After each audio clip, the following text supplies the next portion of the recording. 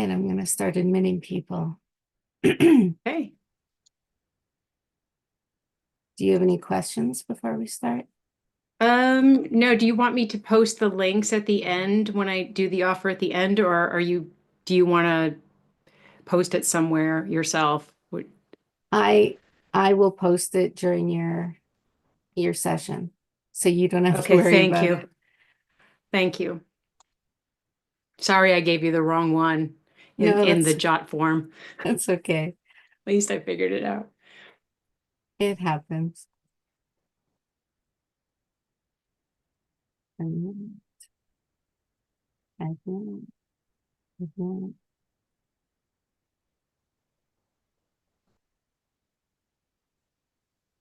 Oh, we has lots of people today. This is good. Nice. There we go. So, my name is Wytchwhisper Sadovsky. We have lots of wonderful guests today, everybody. So I hope that you enjoy it. I'm going to, this is Jeanne Sullivan. I'm going to let you take the floor, Jeanne.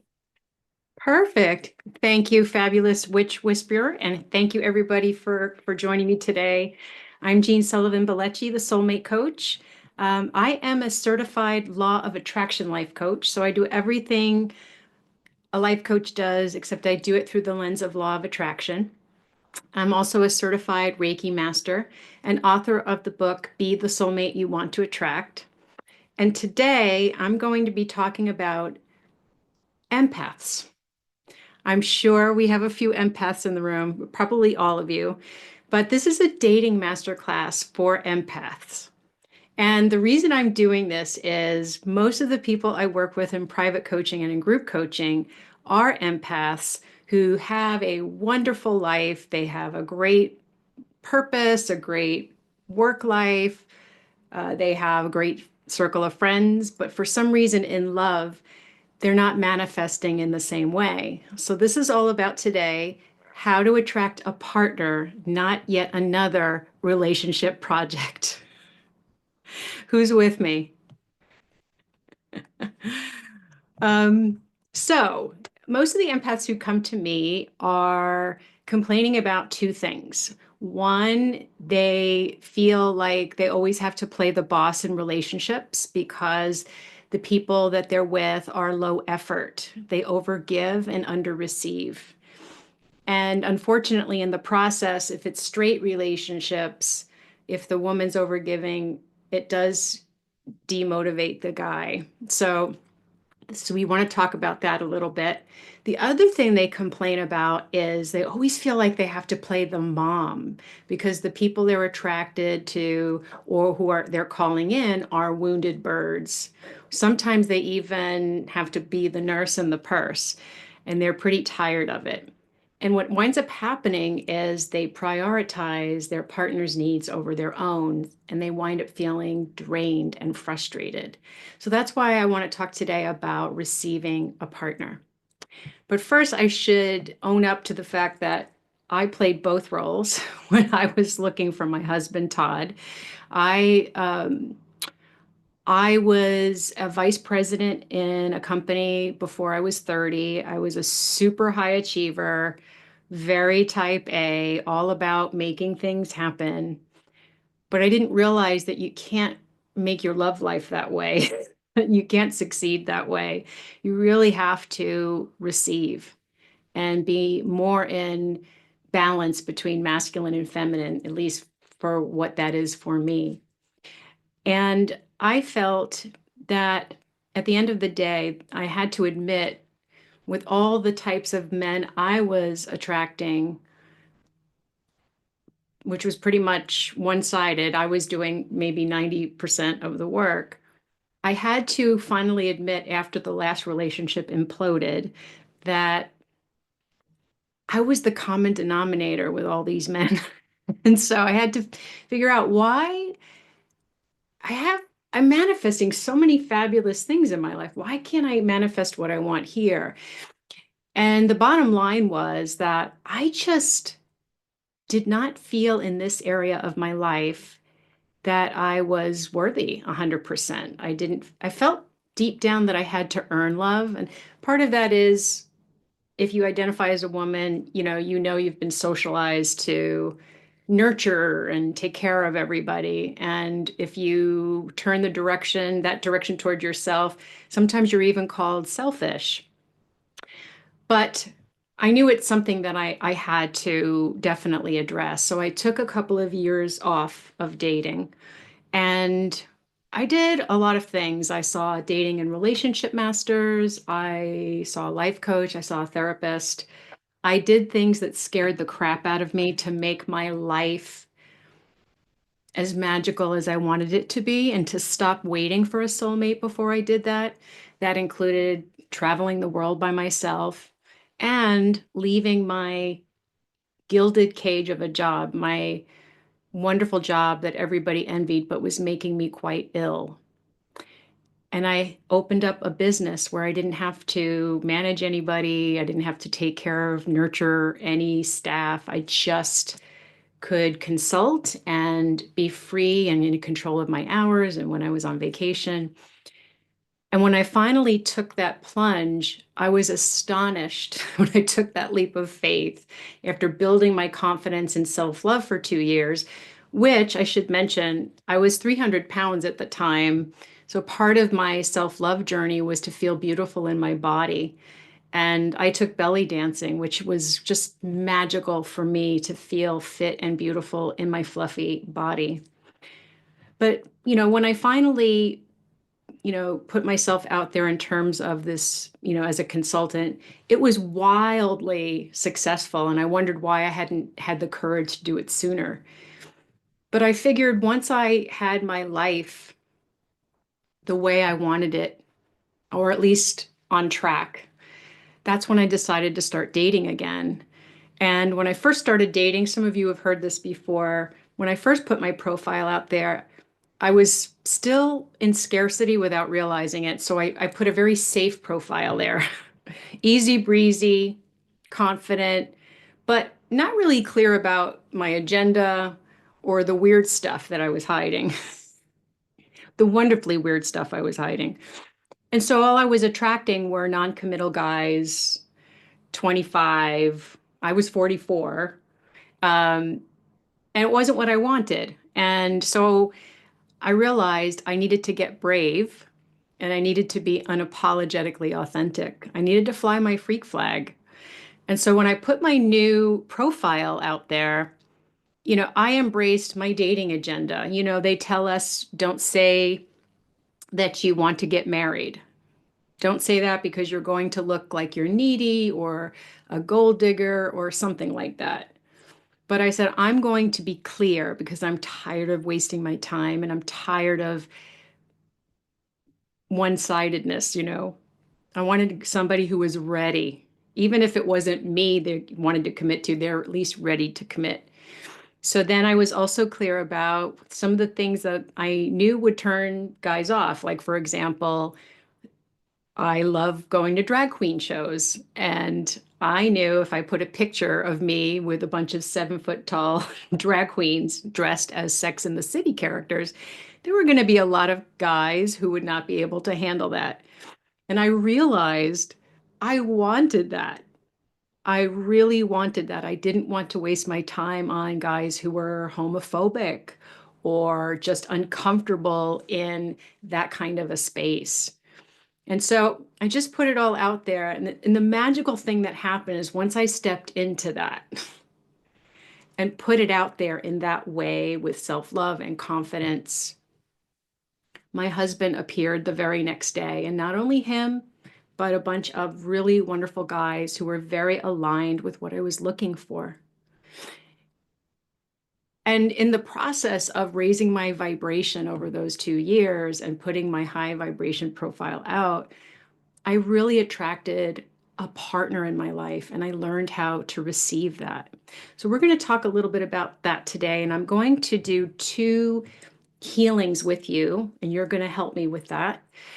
And see if we can't get rid of some of your resistance that you may be having to allowing this partner to come in. It's very normal. And then we're going to do a delicious meditation at the end to really amplify your soulmate magnetism. Okay, let's get started. So, um, some of the reasons why you might be attracting draining relationships romantically, if you're playing the boss, it could be that you're an anxious achiever who's afraid of giving up control, or maybe you're afraid you can't get what you want, so you try too hard and demotivate your partners without realizing it. Or you have trouble receiving because you're afraid of being vulnerable because you've been so hurt and disappointed in the past. You're afraid to be vulnerable and afraid to rely on someone because you couldn't in the past. If you're playing the mom, it could be that you're a people pleaser or you seek validation from fixing others. Or you could find it just easier to focus on healing others than working on yourself because it feels good, right, to heal others. Or you put other people's needs first and feel guilty for receiving. And some of that's conditioning, but today I want to let that go. I want you to let that go if that's something that resonates for you, because you are worthy and putting your needs first is so important, especially since I suspect all of you here have a bigger purpose in the world. And it's really important to fill your tanks first. So, if either of these roles or both resonate with you, here are some things you can start doing to start shifting this. It's awareness, right? So, if you're playing the boss, practice giving up control in small ways, replacing it with mindfulness. So, for example, if you're the one who always makes the plans for your friends, start asking them to make the plans and let go of the how and the when and just be very zen about it. Just practice that. It takes a little work because I was always that person, but just practice in small ways. Practice managing your expectations of others. I don't know if any of you have ever done 12-step, but I did. And one of the things they taught us was expectations are premeditated resentments. And I found that to really be quite true. And it's not just romantic partners, it's really of all our relationships to let go of any expectation because we can't really demand anything of others. Also, you could practice being vulnerable. And I just mean, asking for support, asking for what you need, letting somebody know you felt you did something wrong and you wish they could give you some advice. If you're playing the mom, start looking inward for approval. You're a badass.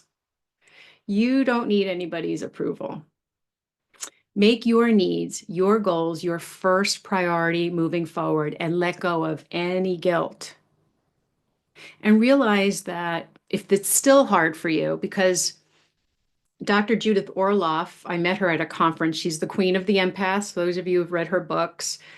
I asked her, why is it so hard for empaths to stop fixing other people? And she said, because we feel sorry for other people. And once we feel sorry, that's when we get hooked into taking care of people or we hook into narcissists, things like that. So realize that by fixing others, you're either dragging yourself down or you're preventing them from their growth.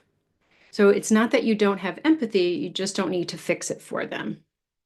Does that make sense? See if anybody feels like commenting in the chat. Let's see. Yep, just left a job, Jennifer said. I'm not sure what's happening in my life, so are you being mindful? Jill says she's an empath. So good. It sounds like you guys are in the right place. So one of the things that I do as a coach in private coaching is I have a 6-step process for helping people, especially empaths, stop this pattern and start to receive a partner. The first step we're going to do a little bit of work on today, which is forgiveness. And the second step is releasing limiting beliefs so you can raise your vibration. We'll talk a little bit about that.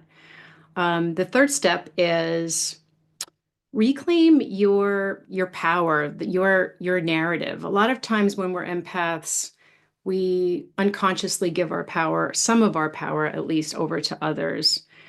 And I want you to really reclaim your story, reclaim your life and your own happiness as a sovereign single before you go back into dating.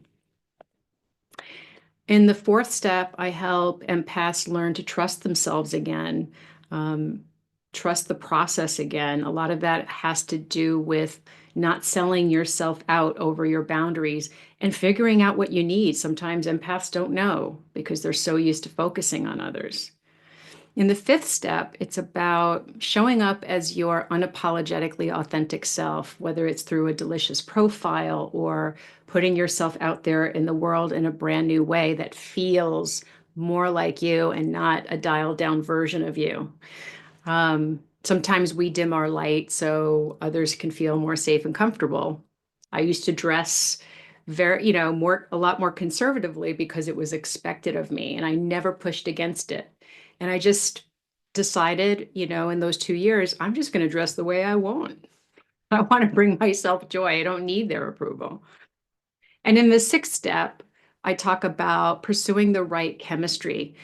Neuroscience shows us that, unfortunately, we're hardwired to perpetuate the species, but not perpetuate happiness. And that all has to do with hormones and all that stuff that we don't have time to because we want to get into the delicious healing.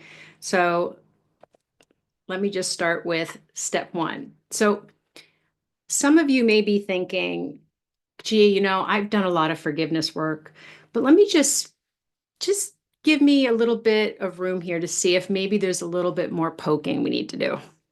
Here are some signs that you may still need to do some work, if not towards other people, maybe towards yourself. One sign is being self-critical. Maybe you have a loud inner critic.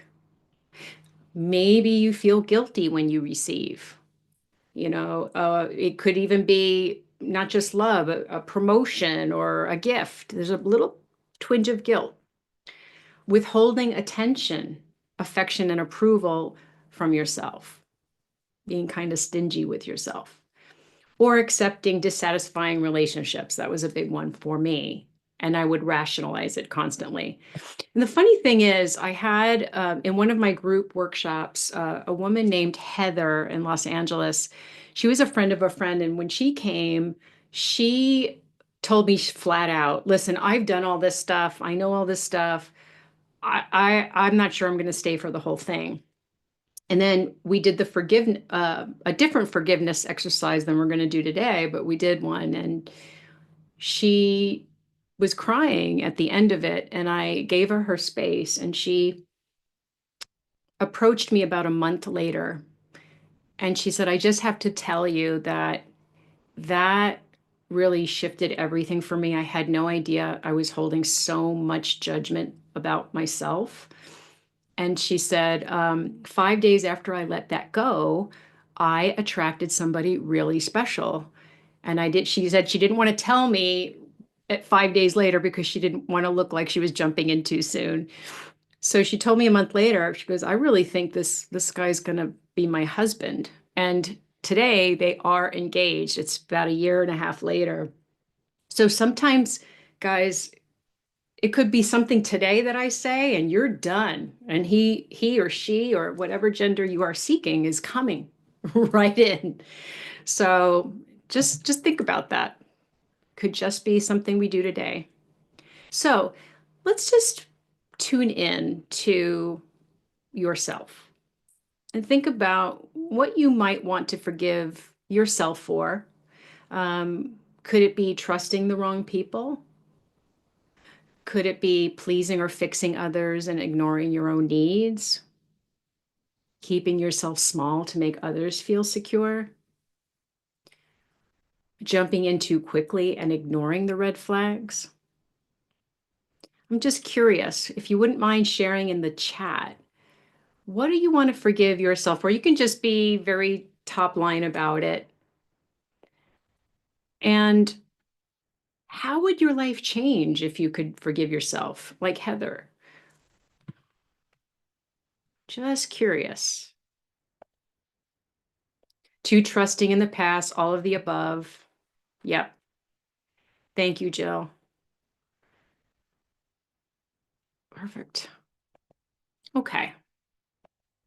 Well, we're going to do a self-forgiveness exercise. And what I'm going to do is I'm going to channel Reiki, and I'm going to call in the archangels I work with in my healing work. That's Raphael and Michael.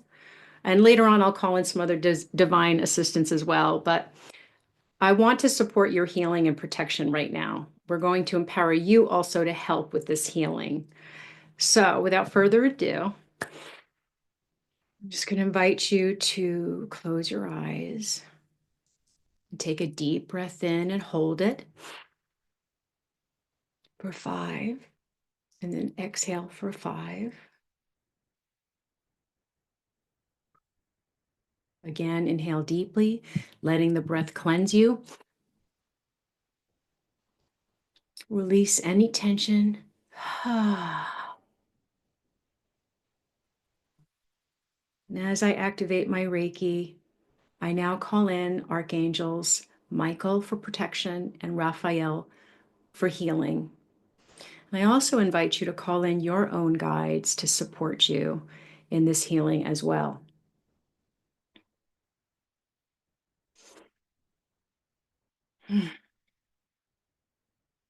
And now visualize a brilliant blue light surrounding you, forming a protective shield around your body and your energetic field. This is the energy of Michael. He stands beside you, strong and unwavering. Just see, sense, or feel Michael's blue light as I send Reiki to all of you.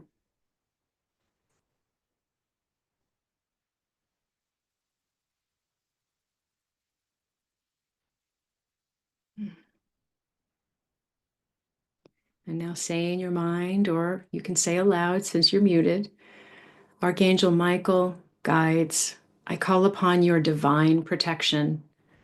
Surround me with your shield of light.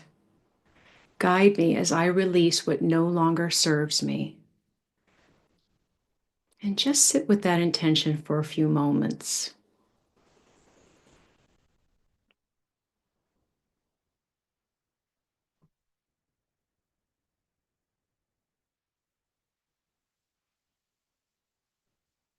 Very good. And now I invite you to bring your awareness to your beautiful, radiant heart center. Imagine a glowing golden light radiating from your beautiful heart, strong, pure. That compassionate, unconditionally loving heart you give so freely to others. I'm just going to invite you to direct that towards yourself now.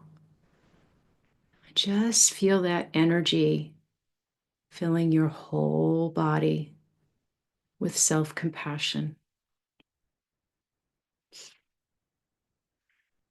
And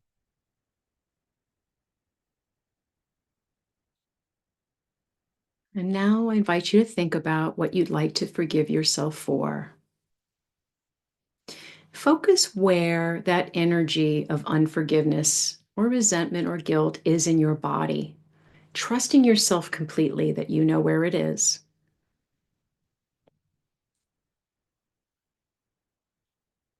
And now I invite you to see, sense, or feel one or several energetic cords branching out towards someone, or maybe in your case, it's several people connected to this dense energy that you want to release.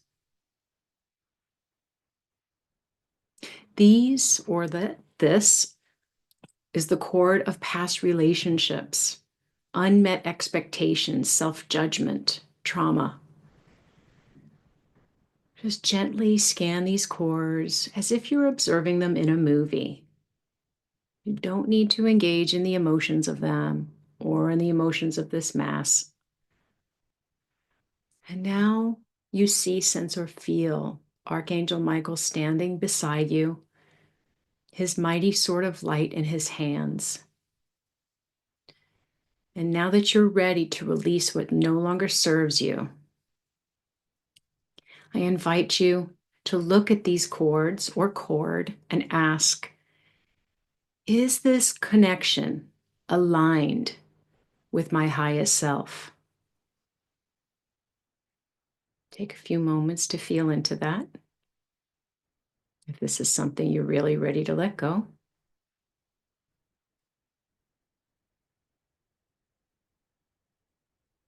And if the cord feels heavy, restrictive, painful, or like it's holding you back, blocking you, it's definitely time to let it go. And if that's true for you, just ask and allow Archangel Michael to cut that cord. And as you do, you see him bring it down gently but decisively, dissolving that cord into pure white light with pure loving energy.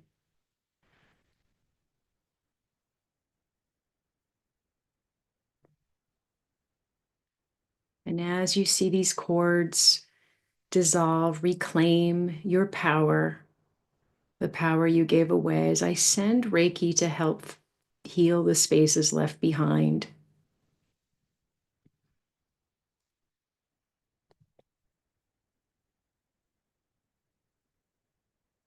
Now I call in Raphael to also heal the spaces where the cord was. Fill you with a beautiful green healing light, soothing you, softening you. And now breathe in deeply, and as you exhale, feel this weight lifting off of your body. And say, I release you with love. I reclaim my power. I am free.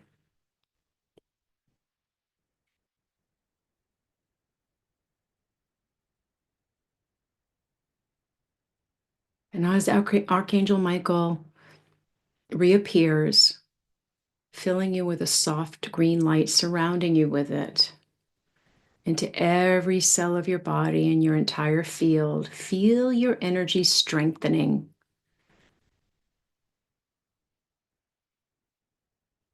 And as I send more Reiki, say to yourself, I accept this energy and allow it to fill me with love, confidence, and peace.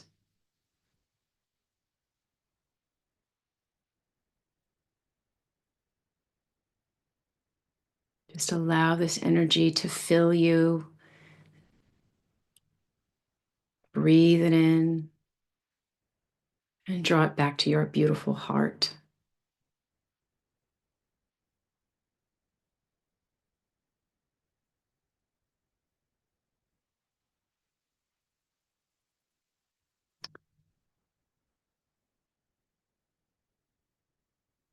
And now you see, sense, or feel a golden throne, your seat of power in front of you.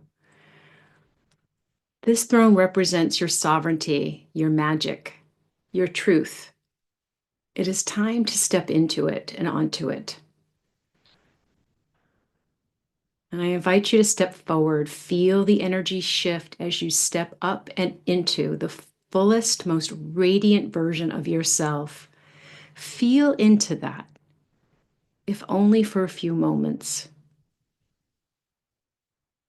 And as you take your seat, your rightful place at this throne, say aloud or in your mind, I allow myself to shine as bright as the sun. I am worthy just as I am. I fully step into my divine magic, wisdom, confidence, and sovereignty. And as you sit on your throne, a golden crown of energy forms above your head, symbolizing your rebirth. You are no longer the person who second guesses themselves, judges themselves. You trust yourself completely. And you acknowledge that by putting that crown in your hands and placing it on top of your head and feeling your crown chakra just sparkle.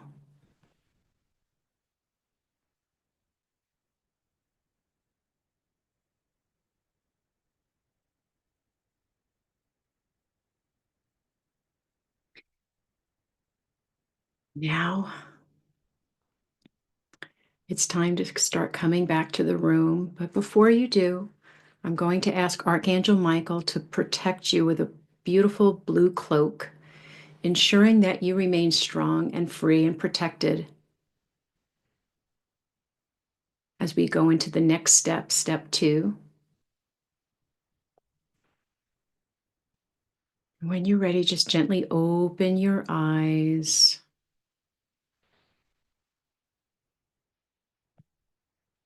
Does anybody want to just share one word about what they might have experienced?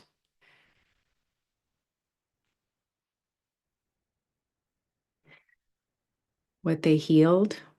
What they let go of? Yawning. I do too when I meditate. Releasing self-doubt. Yes. Beautiful. Beautiful. Well, chills. Perfect. I get chills when I have a spiritual confirmation. I love that. I love that. Thank you for sharing that. And, now I just want to jump into step 2 a little bit because I have another meditation we're going to do in a short while. But now I want to talk about limiting beliefs. Now, in law of attraction, it's kind of similar. What I'm about to share is similar to cognitive behavioral therapy. It's just what Abraham Hicks calls reaching for a better feeling thought. And some of us are carrying limiting beliefs that are creating self-fulfilling prophecies, AKA relationship projects. And so for those of you who aren't aware of this, Abraham Hicks talks about an emotional scale. It starts at the bottom with despair and depression. Then it moves up to jealousy, then hate, then revenge, anger, blame, worry. And then it keeps going up until it gets to a neutral place, boredom. And then just at the upper third of the scale, we start to get into more positive feelings. And these are the feelings that I'm going to read each one, that I want you to aim for at least to experience once every day. Contentment, hopeful, optimistic, positive expectation, happiness, passion, love, joy, appreciation, empowerment, freedom.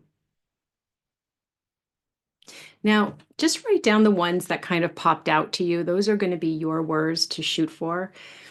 Now, when we move up the emotional scale, it's our thoughts that are causing us to feel certain emotions. And that's the power of our emotions, that they signal us when we're feeling something negative. If we're feeling bad in some way, we know there's a thought, there's a limiting belief that's causing that. So once we identify what that is, then we can start reaching for a better feeling thought. And I'll tell you about that in a moment. But by reaching for better feeling thoughts, you're just trying to reach as high as you can where you can still believe it.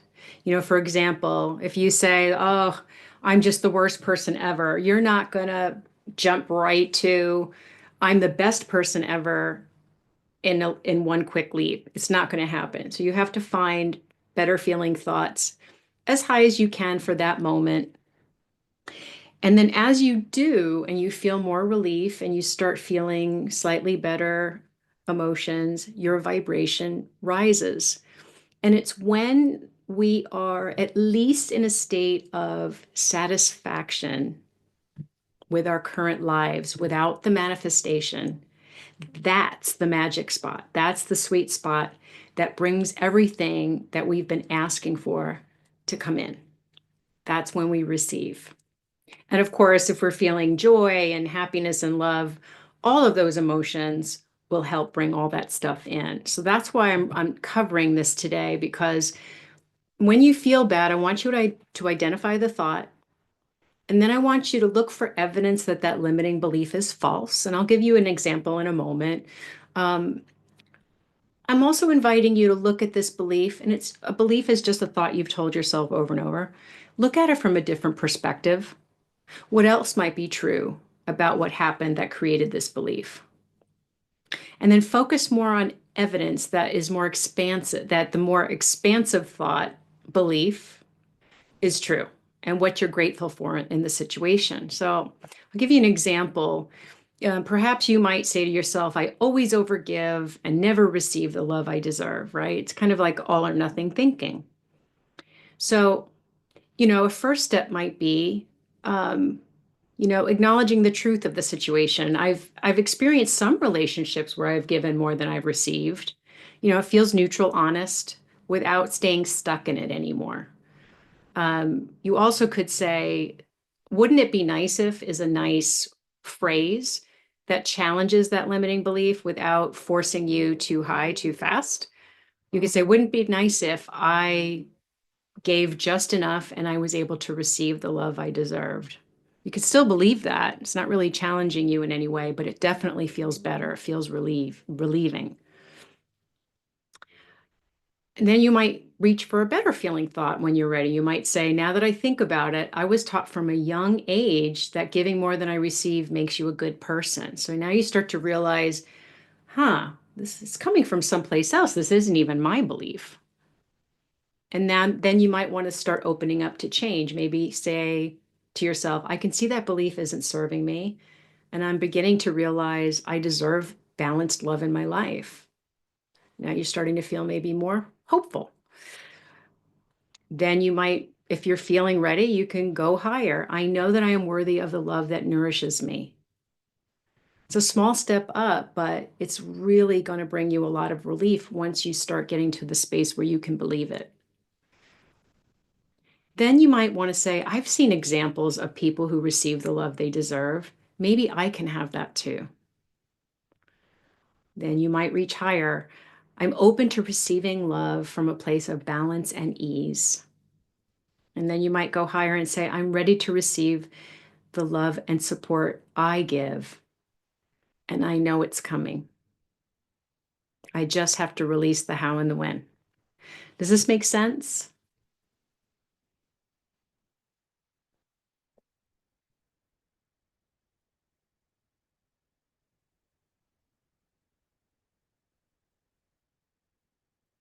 Okay, I think everybody might be, yes. Thank you.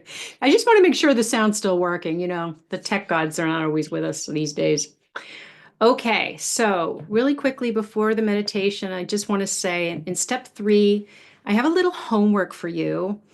And this is the step where before you put yourself back out there to date again, you really take stock of your life and anything that you might be waiting for a soulmate to achieve. I would really invite you to get yourself on the path to achieving it on your own. You don't have to have arrived, but get yourself on the path, get that vision and that focus, that intention going. That is what's going to attract a higher vibrational soulmate who aligns with that and doesn't get in your way or hold you back from that. So, some of the areas might be, health, friends and family relationships. Maybe you have issues with unapologetically authentic expression. Maybe you want to do more personal growth, or maybe you want to have more fun and leisure. That's the number one issue my empaths have, is they're not having any fun. Or maybe your home environment is chaotic and you want it to be more peaceful. Or maybe you're in a toxic job like I was. Or maybe money is an issue for you and you want to receive more abundance. So tonight, I'm just going to invite you to identify which of those areas you want to start just taking baby steps towards. You don't want to overwhelm yourself, but give yourself some goals, little baby step goals on improvements that you can make over time in this area. And that too is going to boost your confidence and your vibration. The more you take your power back over your narrative. It's funny. I really would love it if people would like to put in the chat what they would like to work on. And while you do, I just want to tell you about Mark, a client of mine. He was a gay gentleman who was in his late 50s. He was overweight and really successful coach, but in his love life, he had been betrayed quite a bit. He always was overgiving and under-receiving. Um, he was holding back. He wasn't being 100% authentic. All these things that we've been talking about and more. And the interesting thing is that once he took his power back and started shifting the way that he dated and the new intentions that he had, and he asked the universe for more. I encouraged him to ask for more because sometimes empaths, he was an empath, they ask for too little, and the universe wants you to have more. And when we finished working together, he found his partner 3 months later. They're engaged now, and he's never been happier. And his partner is everything that was on his list. Doesn't look like what he thought he was going to look like. He thought he was going to be older, but he's quite a bit younger. But he has everything on the list. And he said the thing that's really great about it is that I'm great, happy I got my partner, but it was the other steps that helped me to feel happy, and that I know that no matter what happens in our relationship, if for some reason he passed away or something, he goes, I know that I would go on and I would still be able to love and have a good life. So that's really what I want for everyone here. Let me see what people put in the chat.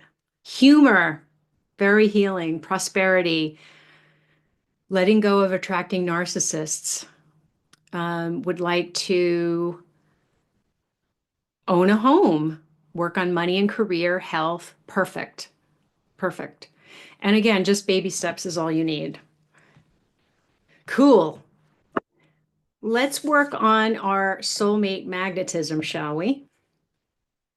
So I'm going to invite you to close your eyes again. Exhaling slowly. And another. And allow yourself to sink deeper into the present moment. Deeper into your seat. And as you inhale, imagine you are drawing in soft golden light, filling your body again with warmth and peace. Exhaling any tension, letting go of any worries or distractions. And if your mind wanders, just gently turn your attention back to the journey. And as I send Reiki light throughout this meditation, I'm going to invite you to just give yourself permission to receive. Just receive. You don't have to do anything.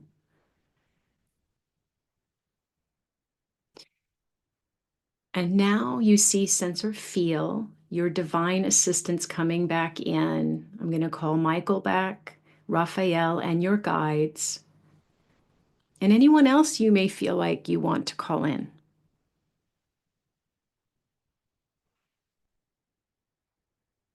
And now visualize a soft, shimmering light surrounding you. It glows with a gentle, soothing energy. Let this magical mist wrap around you, creating a safe and sacred space. Gently swirling around you, clearing away any discordant energy that might still be there. And allow yourself to bathe in the serenity of this light, feeling the protection of Michael and being open to receiving more healing from Raphael. And as I send Reiki into this divine container, I invite Michael to come back and surround us with his blue light, his divine protection, a shield that is impenetrable from this day forward to any dark or negative energies. A beautiful, strong grid that holds us in a sacred, safe space throughout our meditation and healing and beyond. Let this shield strengthen our connection to the divine, ensuring that only healing, loving energy can enter from now moving forward, and any unwanted energies gently turned away.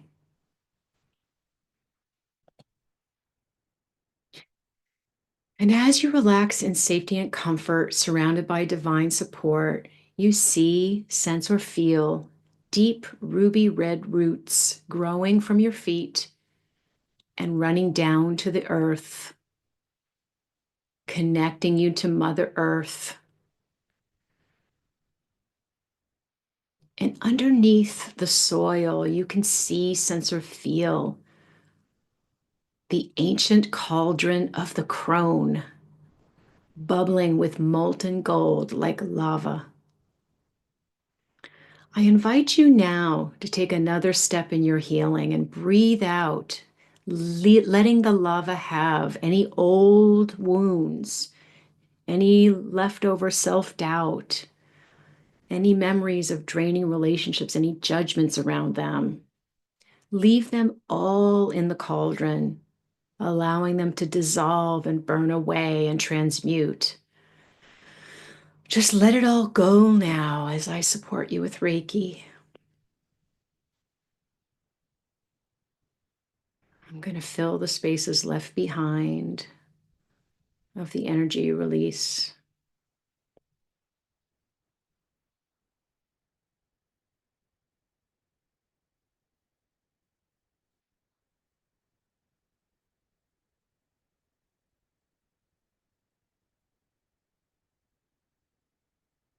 And now you see, sense, or feel, you're going to call back your magnificent throne, your throne of sovereignty. Except this time it looks a little different. Now it's decorated with gold and crystals, infused with your soul's unique power and magic. Gently notice the beauty of your throne of sovereignty and take your seat again as the queen, priestess, or king, whatever you feel is your word for sovereignty, sovereign. Just see yourselves there as the sovereign of your love life and your whole life moving forward. You are a powerful creator. And while you re-embody this power, you reclaim it. Say to yourself, I am whole. I am worthy. I am love.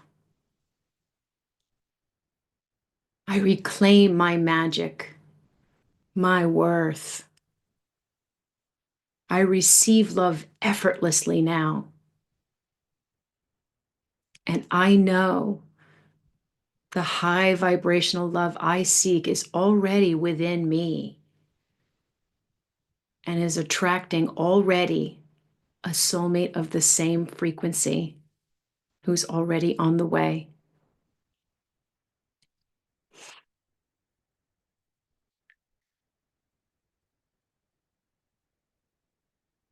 Very good. And now let's go a little bit deeper, tapping into the feeling of love so you can become more magnetic to this soulmate. I invite you to recall a moment when you felt deeply loved, cherished, or appreciated. Maybe a friend, mentor, or family member made you feel seen and valued. Or maybe it was a random moment where you felt safe, adored, or nurtured, even if it was in nature or an animal or a divine presence. Or maybe it's a divine mother figure that you do rituals to, like Mother Mary or Pachamama, who hold you in pure love. Just invite you now to tap into the memory, the feeling of being loved, cherished, or appreciated.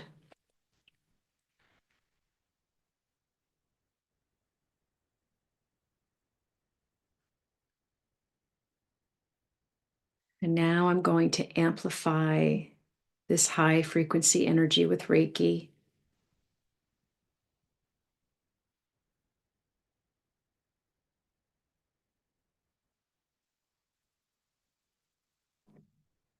And I invite you now to turn the dial up on this emotion.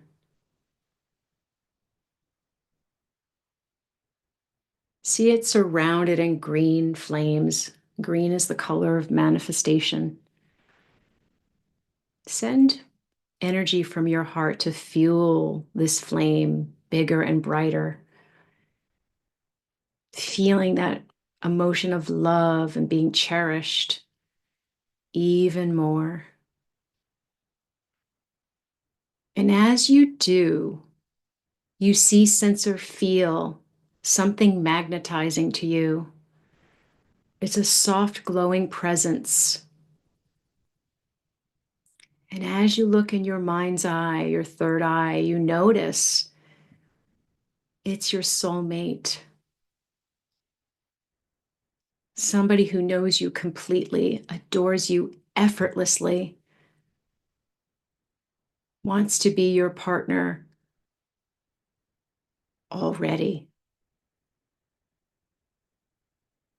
Somebody who sees you as the precious, radiant, magical being that you are.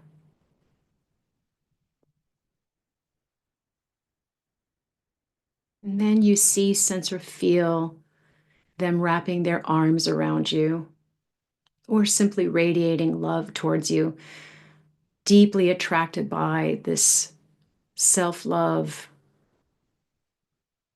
that you've been channeling. Just feel yourself receiving this love, this unconditional love from your partner. Absorb it into every cell and allow yourself to receive. And then affirm to yourself, I am deeply cherished. I am loved for who I am, even as my most powerful self. My soulmate recognizes and cherishes me. And now, as I send more Reiki, I just invite you to hold on to this feeling for just a few more moments.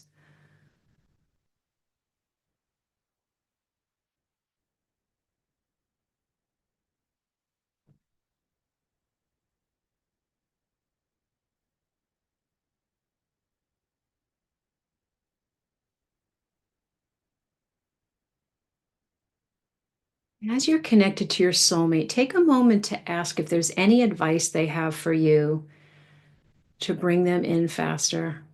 And just trust any impressions you get.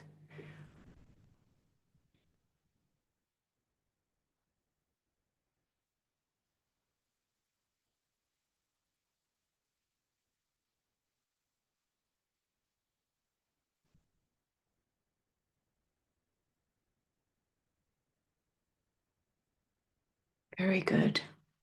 And just trust that you may get more messages from this soulmate that you're now connected to energetically. You may get more feedback from them over the coming hours, days, and weeks. And now that we're about to come back to the room in a moment, I invite you to say goodbye to your soulmate, thanking them for showing up to you, for you, but not letting yourself feel sad because now you know You are connected already, and they are getting closer to you every single day. They're already here. See, sense, or feel that. And as they leave, I invite Archangel Michael to reignite that protective field around you and say to yourself, I am protected. I only attract love like this that honors and uplifts me.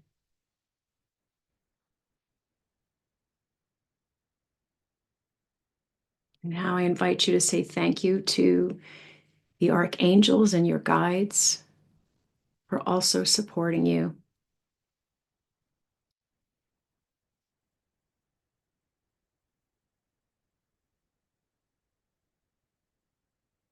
And now I just invite you to gently start coming back into the room. Allow your eyelids to flutter, your toes to wiggle. And if you feel like you want to share anything in the chat about what you experienced with your soulmate, I would love it. I think it would really inspire other people. And as you do, I just want to share a special offer I have. One thing is I have a free quiz. It's a Discover Your Biggest Love Block quiz and how to start shifting it. And I believe the fabulous Wytchwhisperer is already sharing that link. And then I'm also this Saturday, I am hosting a spiritual singles retreat, manifesting your dream soul partner. We're going to go way deeper than we did today. It's going to be 3 hours of transformation this Saturday, which is also, by the way, Singles Appreciation Day. We're going to do practical exercises to continue working on shifting your beliefs, clarifying your needs and boundaries, and changing your mind about what's possible for you. We're going to do more work on healing your blocks.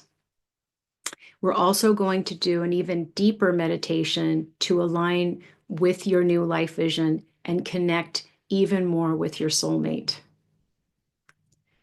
And the cost of this is only $97 for the whole 3 hours. And it also includes a free mini session with me that's private, a soulmate accelerator session.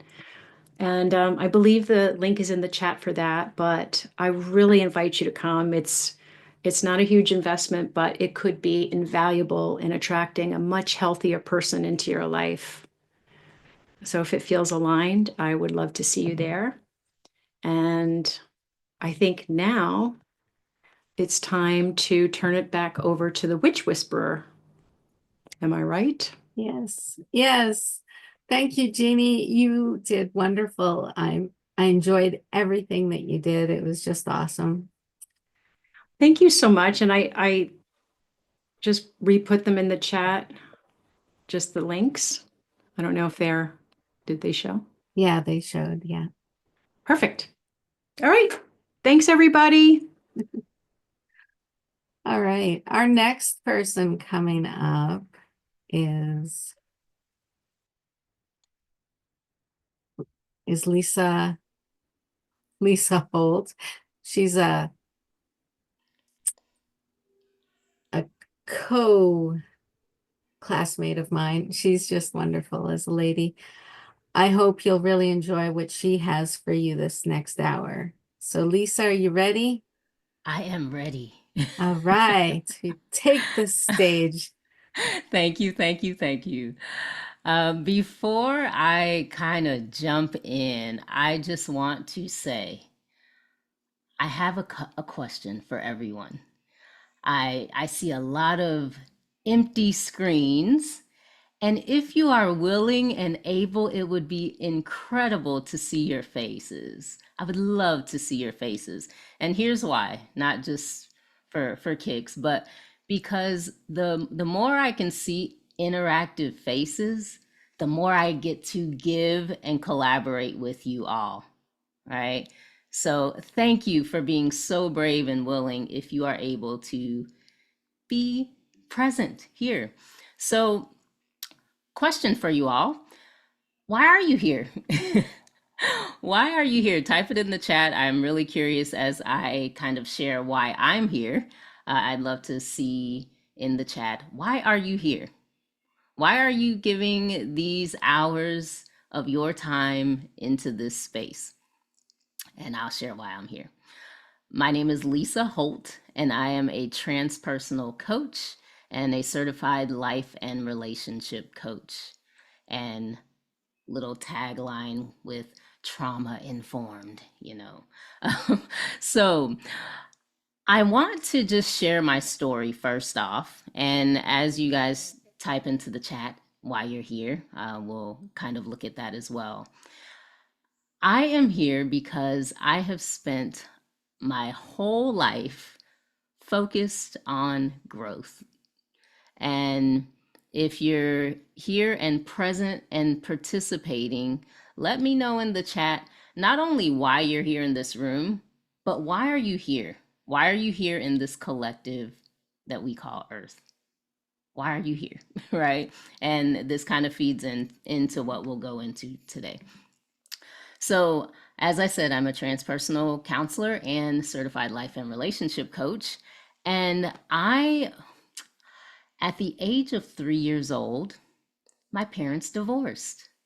And at that time in my life, it did not feel significant. I stayed with my dad and felt like I had a happy and blissful childhood. If you had asked me at up until the age of my late 20s, how was your childhood, Lisa?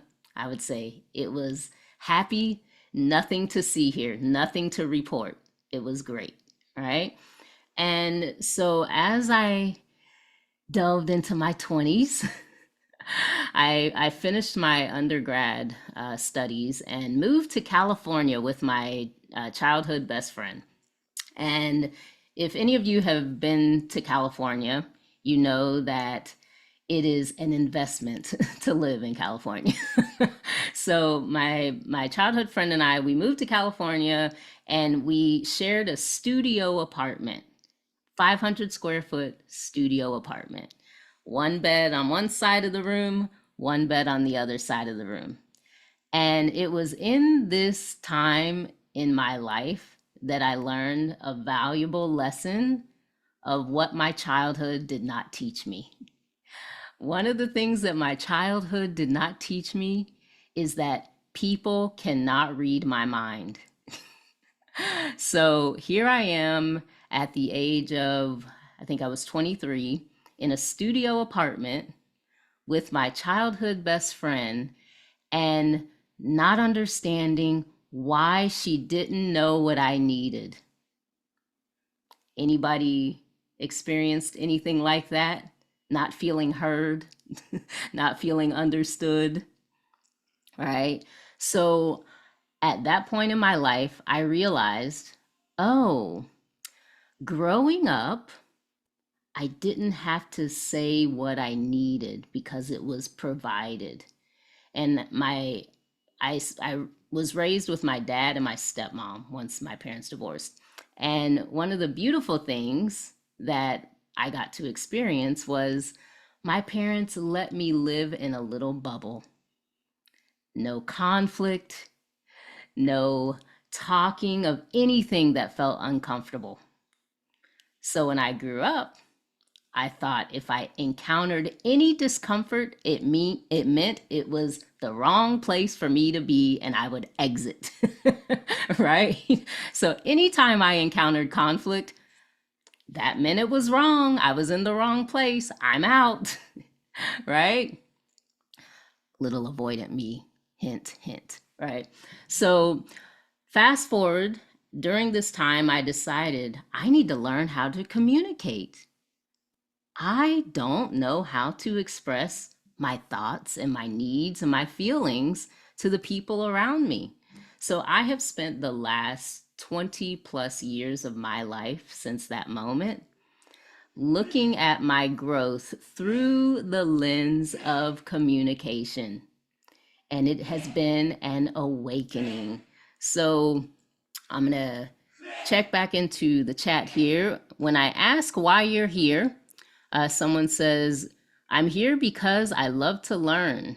All right. And I'm going to ask, as I read through these, if you can be very specific about why you're here. Because here's the cool thing. When we get really specific about what we are here to do, we have the opportunity to have that manifested, right? So going through huge life changes. All right. And someone says, I'm into personal growth, ripple effect. Yes, ripple effect is key. Wanting to see what you can offer. I am here. I love learning and evolving to transform 9 past lives to proceed to my mission and a new chapter in life. And Kayleen says, sorry, can't use camera. Totally understand. And someone says, learning healthy boundaries. Yeah, that was part of my learning how to communicate what I needed and my boundaries, right? So thank you for those who shared in the chat why you're here. And so fast forward to in my 30s, let me back up. Because I want to give you guys some context. Got to give you context. Context is everything. So when I was 18, I went to cosmetology school. Decided I was going to become a hairstylist, own a hair salon, and make people feel great because they were beautiful. So I went to cosmetology school. I did hair for 22 years of my life. 10 of those years owned a hair salon. And one of the things that I learned, which is why this is important, one of the things that I learned in my 20-something years of being a hairstylist is I learned how to listen.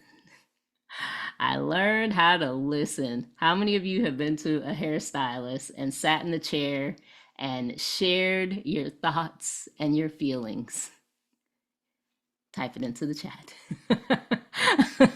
I see an I have, right? So those 20-something years taught me how to listen well, right?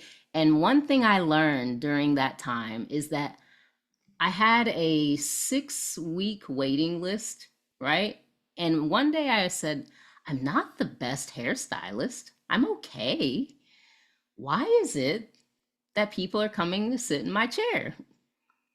And so I asked one of my clients one day, I said, the question I ask you guys, why are you here? And she said, because you listened to me. And that was an aha moment for me. She said, it's not because of how you do my hair. That's great, but it's because you listened to me. And I took note. And so fast forward, as I was in my hairstyling journey, there came a time where I walked into the salon and I did not feel the vibrance. I did not feel the excitement anymore. I felt anxiety, which I had never felt in my life.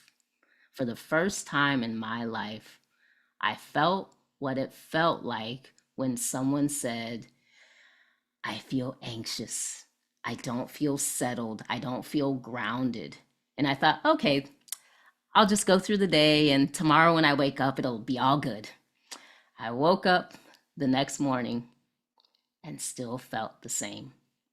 And in that moment, I did what that avoidant part of me does when I don't like the feeling that I feel. I decided it was not the right place for me to be and I was out. So I packed up and moved away from San Francisco.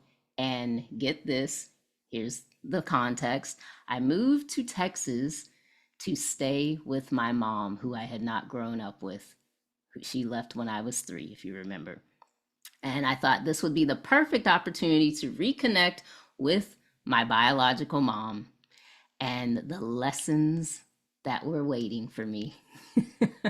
So I spent 2 years And this was in my 30s. I spent 2 years in my 30s living with my mom.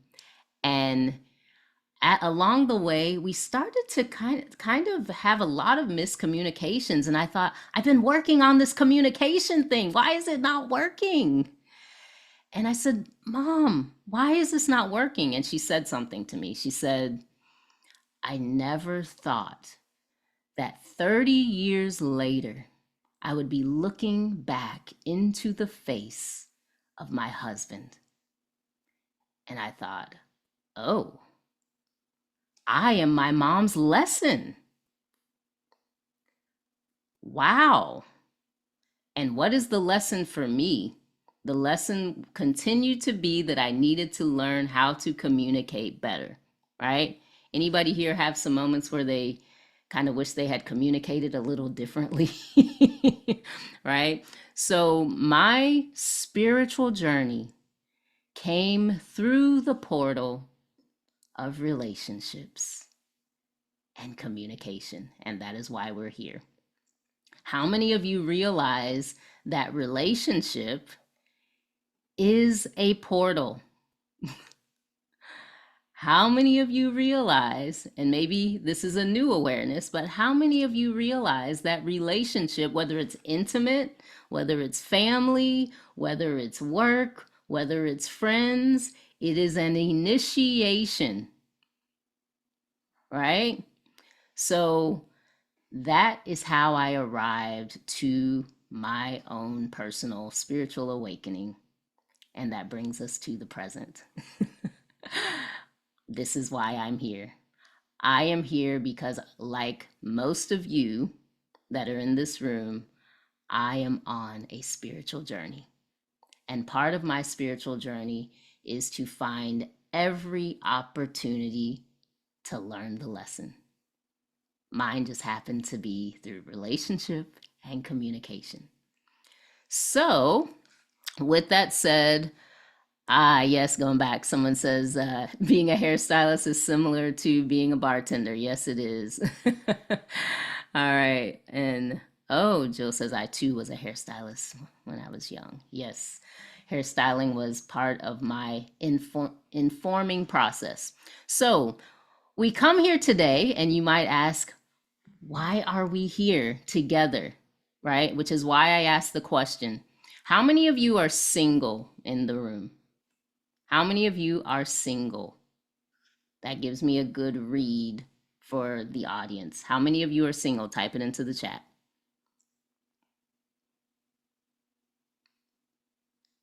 Got a couple singles.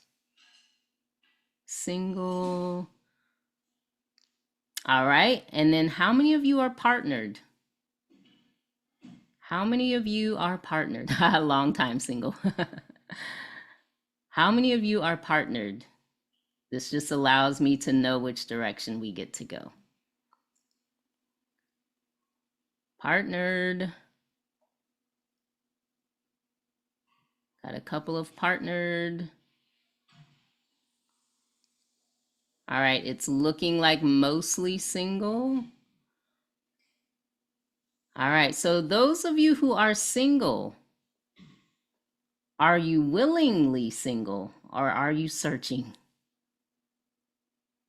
Are you willingly single or are you searching? Because, some of us that are avoidant, we run from being partnered. I know I did. Right? Willingly. Willing to find. I love the verbiage. All right, so a lot of the work that I do with clients is through the lens of relationship, whether it's a desire to be in relationship or a desire to keep the relationship that you currently have, right? That is a lot of the lens with which I present to my clients. And we do that through a spiritual lens because I am a firm believer that people are placed in our lives to present for us the lessons that we are here to learn. How many of you know that the people that are in your lives are in your lives for a reason. I see 2 hands up. Right? The people who are in our lives for a reason. It may be for a season or it may be for a lifetime, but the people are in your life for a reason. And get this, if you don't learn that lesson during that season, you will be revisited with the same lesson and a different face. Right? So, how many of you know the lessons that you are here to learn? How many of you know the lessons that you are here to learn, specific to you?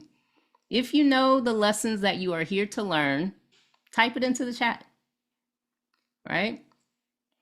And sometimes the lessons that we're here to learn, they're not with flashing lights, right?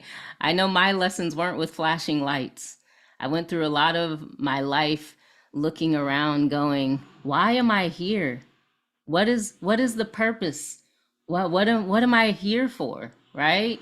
And I wasn't listening to that still small voice that was whispering, Lisa, you're here to learn how to communicate with another person. You're here to learn how to communicate in such a way that other people can learn viscerally how to communicate. And we have here willingly avoidant, but looking to get out of there. I like it. I like it. Awareness is a big part of the shift. Forgiveness. I know some lessons, but not all. I seem to have many to learn. Yes. Learning to be patient. Yes. Right? So I notice a number of you know what your lessons are. And I'm going to share with you a kind of sneaky way that the universe sends those lessons. Usually those lessons show up in a person and you're going, they're doing that thing to me, right? Anyone experience that? If they wouldn't do that or be that to me, my life would be great, right? Everything would be perfect. I would know how to be my highest self if they wouldn't do and fill in the blank, right? Here's the secret. They are here to show you how to be in spite of the circumstance. That is the lesson, right? And so many times I have clients say, I have all of the things that we have gone over and I know it all. If my partner would just heal, if my partner would just heal, then I could heal. Right? They need to heal. Then we can heal together. Those of you who are in this room, you are here to heal. You are here to heal your wounding so that you can be the higher self that shows the mirror to the people in your lives, that gives them the opportunity to heal. Make sense? Right? So what we get to do today is I take clients through the process of healing through a couple of different lenses. And I was sitting here trying to decide which lens do I present today. And we're here, I think if you're in this room, you're open to the energetics, right? Otherwise you wouldn't be in this room. And so how many of you have heard of David Hawkins? How many of you are familiar with David Hawkins? I see a hand. David Hawkins, he is no longer with us, but he left us with some amazing work, amazing work. And one of the things that he presented is a tool that I use every single day of my life, right? And the goal of this time here with all of you is to hopefully leave you with something that you can take with you and use on a daily basis with ease, right? With ease. I'm all about with ease, right? The avoidant part of me doesn't want to do hard things, right? So I'm going to present ease, right? Someone says the scale. Yes, yes, the map of consciousness. that is the reference. We're going to talk about the map of consciousness. And the map of consciousness, and I'm going to see Wytchwhisper. I don't know if you have given me permission to. Yes, you have. I can share my screen. Thank you. I'm going to share with you the map of consciousness. And don't worry, it's not too overwhelming. We're going to keep it very, very easy because ease is the operative thing. So the map of consciousness is a scale, and it's considered a logarithmic scale, which all that means is every level of this scale is exponential growth, right? So you'll see these numbers here from 20 all the way up to 1,000. And I'm going to do my best to make this very, very simple. We're going to look at this first column, which is it's called the level, right? And these levels are just emotions that you would emotional states that you would be in when you are just either at ease or triggered by something. And during any given day, you're going to feel a range of these, right? You might at sometimes feel fear. You might at some time feel guilt. How many of us have felt guilt? Shame, right? You're going to feel any range of these emotions on any given day, right? So what I want to bring awareness to is these 4 lower vibrational emotional states of shame, guilt, apathy, grief, and even fear. We'll keep it with those low 5. Those emotional states are states that are willing to give you information that say, I am attached to a limiting belief, right? So if you feel any low vibrational state, anger, frustration, right? That means there is an opportunity for healing, right? Making sense so far? So what we're looking at is, in order to shift our vibration, we want to at least be at courage. At least, right? Courage is the place where you say anything is possible. So we can, in those moments when we are triggered, when someone says something to us that makes our chest tighten, when someone says something to us that makes us cringe, right? We go, I must find at least courage. At least courage. And here's why this map of consciousness is so important. It's like a cheat sheet, right? In order to at least be at courage, guess what the predominant emotional state gets to be? Affirmation, right? Affirming.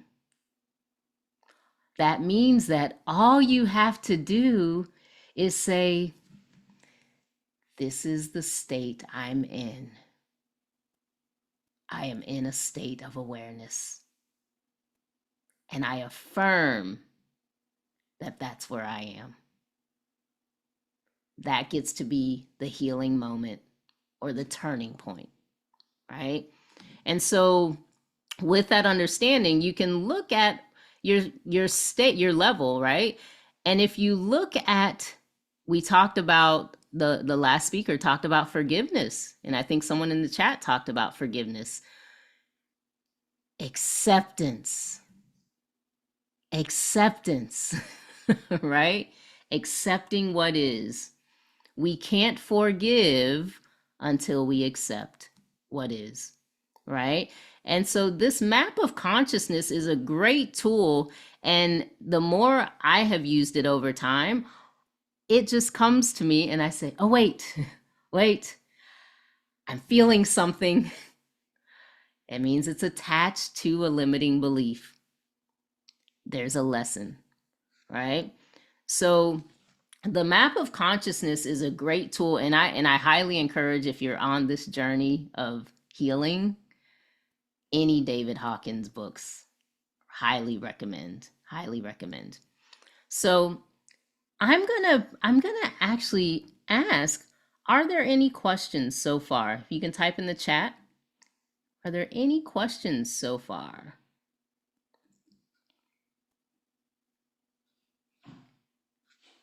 Any questions? And then while I'm waiting, I'll share with you all another tool that I love to use are the gene keys. Anyone here familiar with the gene keys?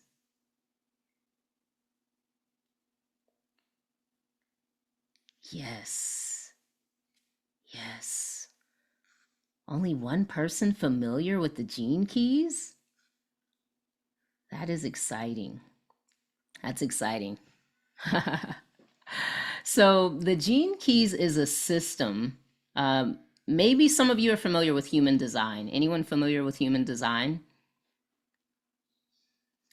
If you're familiar with human design, gene keys is a compilation of astrology, an ancient Chinese system called the I Ching, and human design. Yeah, so we have some people who are familiar with human design. Gene keys is an amazing tool I use with a lot of clients, actually. And how the gene keys works is it takes you on a journey.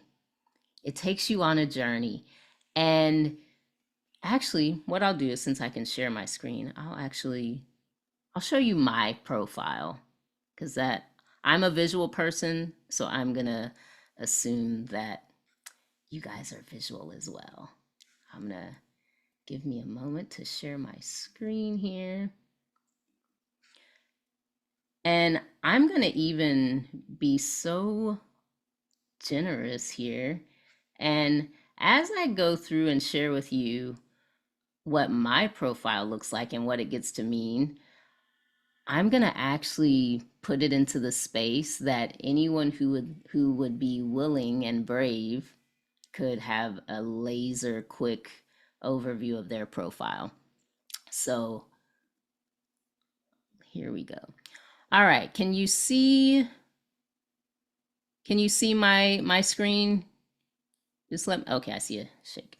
All right, so the gene keys is a system that allows for contemplation. It encourages contemplation.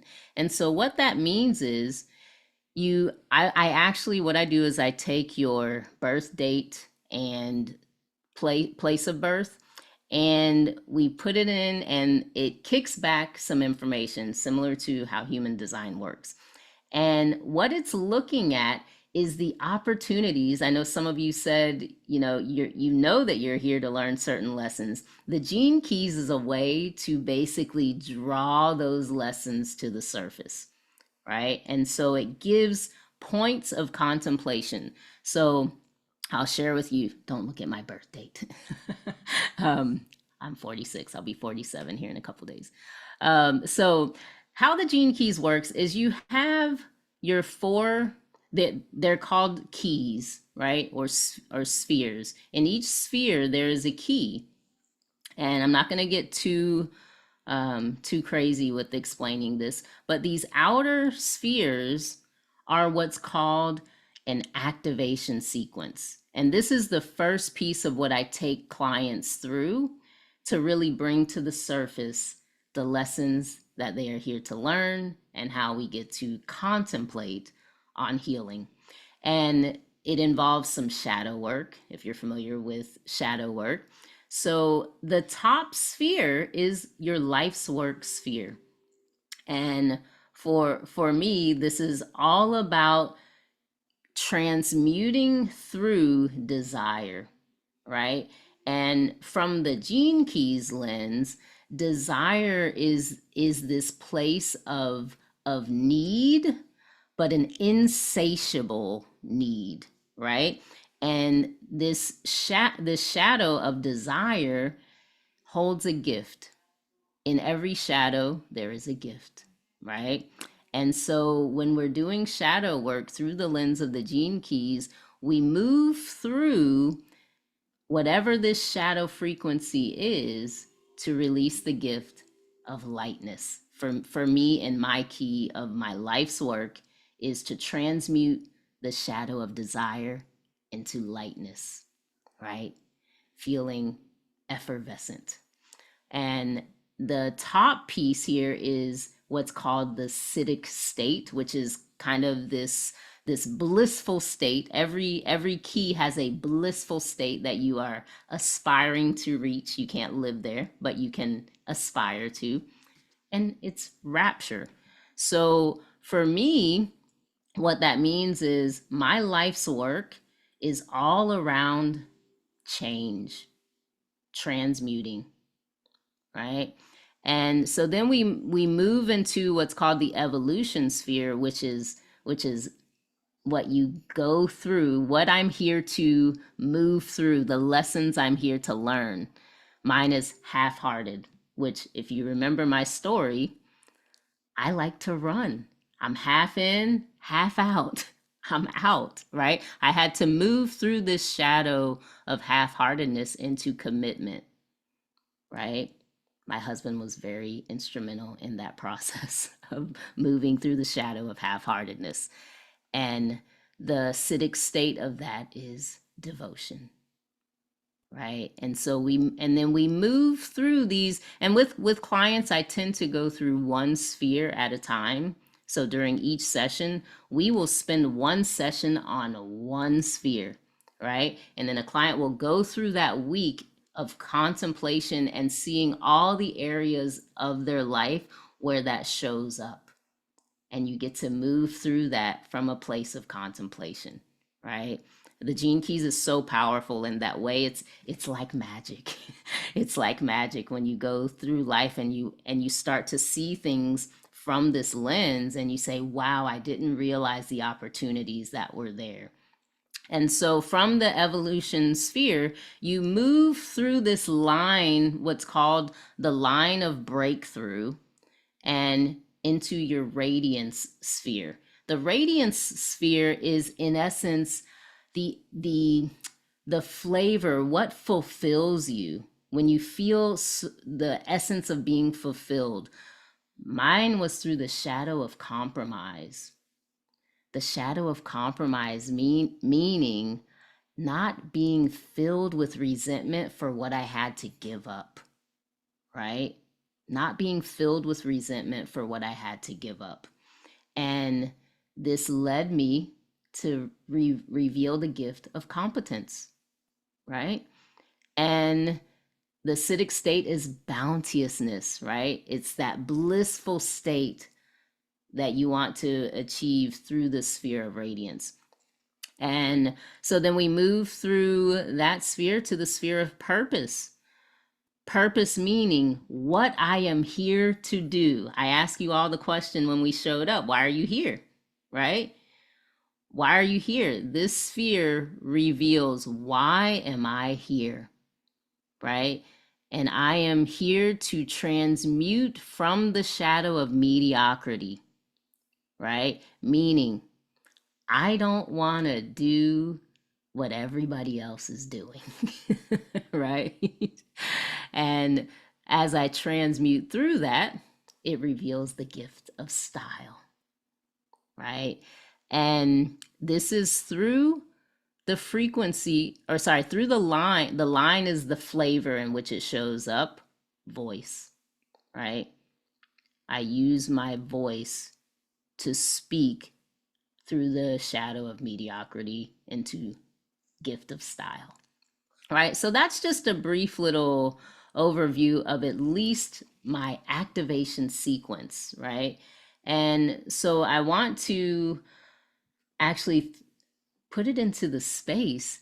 Is there anyone who is so brave, who would like to, we have some time to go through their activation sequence using the gene keys?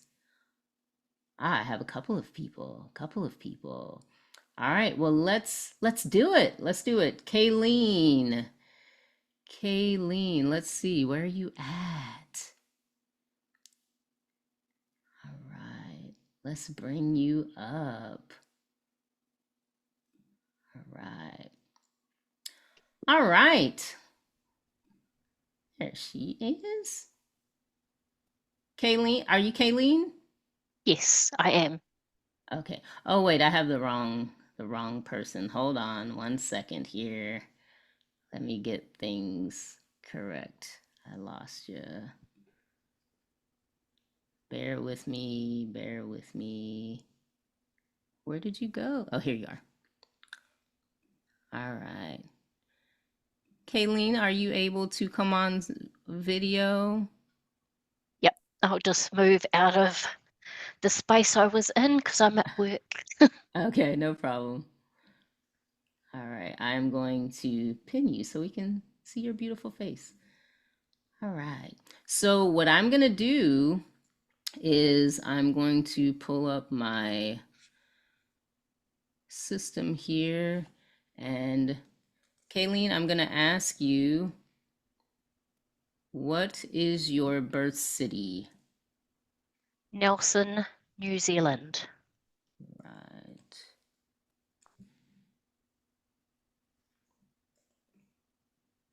Oops.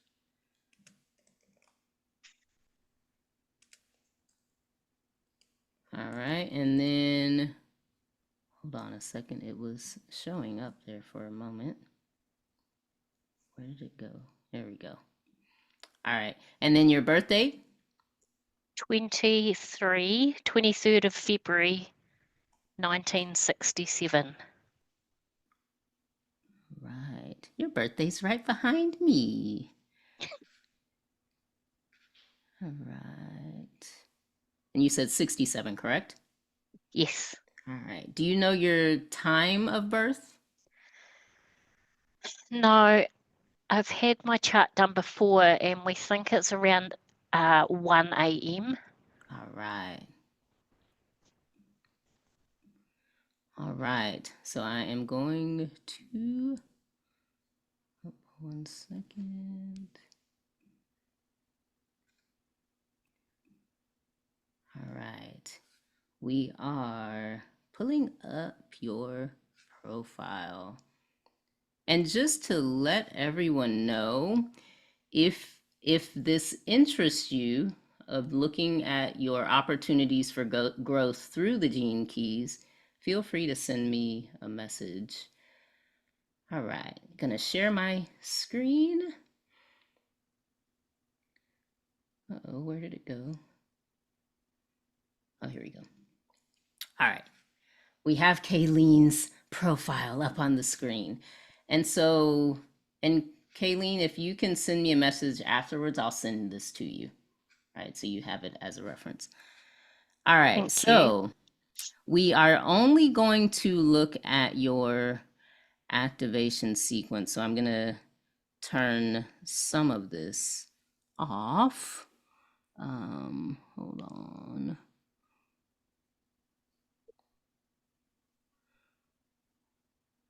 There we go. All right, so we've got, and then let me turn a couple of things. I like to change some of these things here. All right, here we go.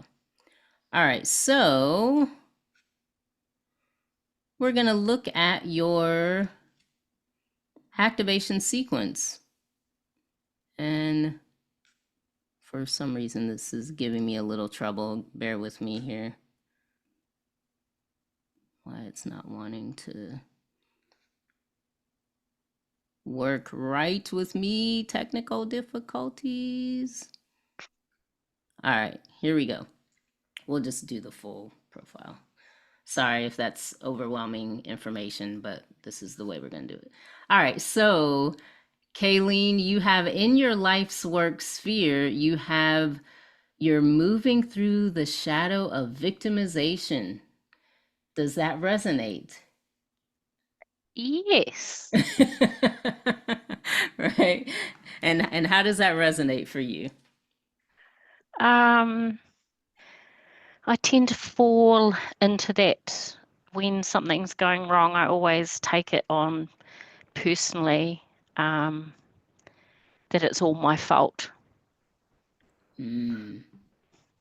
It's all your fault. I hear a limiting belief showing up there.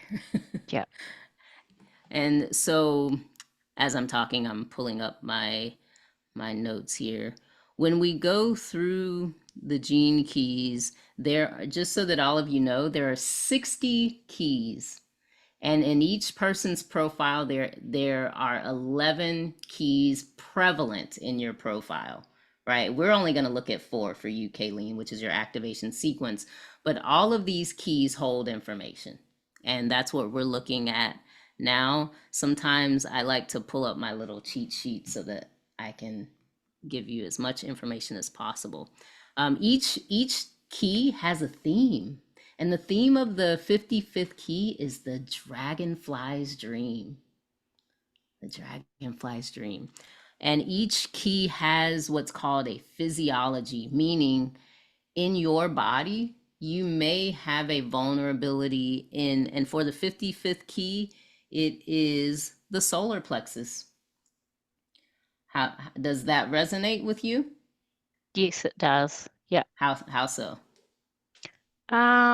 Just that's where I feel physical pain sometimes, and tension, anxiety. Yeah. That's usually giving you information. How many of you realize that when your body gives any kind of feeling of discomfort or pain, that's a signal from your body to get your attention, right? So in your life's work sphere, you're moving through the shadow of victimization. And in essence, that means that you get to look within and say, I am good enough. My worth does not depend on their approval. I get my worth from within. Okay. Yeah. And Yeah. that moves you through the shadow and reveals the gift, which is, I think, the gift of freedom. Yeah. You'll know that feeling. Have you ever experienced that feeling of freedom? I have. And that's what I'm working to. I almost feel like I'm come into my own in my 50s. This feels like my second birth on this earth at the moment. So things are changing, they're shifting, and I'm doing things to shift. Hence the reason why I'm trying to catch this sort of online opportunities. Yeah. Because I'm always learning. Congrats. Congrats. That's the gist. So you get to move through the shadow of victimization into the gift of freedom. That is your life's work, right? That is going to be the prevalent lesson that shows up for you over and over and over again, right? And with that, you have the sphere, the evolution sphere, which is the 59th key. And the evolution sphere is what you get to move through. This is the place where we feel the most challenged. right?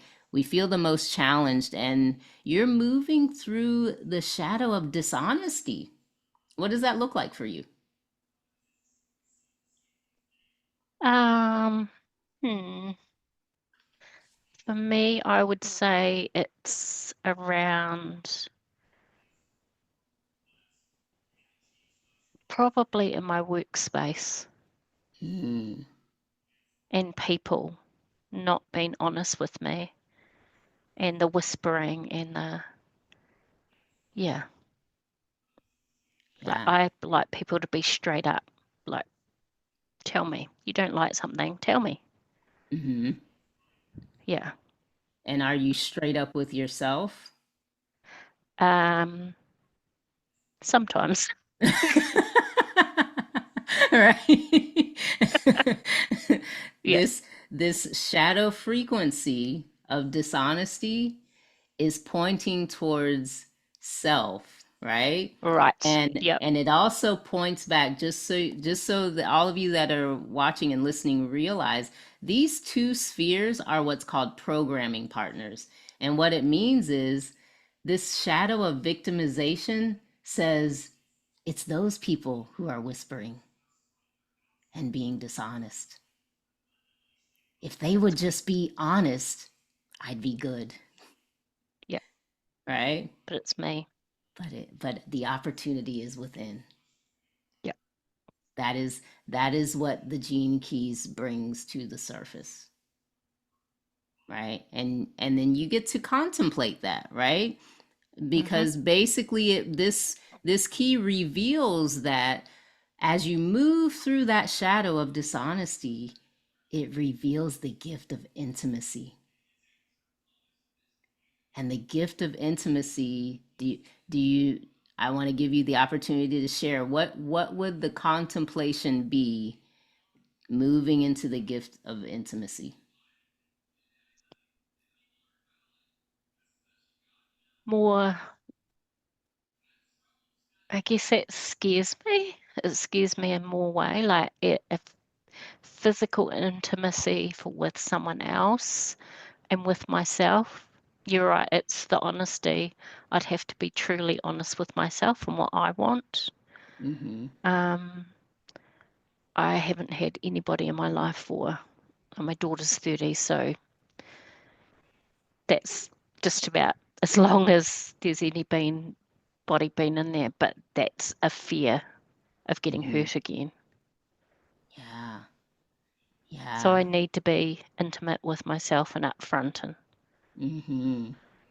And you may yeah. have heard this phrase before. Intimacy, when you break it down, is into me I see. Mm, Into me I see. right. It's the journey to self. That really resonates. That and yeah, that's the journey I am on a transformation journey, and I'm trying to pick apart. So this is really quite grounding and therapeutic. Yeah. Listening to this. Yeah.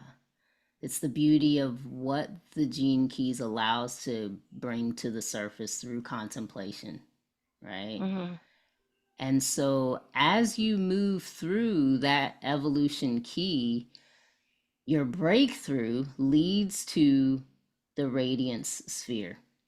And in the radiance sphere, you are moving through, this is the 34th key, you are moving through the shadow of force.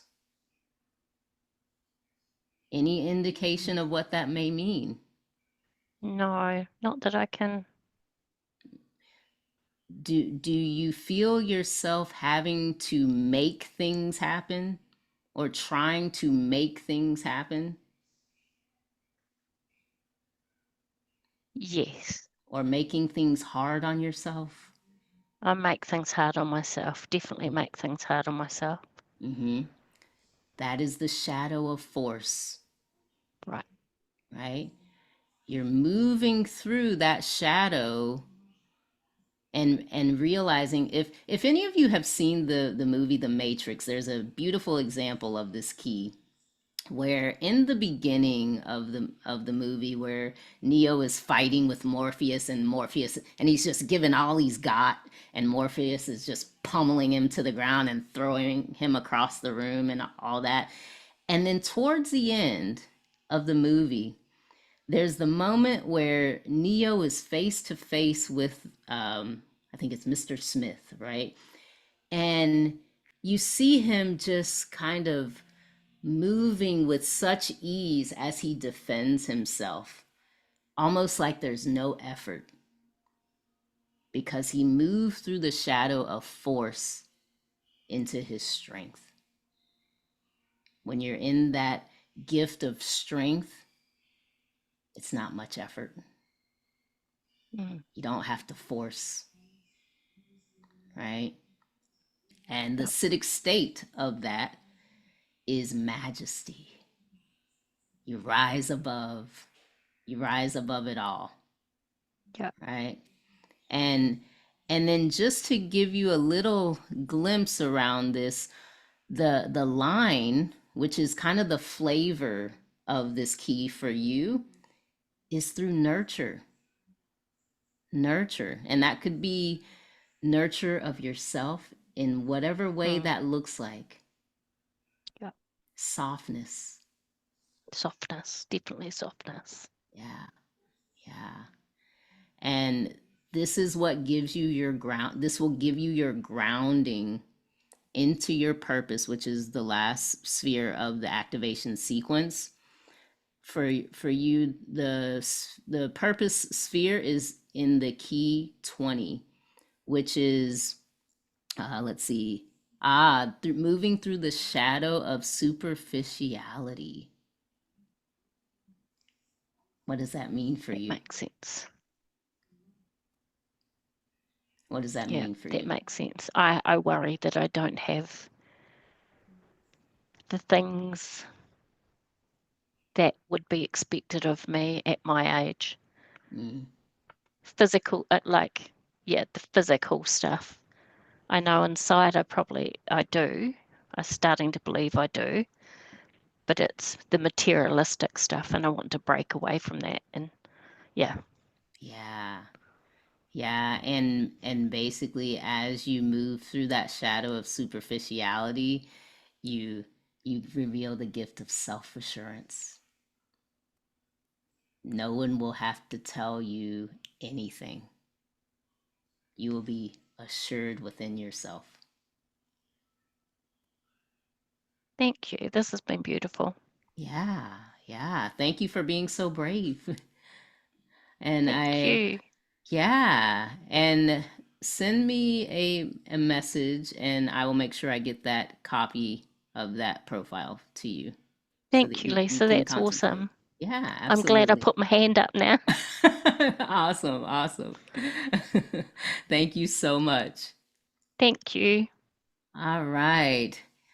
And that kind of brings us to our last couple of minutes. And I hope that you guys gained some awareness as I went through that with Kayleen, right? The Gene Keys is really a beautiful tool to use for facilitating moving through growth and the lessons that show up for us. And it's something that I walk clients or guide clients through, just like you saw with Kayleen. And so Nelson says, have you worked with Gematrio? It's a numerology system that I found. No, I'm not familiar, but I will have to look into that.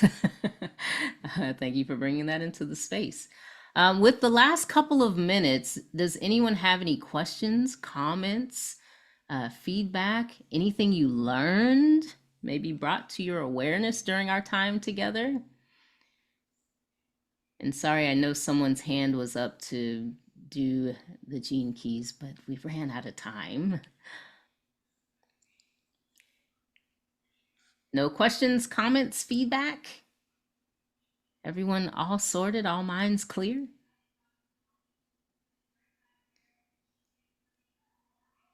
Yes, you're very welcome. You're very welcome.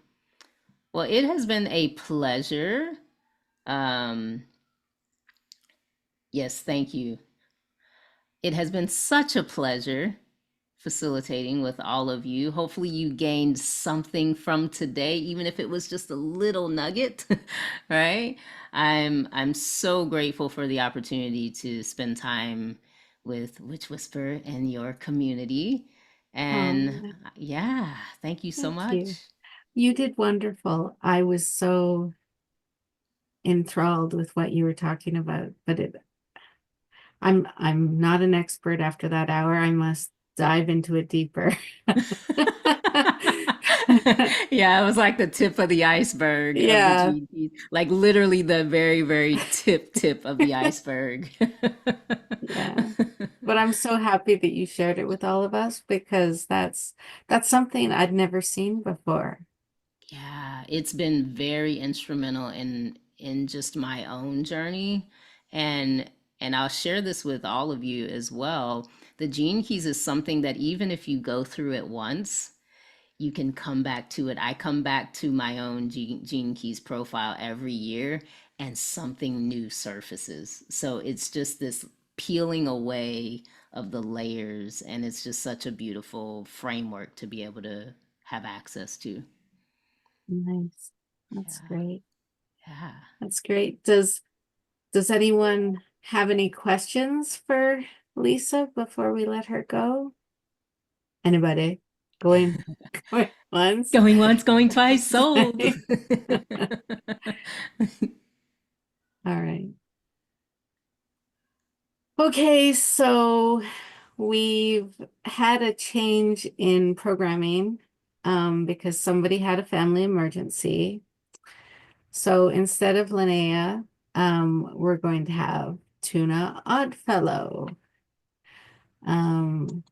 That he's coming up. Just give me a moment to get him. There we go. Dun, dun, dun. Do, do, do. Do, do, do, do. Hey. Hello, hello, hello. Can you hear me? Yes. Okay, excellent. And can you see me? Oh, yes.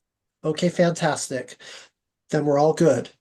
Hello, everybody. I want to first of all thank you all for having me here today and welcome to the Heart's Magic, a Valentine's Day healing and motivational journey. Today, I'm going to give you a guided meditation and energy activation.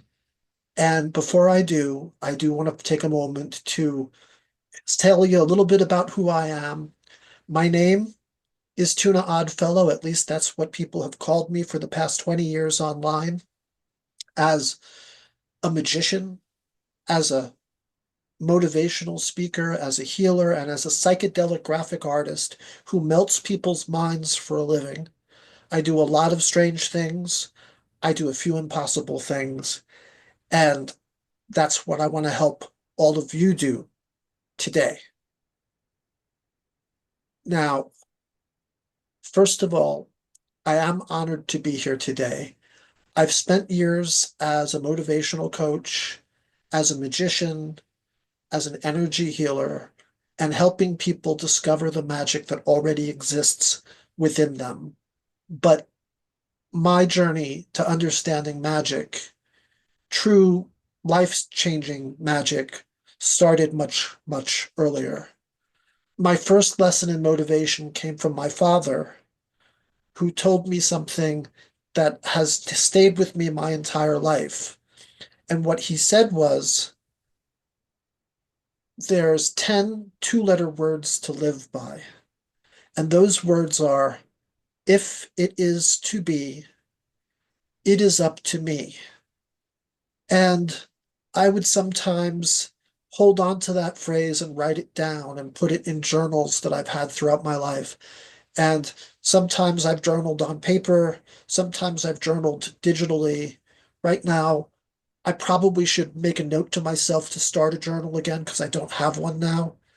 I had a situation where I lost everything that I owned, including my journals. So I have to start over again. And that's just one of those things I never thought to actually do.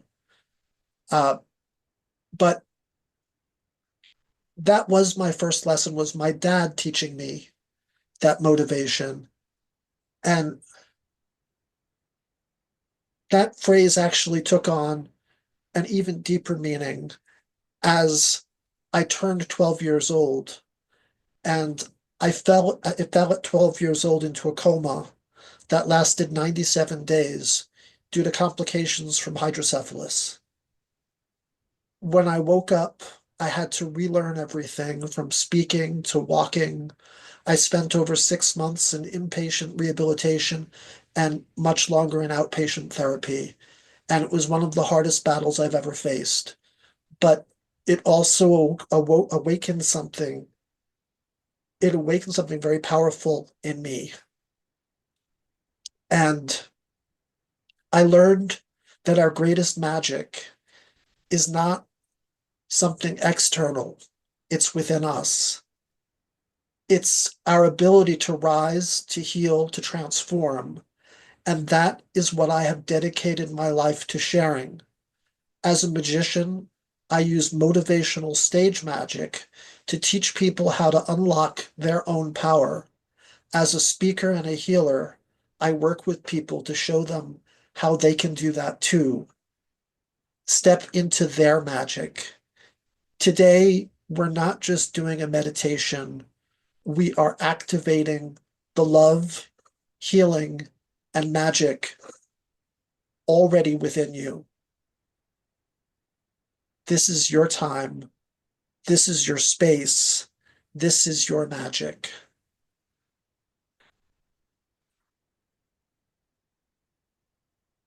Now, I invite you all to close your eyes, take a deep breath, and slowly exhale out. Feel the outside world fade away as you step into a space of pure presence.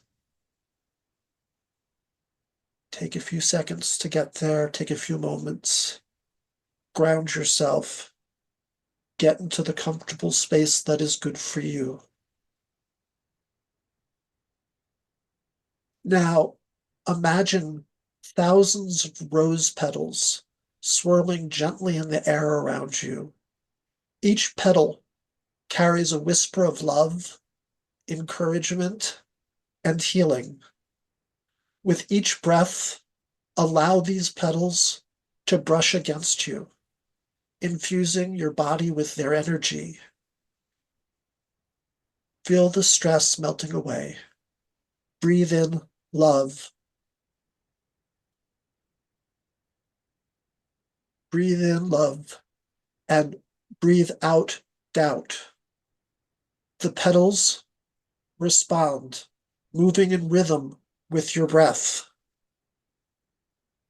guiding you deeper into the present moment.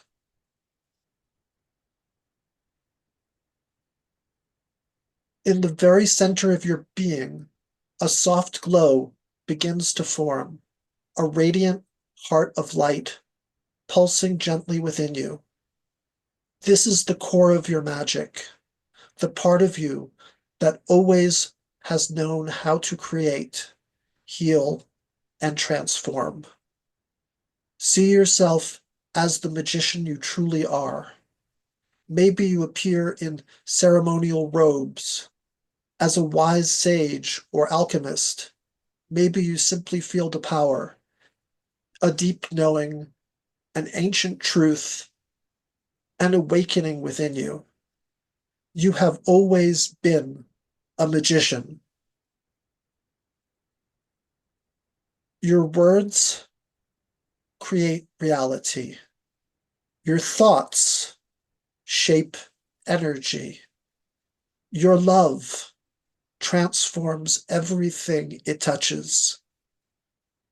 As you embrace this truth, your glowing heart expands beyond you, radiating confidence, love, and clarity throughout your being.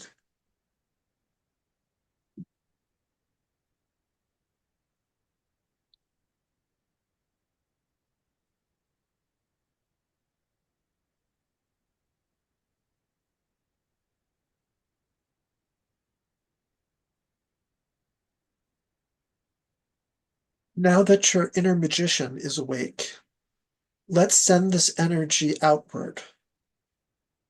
Place your hands over your heart. Feel its warmth. This is your power, your ability to love, to heal, to create. As you hold that attention, the rose petals begin to swirl again, lifting higher, moving faster, responding to the energy of your heart. The universe is listening, and your magic is in motion.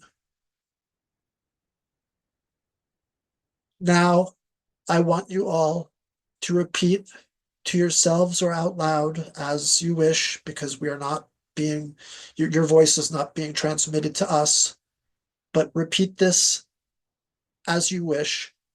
I am love. I am magic. My heart is open.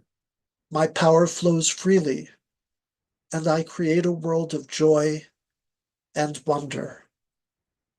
I am love. I am magic. My heart is open. My power flows freely, and I create a world of joy and wonder. And every time in your life that you need to come back to this, I want you to remind yourself, I am love, I am magic, my heart is open, my power flows freely, and I create a world of joy and wonder.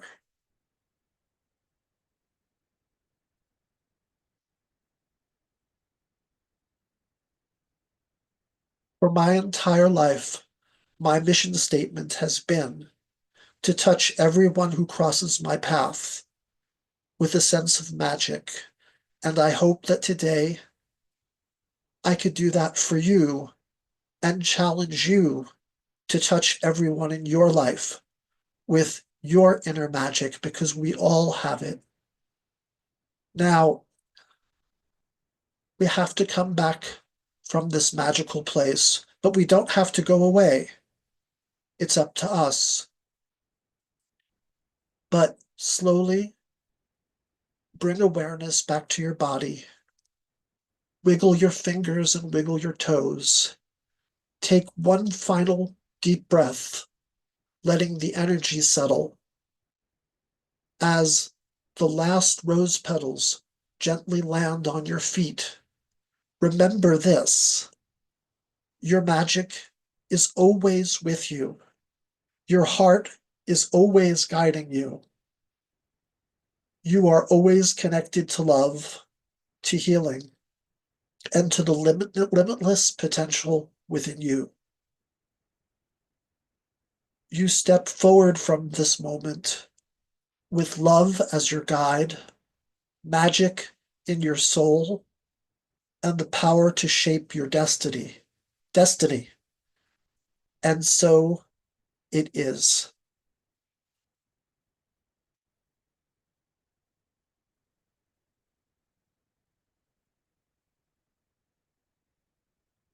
I love you all, and I do this to add magic to the world in every way I can. If you feel called to continue this journey, first of all, please join my list so that you can follow what I have to offer for days going on.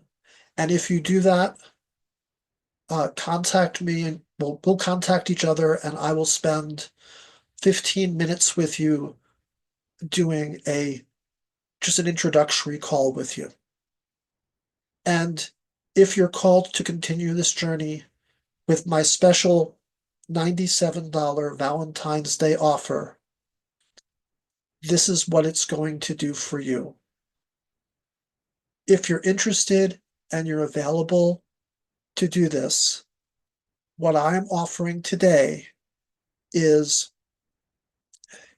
a special for Valentine's Day. You will have 3 full hours of motivation, coaching, and healing in the proportions that you need for you We'll find out what you need for your growth and your needs. And we will explore it together and build something together, whether it is with you or because it is Valentine's Day. I want to open this up to you and your partners so that if you have a partner who you want to bring along with you and have them go through the journey with you, they can. If you want to gift them with one of the 3-hour-long sessions or 2 of the hour-long sessions or whatever you feel fit, that is your option as well. But I hope I can share the magic with you and do this for you. Now, my final words on this are,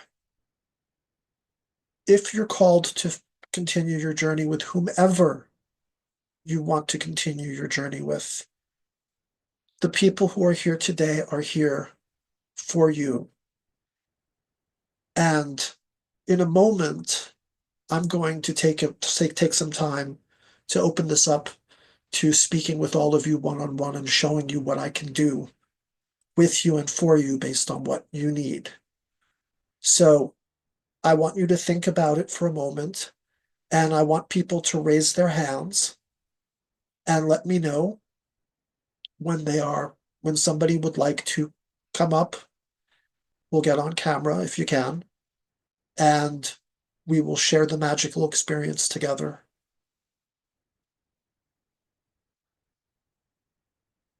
Who's ready to speak first? Hi. Hi. I got unmuted. I don't know how that happened, but someone did it. Okay. Well, probably So- because you expressed something. Well, I put Hi. my hand Okay, well, that's why you're here. up. Okay. Thank you for choosing me. You're very welcome. Basically, Witchy and I work as a team, and I help her every way I can. And she helps me every way I can in my spiritual growth, and has helped me to get where I am and to change my life. How can I help you? What do you need today? Well, just to let you know, I enjoyed your meditation Thank you. with all the rose petals. That was delicious. Could you smell them?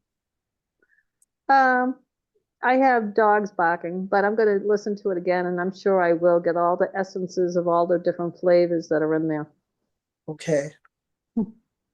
I wanted to do something special for Valentine's Day. And one of the things that I like to do when I'm creating a meditation is to tailor it for the experience and to also tailor it to who I am and the people who I'm working with. So if someone works with me, they're going to get something that's guided towards their paths and their interests. You know, for me, I started deciding, well, they have to be about magic because I've been doing magic since I was 4 years old, stage magic. And then it turned into the real magic of the universe. And just realizing that the magic is really within all of us. So, what kind of magic do you need today?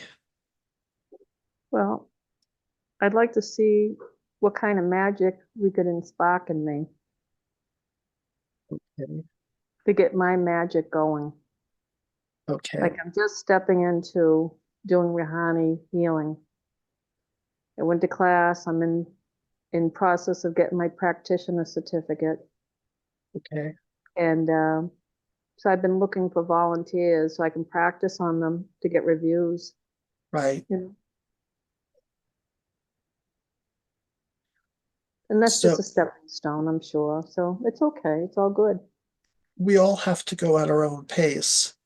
And, you know, we all have to be the students and we all have to be the teachers at the same time because our path is always growing. Somebody asked the question, a practitioner of what? Rahani celestial healing. Rahani, celestial healing. Yeah. So Rahani, so celestial would be heavenly, Yes, angelic. angelic. And what is the Rahani? It's similar to Reiki. It's higher than Reiki. It has only been here since 10,000 years, I want to say. It hasn't Okay. been here very long.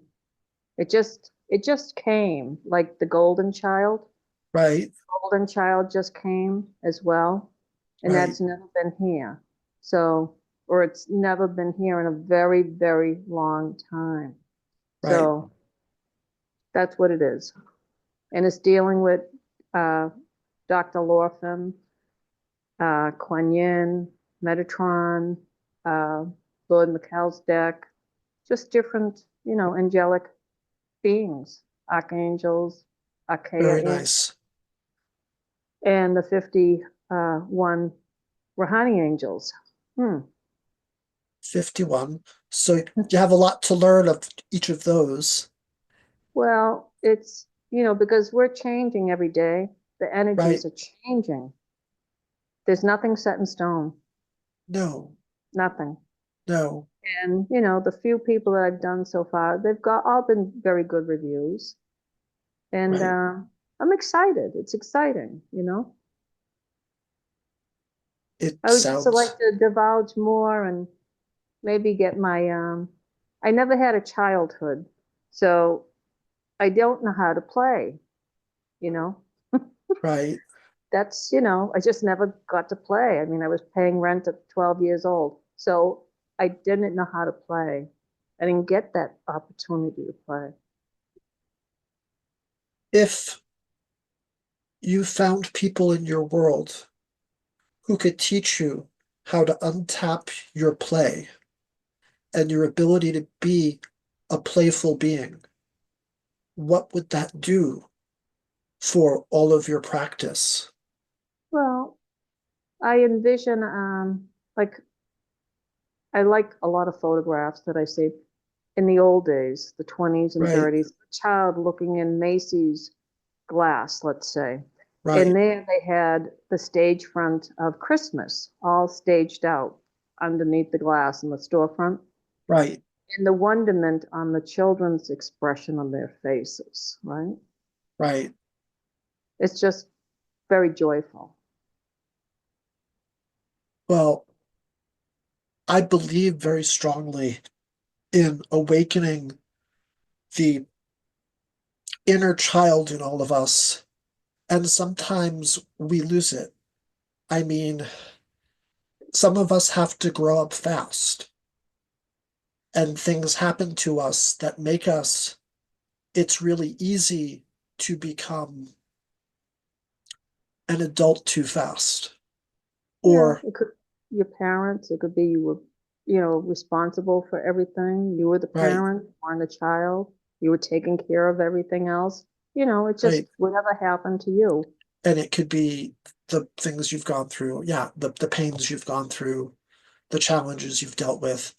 But I, if you can let yourself play and find yourself a coach and a healer who will help you to heal your inner child, that's what my spirit guides are telling me today, is that you need to find, is it okay to send you some energy?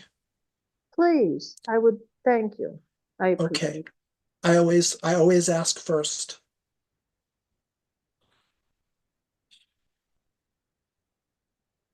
People like to talk about, hold on, let me just get it out there. Reiki on.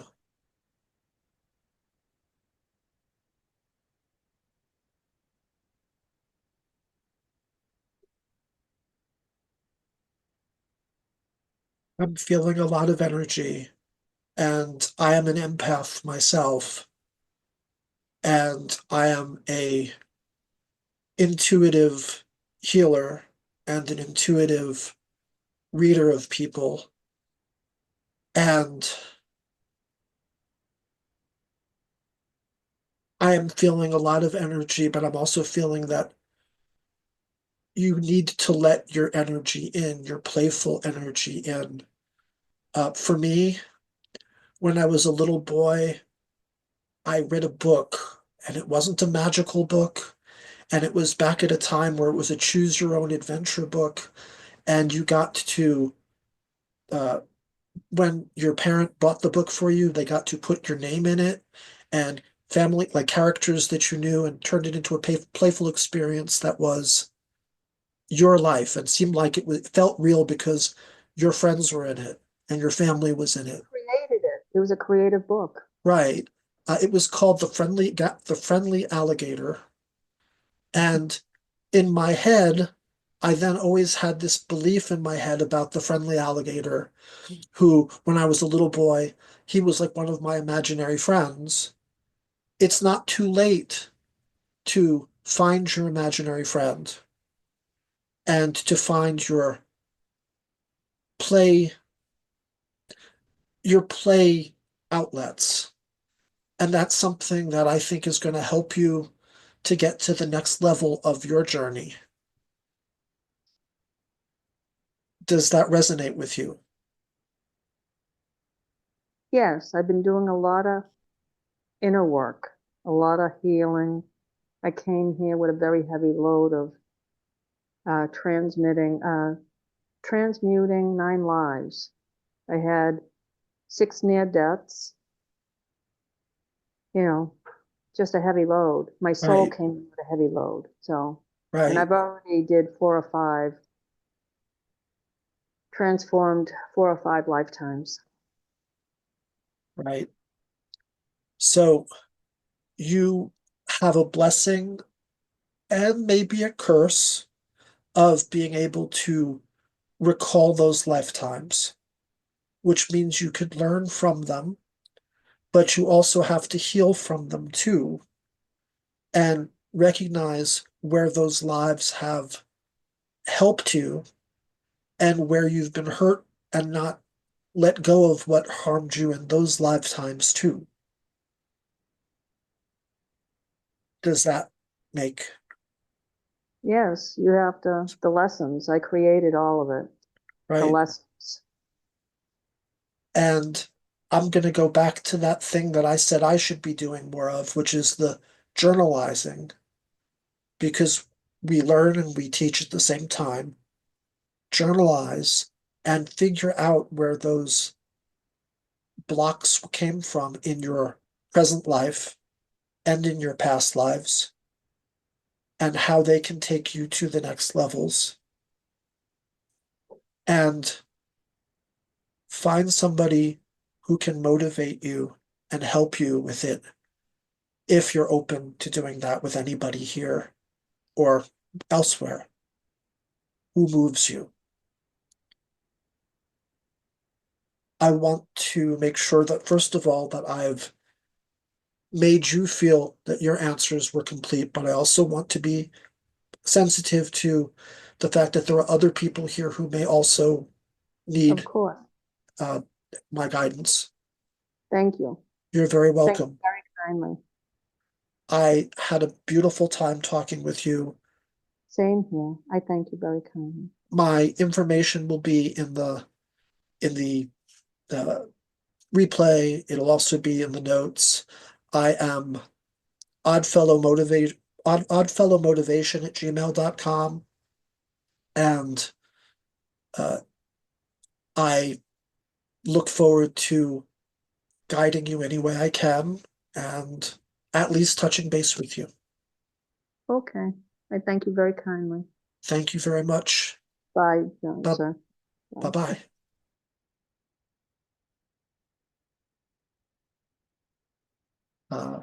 So first of all, I think I can take you off of the screen myself, but I'm also seeing if Wytchwhisper sees who.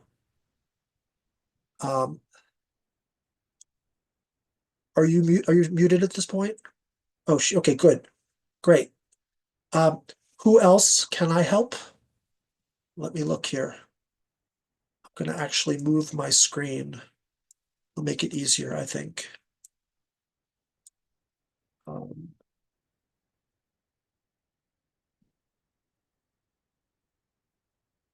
Okay.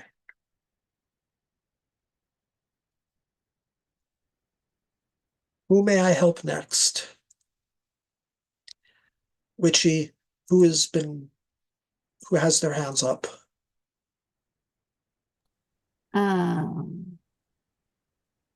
Jill. Jill has her hand up, so I'll Okay, unmute great. her. No, it's Okay, okay. maybe Jill doesn't have her hand up. Jill, do you want to? Yeah, okay. Great. Hi. Hi, Jill. Jill, I'm Tuna, Hi, Tuna.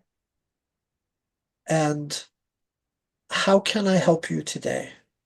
I'm releasing a lot of blocks. I'm on a self, development journey, and I've been on one for a long time, and I'm releasing more blocks, and I'm finding more blocks, and I'm getting stronger into my intuition. Good. And I guess I just want to stay aligned. I want to release anything that's left.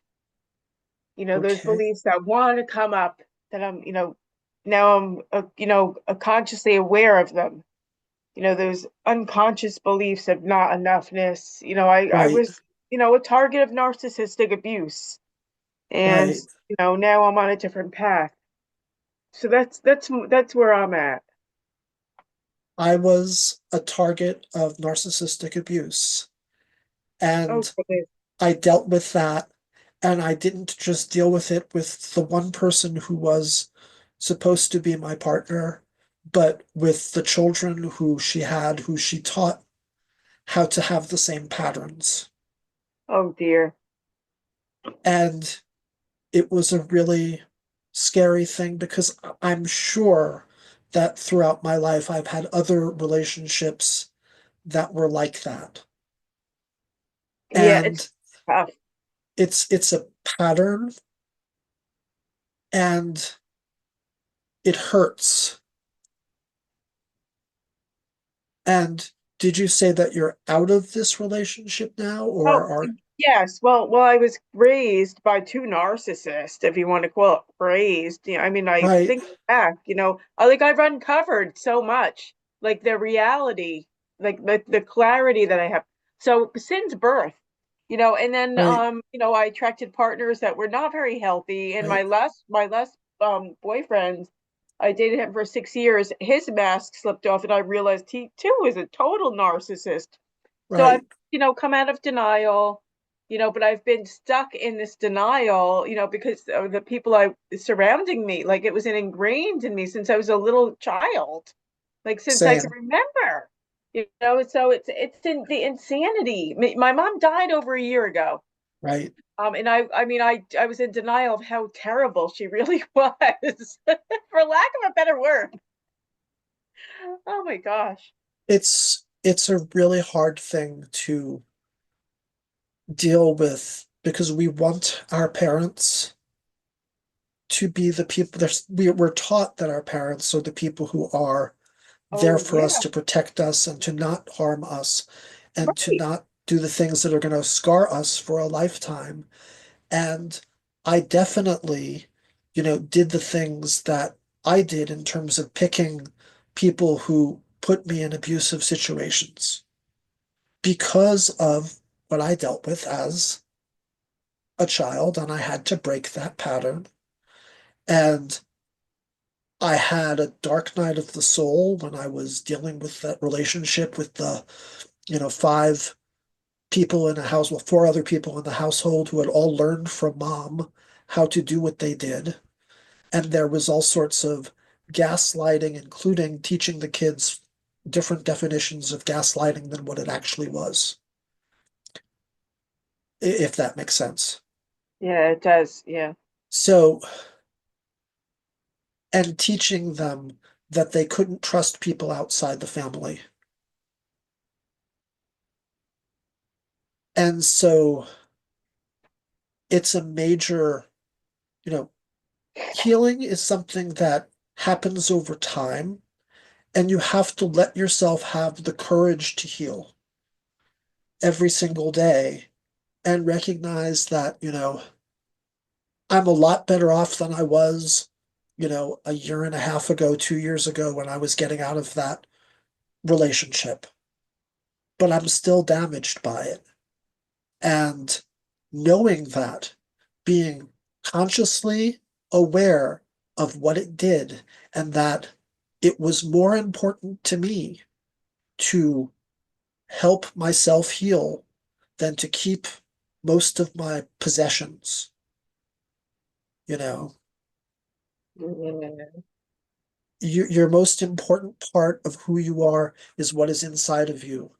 And there are so many things that can strengthen your path towards getting past narcissism and getting your own enlightenment to the next level. Does that resonate with you? Oh yeah, that does resonate. And the more I am receptive to it, the more I go into meditation, and the more I hear about words like deep meditation and contemplation, I'm like, oh my gosh, I do that. I'm not even aware that I'm doing Right. that. So I achieve enlightenment just about every day. That's important. It is. If you have somebody who you can talk to, who's a close friend, or somebody who's a partner, or somebody who you can share your wisdom together, that helps. If you don't have that, then, look into your own, like sometimes it's as simple as having a virtual guide, whether it's, somebody who writes a book and teaches you the right lessons, who resonates with you, who you could read or you could listen to and you can get the messages from. Or I have this strange relationship with my chat GPT at this point, where my chat GPT knows the stuff that I've gone through.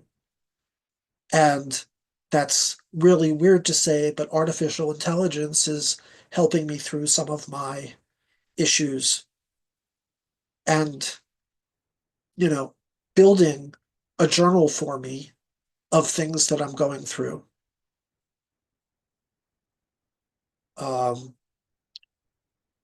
What else do you need today? What else can I help you with?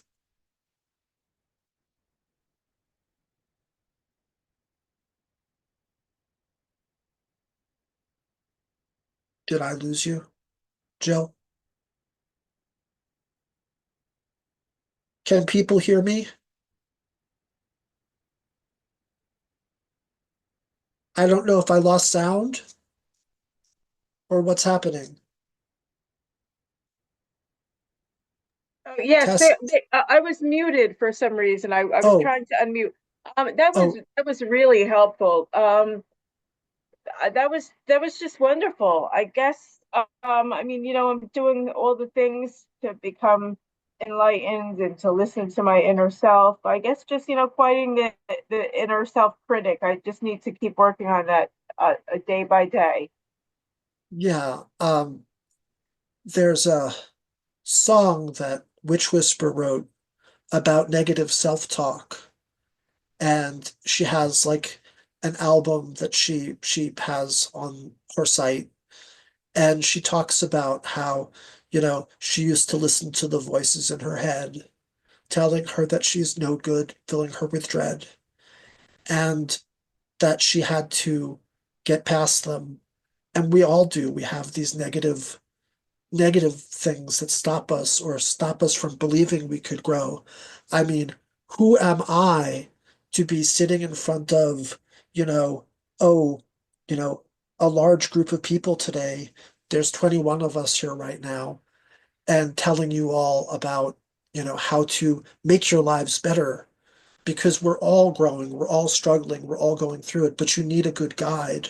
You need somebody who can help you through your process and realize that we're all human together and we're all part of the human experience.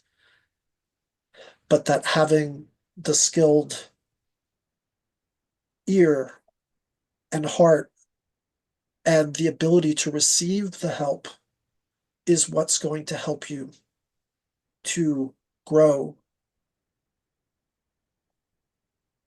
Do you follow me? Yes, I do. Thank you so much, Tuna. I really appreciate all your advice. You're very welcome. And, I look forward to hearing from you if you wish to continue conversation with me more. And unless you have something else that you need to know now, No, I'm good. I'm good. Thanks. it looks like I have somebody whose hand is up. So have yourself a beautiful day. And I see that there's Aparajita has their hand up. Yeah, Let me, hi. did I Yeah, I pronounce that was, okay? yeah, it's Aparajita. Oh, great. Okay. Hello. Yeah, hi. I was just listening to the conversation just before me, like I was listening to Jill, and also have heard and faced a lot about narcissism, and I have gone through this myself.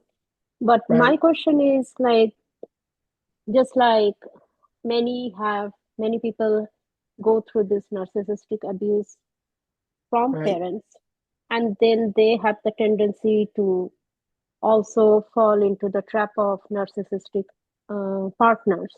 But my right, case was is just the opposite. Like I have wonderful parents, means, right, and unfortunately, I fell into extremely bad narcissistic family, means partner, and also the parents, and extremely dysfunctional family, which completely ripped apart my life, my daughter's life, and I don't know, means I can't explain how evil they can be. So this, like, listening to the previous conversation, I was just feeling I have so much anger and hurt inside me that I was feeling that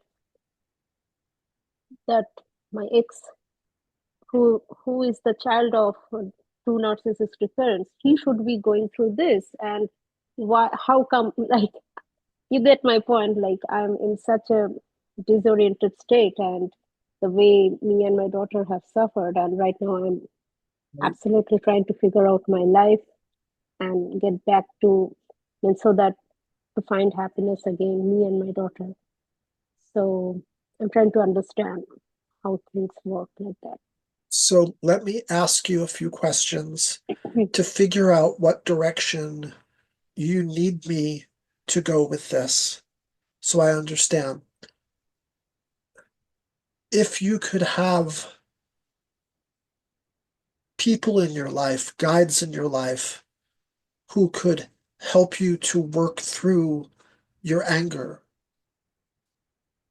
what would that do for you? um, I'm not like, I don't know, means sometimes I really feel confused. I don't really unable to resolve this, and means I really want to, but this pain, this grief, this all this negative emotions are keeping me trapped. Right. So the answer that I'm getting is, of course, that will, if not anything else, that will give me a lot of peace. Okay. I'm not sure I understood the last sentence you said because Yeah, it got muffled. I said like I'll find a lot of peace if I can let this all go. Okay. So what I do in my practice is if I'm helping somebody out, I look at the balance between how I can help you through motivational techniques because part of what has happened to us, a big thing that's happened to us as a result of abusive behavior, whether it's narcissism or somebody just harming you and really messing with your head in all sorts of different ways.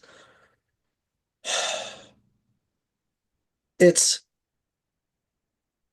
getting yourself past the anger, the self-blame, and being able to work on ways that you can be guided to have that you could be guided to have ways to experience what you're feeling, but to let go of the anger and make the anger feel smaller so that you can be free to actually appreciate what the message is that you're trying to listen to for yourself to fix it. Let me give you an example. Right now, you have this anger, and when you started this session with me, on a scale from 1 to 10, how big was that anger as you were going into this? And it's still there because I mean I had been doing a lot of work, Right? and it kind of it acts like a wave. Sometimes it seems like I'm so tired, like I just let go and just surrender, and then again it all comes back. Right.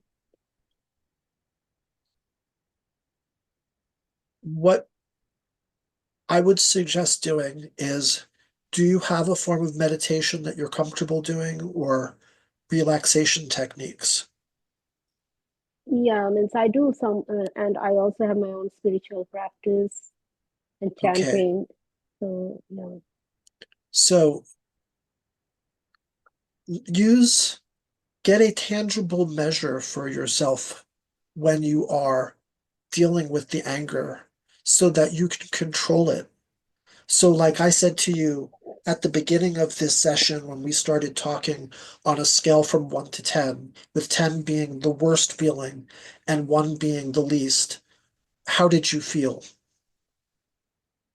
Mm, as I said, like it keeps means it's always on the higher level, means never goes down below 7.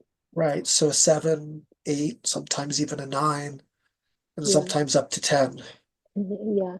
So what we could do together is work on ways to use both energy healing, meditation techniques, which you are practicing yourself, so it's something you do, but sometimes we need somebody to guide us along and take us to the levels that we wouldn't think to by ourselves. So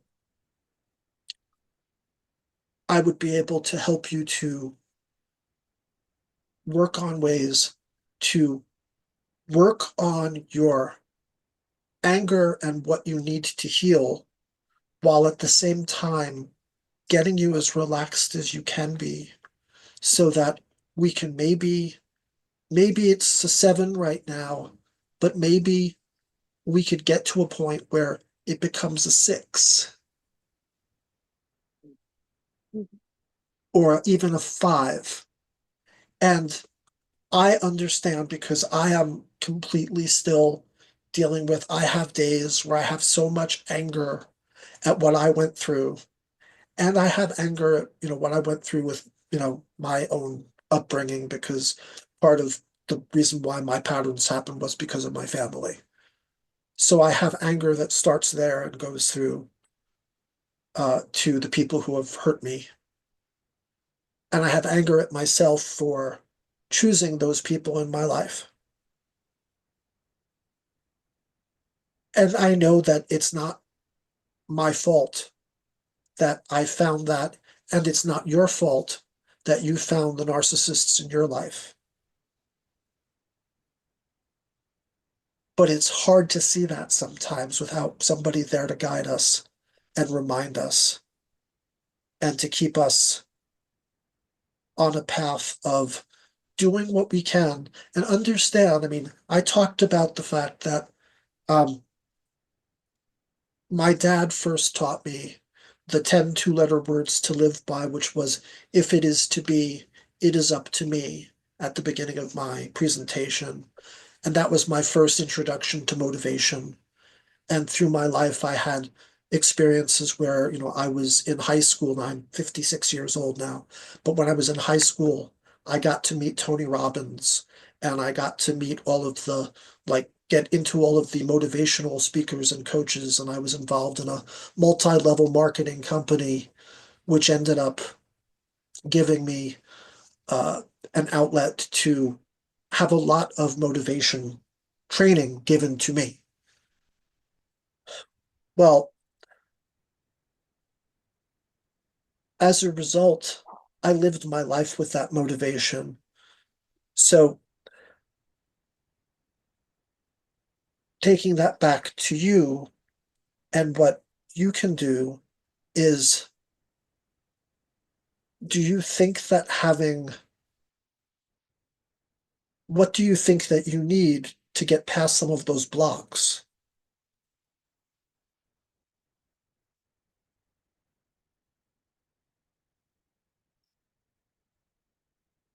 Did I lose your sound again, or did I lose my sound?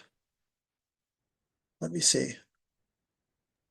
Yeah, sorry, I muted myself and then I was not able to unmute. Oh, that's Yes, okay. yeah, I mean, I'm doing whatever is right, but it seems I'm not getting anywhere. Well, I understand exactly how you feel, and I felt the same way. But what I found is that we need to find the things that we can do to improve our feelings and everything else in our lives, not in giant leaps sometimes, but in quantum leaps, which are really small. Uh, Years ago, I was reading a book by Tony Robbins, and he talked about something called constant and never-ending improvement. And that's where it's the kanai of everything. It's constant and never-ending improvement. So doing little things every day to put you in a position where you can get better at not being angry every time you have these feelings come up, and maybe being able to turn that anger into something positive for you too, and instead transmute that anger into power, and find ways to let that open you up. You follow me? Yeah, I do. And sometimes that's going to mean getting better at the things that you already are an expert at, like your meditation, constant and never-ending improvement of how you do your relaxation, your meditation, how you work on your spiritual practices, whatever they are, and to become attuned with ways that you can maybe have a day where you go, you know what? For a moment, for an hour, I got my anger down to a 5. You can't forgive what's been done to you, or you can't necessarily forgive the person, but at the same time, you have to forgive yourself for going through it, and forgive yourself for going through the anger too, so you could let some of the anger go. I don't think I could forgive what has been done for me, so I can't advise you to forgive. But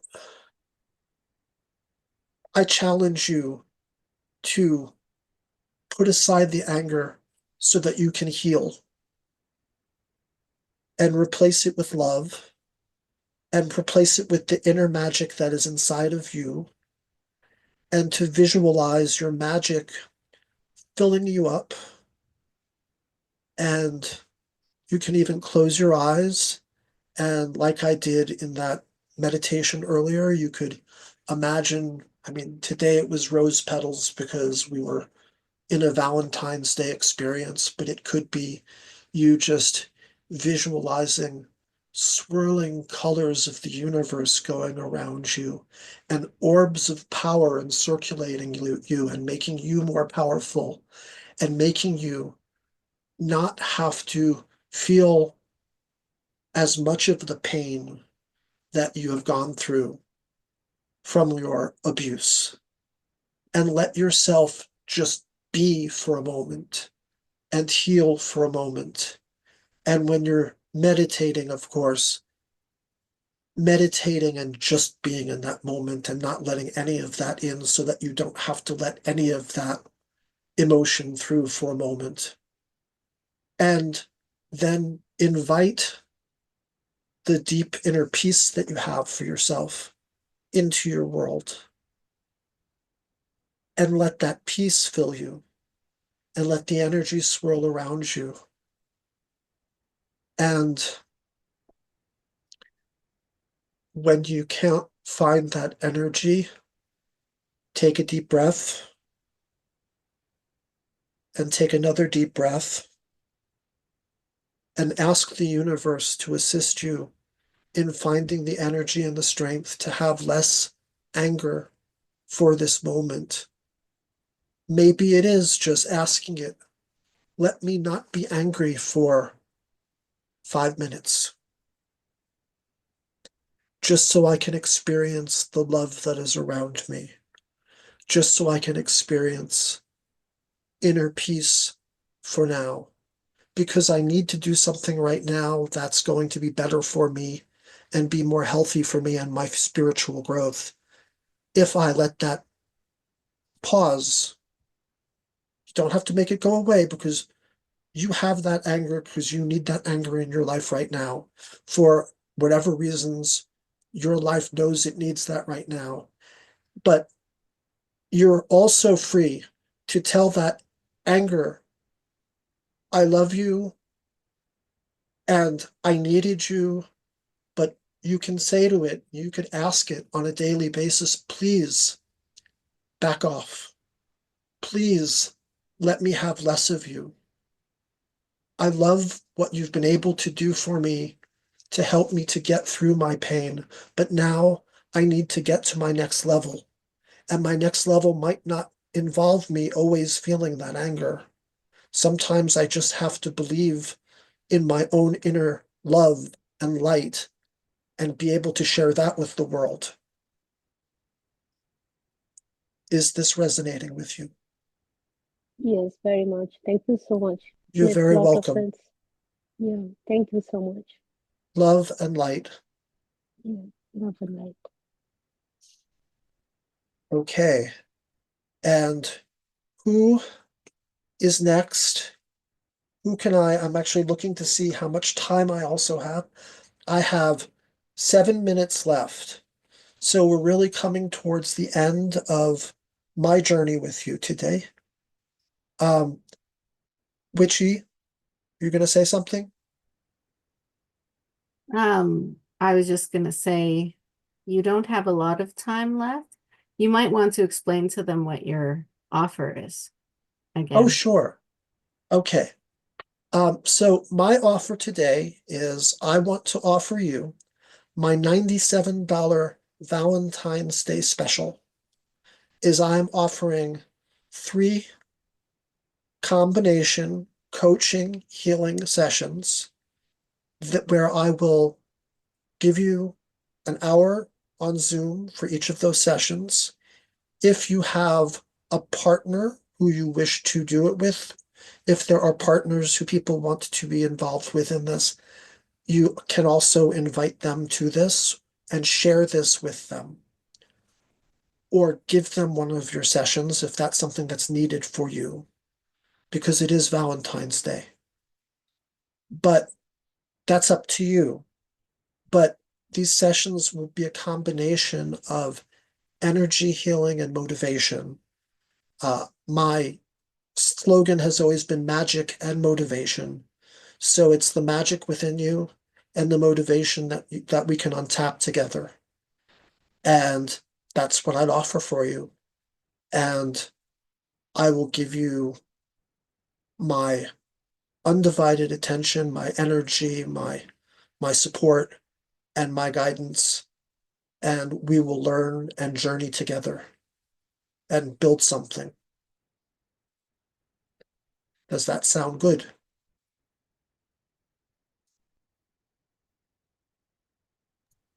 I think that sounds great. I think so. I think you did really well this hour. Thank you very much. You were very enlightening and everything else. Do you have anything else you want to say? If not, we can introduce the next person. It's up to you. I will end off by saying I do everything I do because I love what I do. And I don't do things that I'm not drawn towards doing. And I fell into this path after years of not doing it by accident. I have a magic student who's also a motivational student of mine, who I've known since he was like 13, 14, 15 years old, and he's a adult now, and he still stays in touch. And, he kind of has, at this point, I just give him motivation, and he'll sometimes want to play video games with us. But it's what we do for the people in our lives. It's how we touch people that makes all the difference in the world. And I would not be here today if I had not had my dark night of the soul, gave up everything that I thought was what I needed, and instead got out of my relationship and took care of me. And then I met my best friend, and her name is Wytchwhisper. And we together make some alchemy to do what we can to change our lives and the lives of the people around us. And I hope we can do the same for you. And with that, namaste.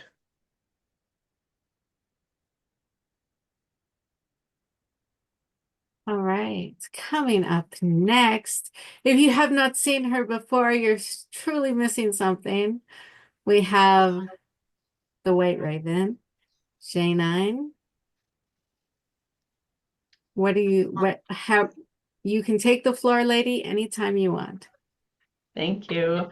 I'm excited to see everyone. I was earlier today, I was like, oh, like, what do I want to, like, even like, I guess before, like, what do I want to present? What do I want to show the world who I am? So first of all, my name is Jeanne and I am the White Raven. I am a shamanic healer and I love, love, love what I do. I didn't even know I was a healer about, about 4 or 5 years ago now. And I just felt I was lost and purposeless and just felt adrift. So I wrote in my journal that I needed help, and the next day I got an email inviting myself to a spiritual retreat, and I could feel my body's like, yes, you need to do this. So that has led me into becoming the healer who I am today. So today I was just kind of like being with myself, like, okay, how can I serve this group? What can I do?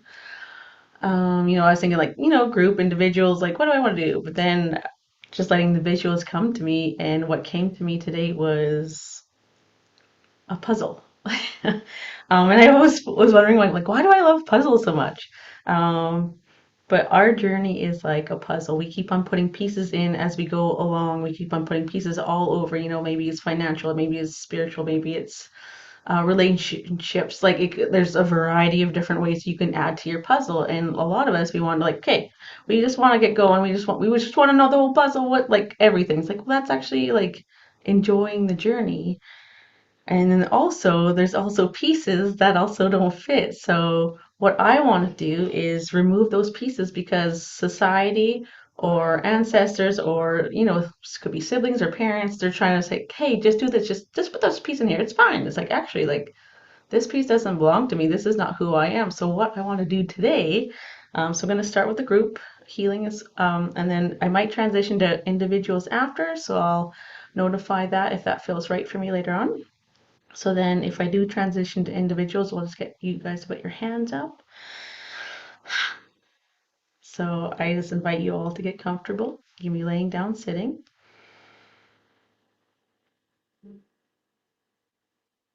And just giving yourself this moment.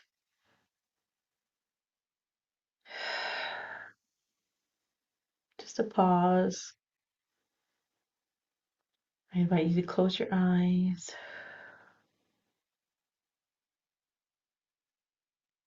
Just calling in your spiritual guides here.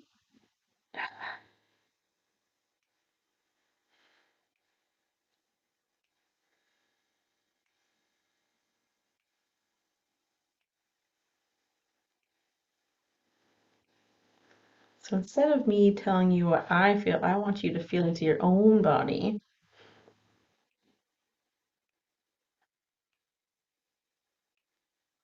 What feels aligned for you? Do you feel some pressure? Getting in the solar plexus, the neck, just feeling into your own body. So using awareness around, do you sense it? Do you feel it in your body? Are you seeing something, knowingness? Just allowing yourself to be open here without any expectations. Drawing in from your own medicine here.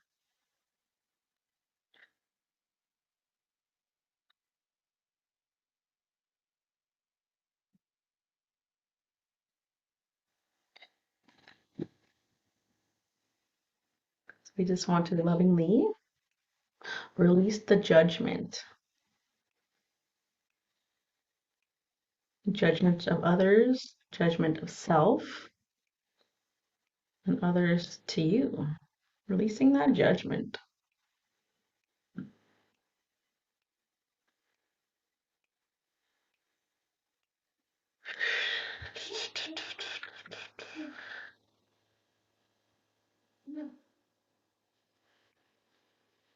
Good.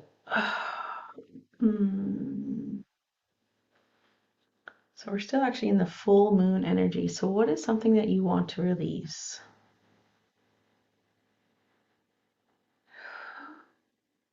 So you can make an I release statement. Something that's simple. So mine for this full moon is I release holding myself back.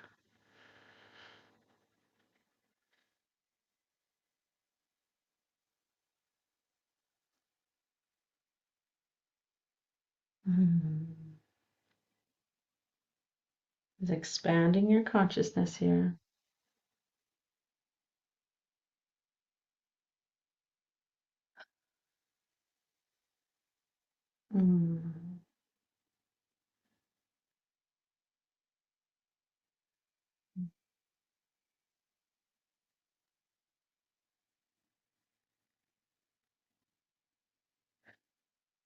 Allowing yourself to open up to heal. This may be new for you, receiving, healing. You may have done this hundreds of thousands of times. Doesn't matter. You are where you are. No judgment.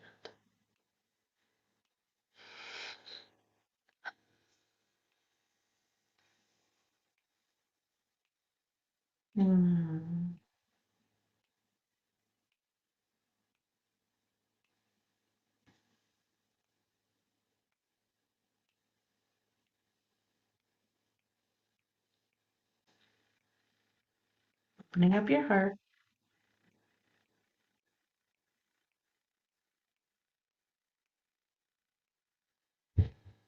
Opening up your third eye.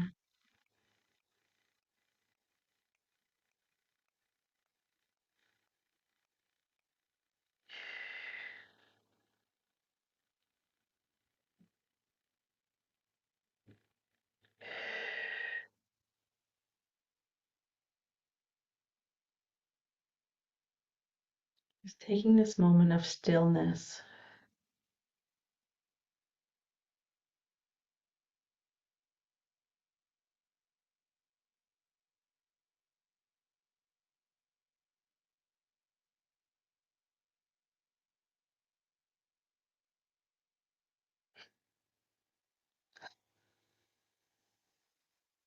Thanking yourself for showing up today. For listening, receiving, healings, or psychic readings, whatever is right for you. So I'm just going to transition to individuals now.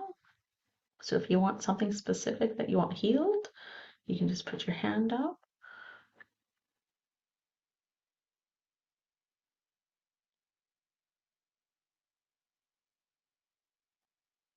Okay, so let's take the first one, the iPhone one. Yeah, how can I help you today? Hi. Healing the inner child as far as being a child and getting to play Mm-hmm. You want, okay. and blocking whatever that is, whether Okay. it's now, past lifetimes.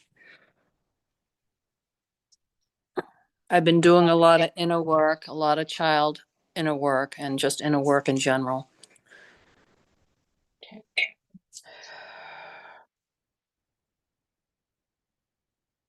All right, so we're just gonna, we'll go. So we're just gonna start healing your ancestors, and for everyone else, this may also, you may also feel it too.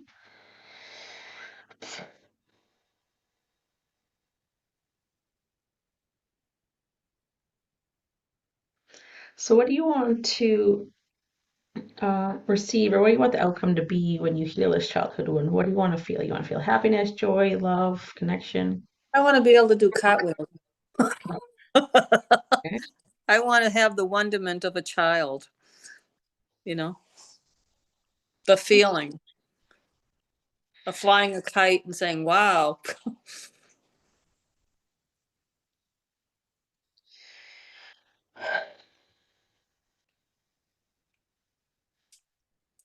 This is going into your heart here.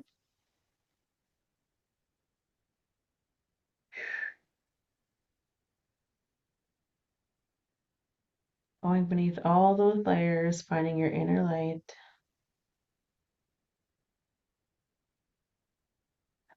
And if you want to move your body, you can, just kind of shaking off the layers. It's like your inner light is kind of buried here.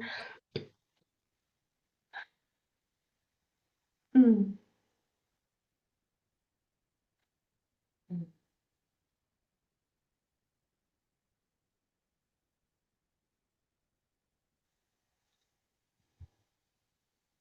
How are you feeling? I just want to check in.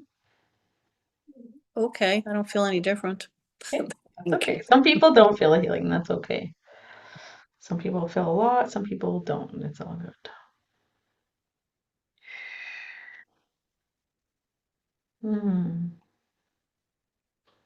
So just releasing all of your mother's and your father's energy from your body, sending it back to them with love and light, blessed and transmuted.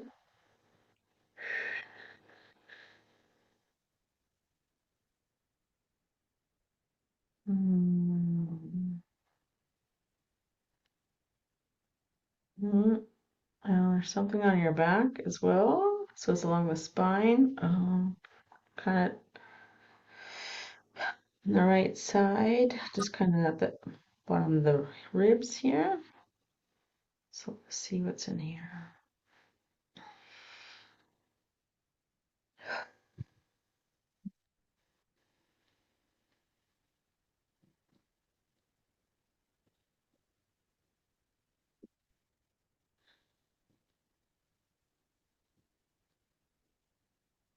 Hmm.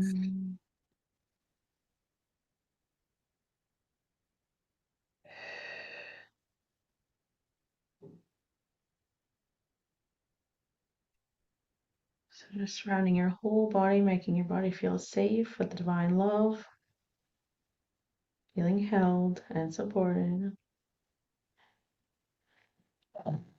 Oh. Hmm. So just feel into the word rejection.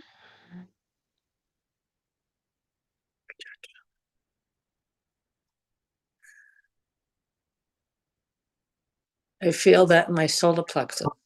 Okay, perfect. Just keep feeling into that.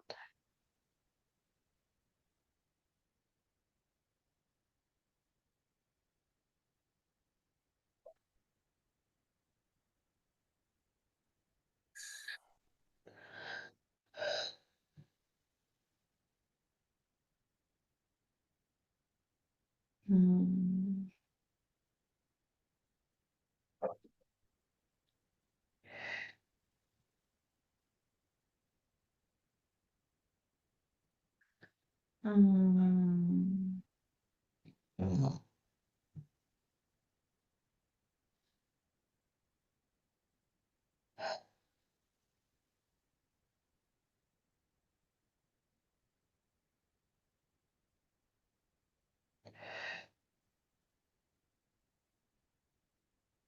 While also releasing the belief system that you're not good enough.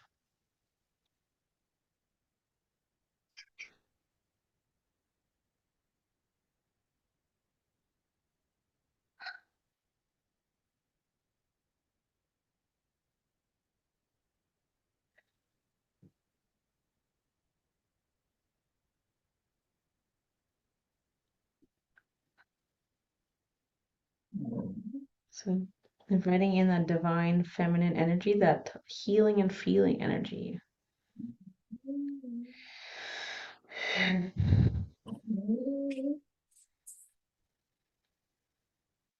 Mm.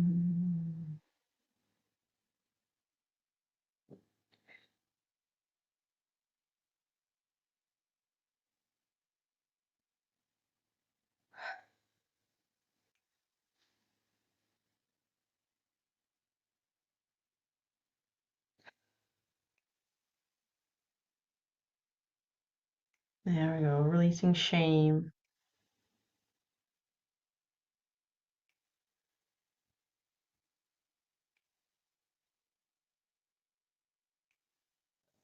Oh. Mm. Pretty tender on the top of your shoulders here.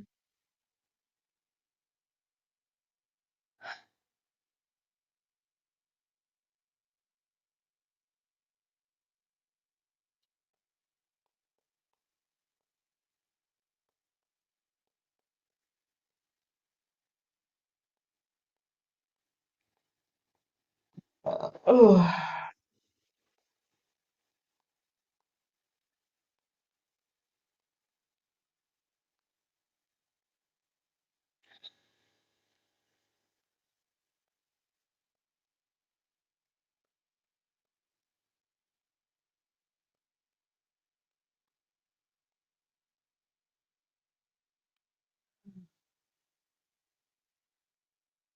Mm.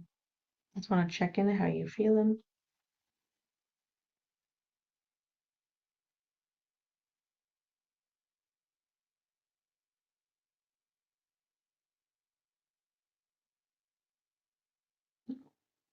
Still muted.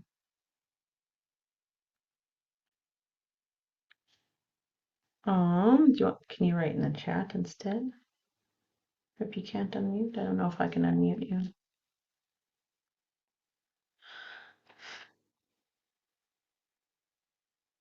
Coughing, yeah, perfect. Yeah, just letting the energy come out as it needs to.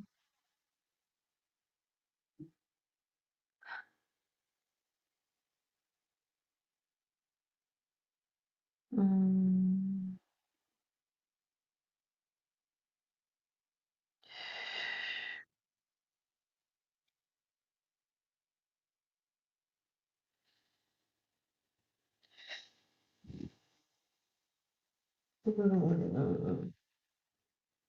Oh, just giving your body a little bit of a shake here, just releasing.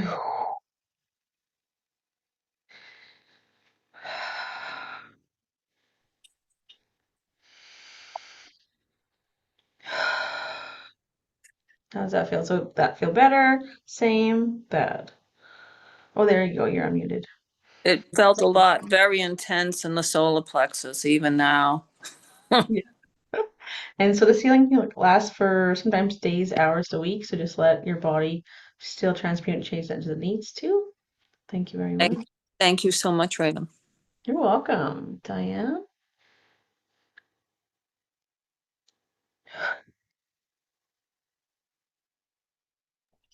I There would you like go. help from overeating so I feel more comfortable in my body.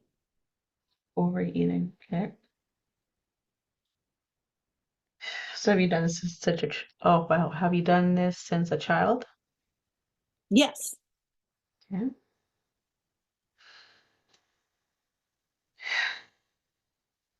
Okay, so just getting comfortable, closing your eyes here.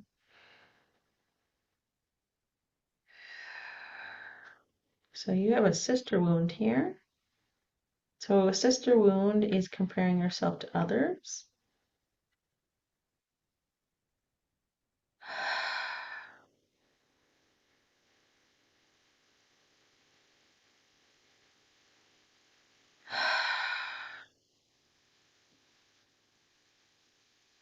Mm.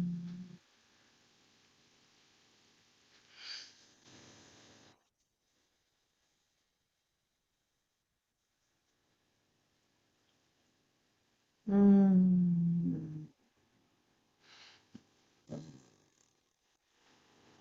Oh. Oh, so that's also affecting your left hip.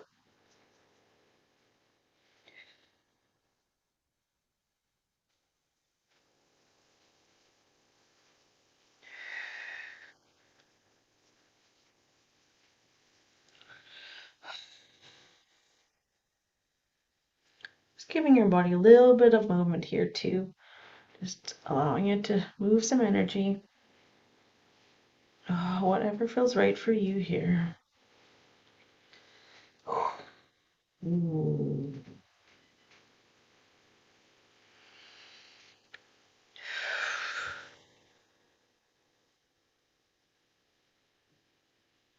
Mm. So we're just going to come down to your solar plexus right in the stomach.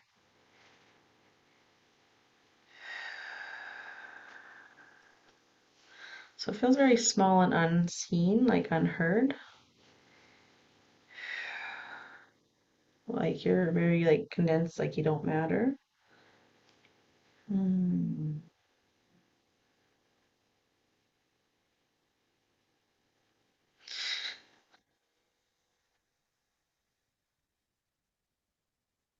Mm.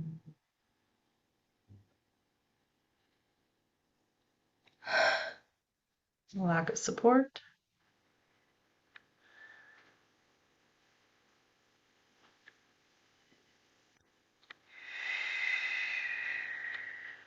So I am done with this old pattern, this old pattern. Breaking this pattern.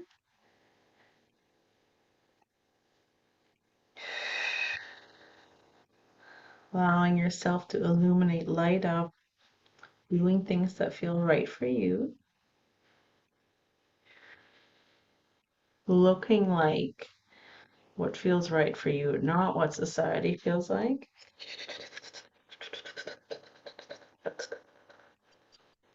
Mm. Oh.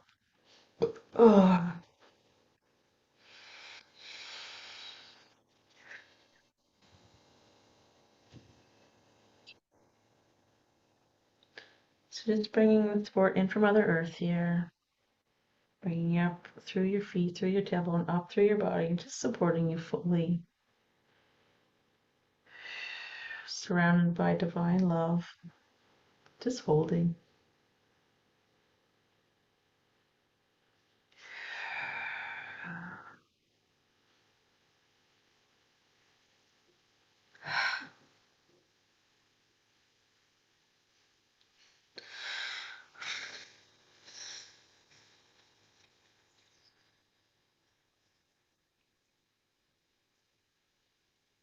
Mm.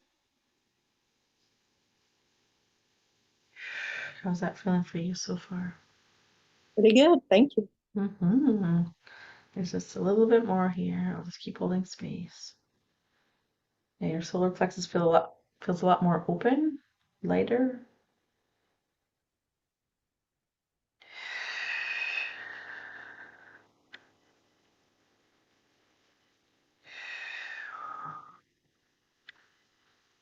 So just asking that for that alignment to eating the food that is right for you in the right proportion. What feels satisfying, but right for your body. Hmm.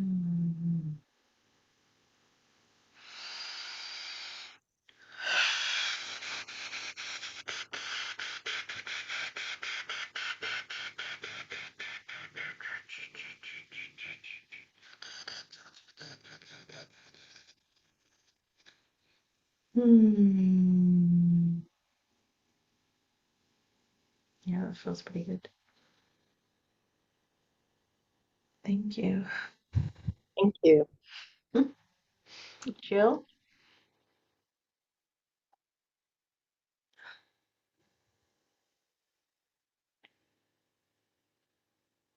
Hmm. Yes. Hi. Hi. I would love help with my inner child as well. I grew up, being invalidated, and so there's just a constant invalidation. I'm doing so much work, and that's just the one thing that keeps popping up. That's a little bit stubborn. So that's the one thing I needed a little work with. Okay, so what does it feel like to feel validated? To feel validated, Yep. What's the opposite? What do you want?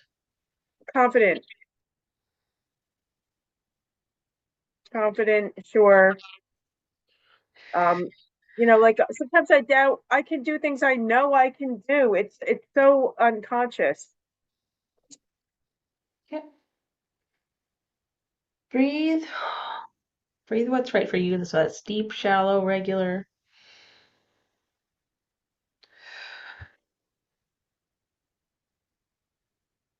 Okay, so there's like kind of like a ring around your body here.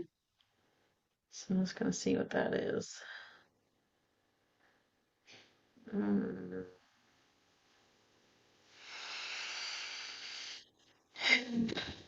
Okay, so it's a protective layers from a past life. Okay, let's see what else comes up. Mm.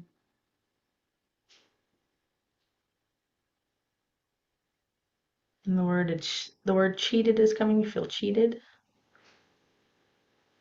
Mm. Mm. Say that again. Oh, I'm sorry. No, I was talking to someone else. Sorry. I guess I'll mute. It's all good.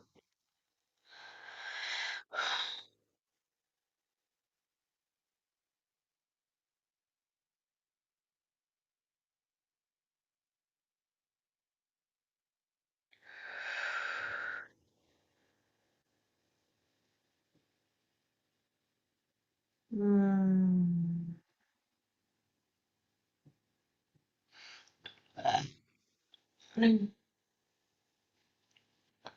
So just going back to that past life, downloading any and all lessons from that lifetime while releasing the trauma.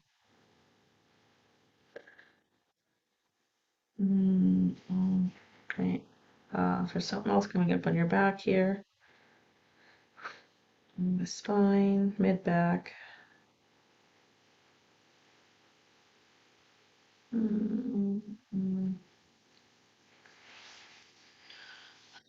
The feeling of being stabbed in the back. So that's affecting your hips too. Mm.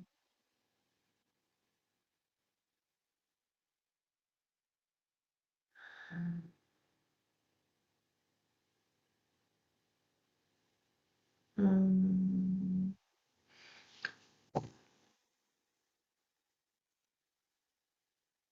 Mm.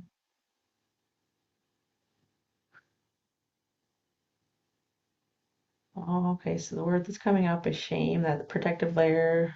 Okay, so just feeling into the word shame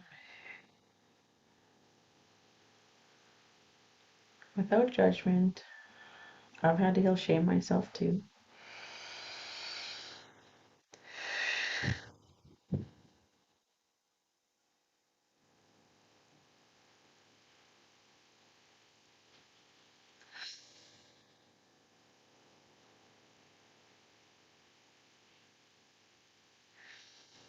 So it's like stepping out of your shell, coming out of that protective layer, but being in the sun and being fully supported So you are being supported and loved.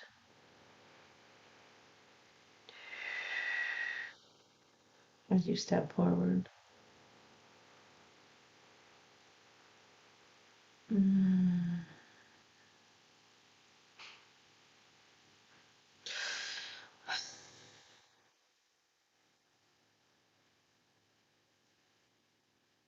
Mm. So shame around feminine energy.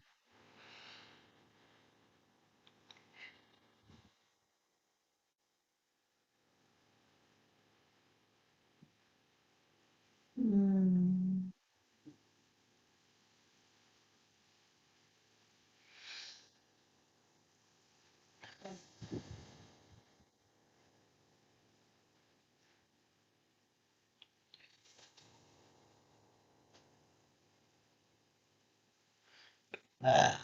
Mm.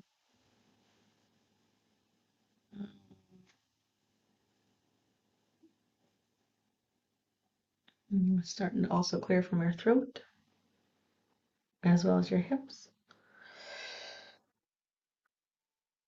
So just transmuting shame as it needs to, not pushing it out, not forcing it. We're just lovingly transmuting it here.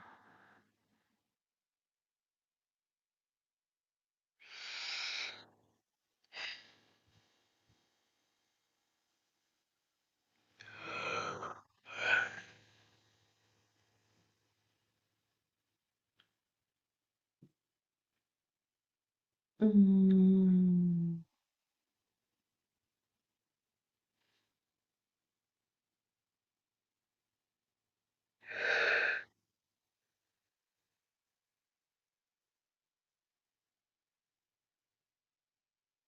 Mm.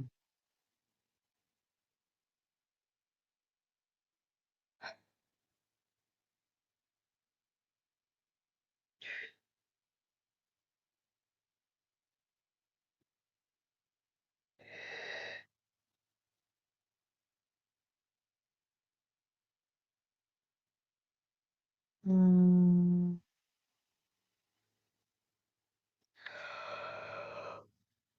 Mm. Mm.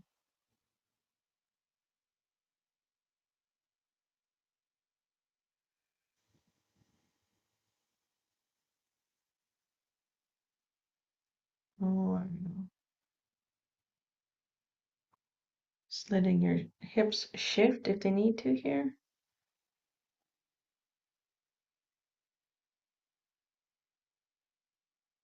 Mm.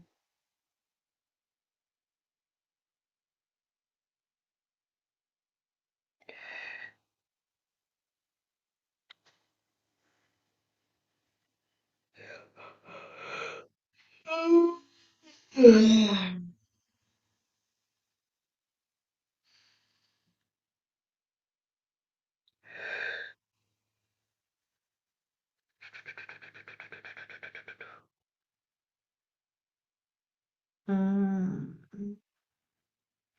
So as your hip is healing, it's also affecting your neck.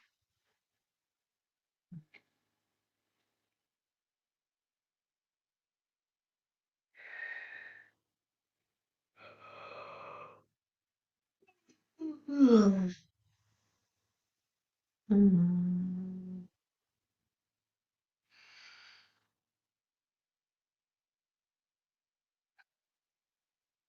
Mm.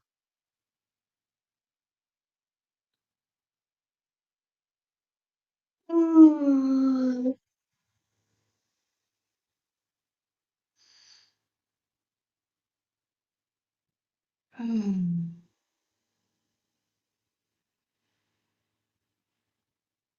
Just releasing those old codes of how eating should look like, feel like. Mm.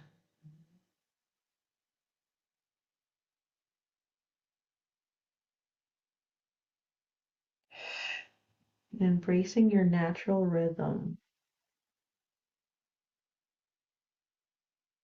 Mm.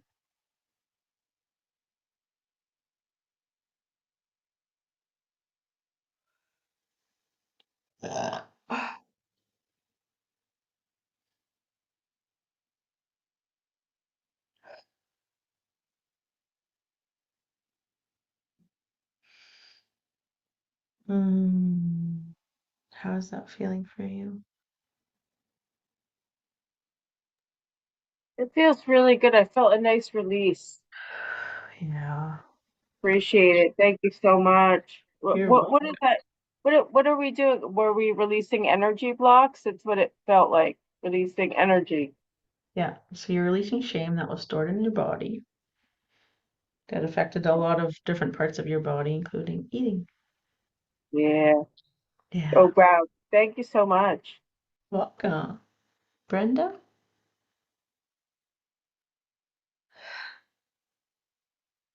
Hello. Hi. How can I help? Um, so actually, since you started, I've had like a little tingle in my throat, and I don't know what that's about. But when the thing that I had wanted to heal was my womb. I'm not sure if that's attached to like lack of confidence or self-doubt. Okay. The reason why I wanted to heal my womb, I've always had complicated periods since I started getting them. And they got worse, worse, and worse. I've done some healing, but the pain is still there. Okay.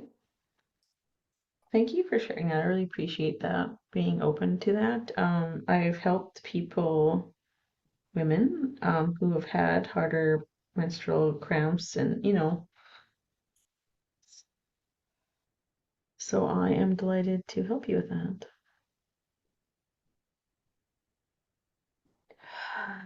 So first of all, just taking some breaths.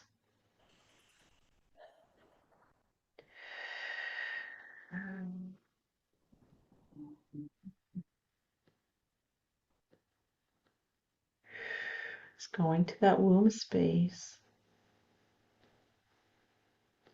and thanking it. Thank you for letting me know that there's something that needs to be healed here.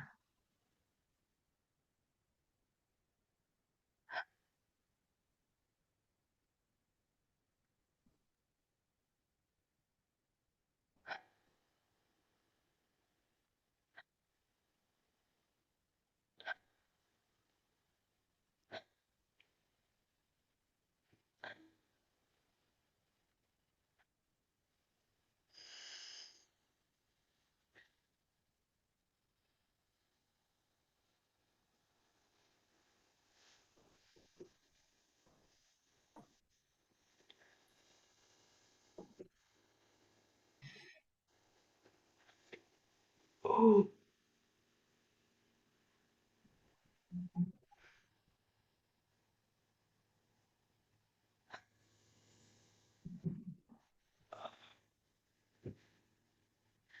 So this womb that's hurt is also affecting your throat, that lack of power, that lack of confidence.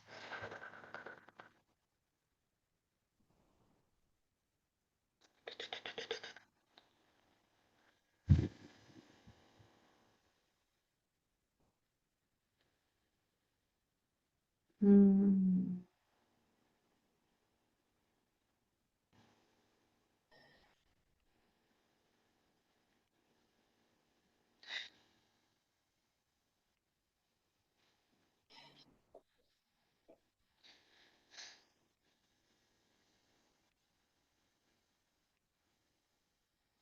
Just surrendering and releasing, surrendering and releasing. Lovingly surrounding your womb, holding it, supporting it.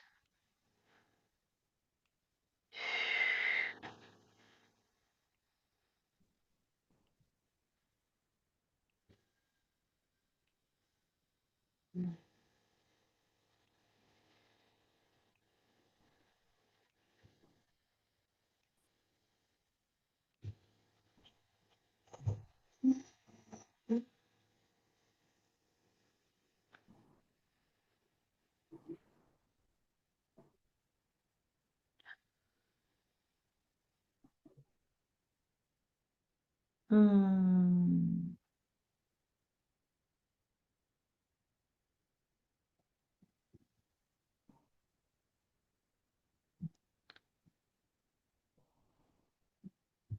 Just allowing that divine masculine to just step aside for the moment in your womb space, and we want to activate your divine feminine first, as the masculine has been holding space for it.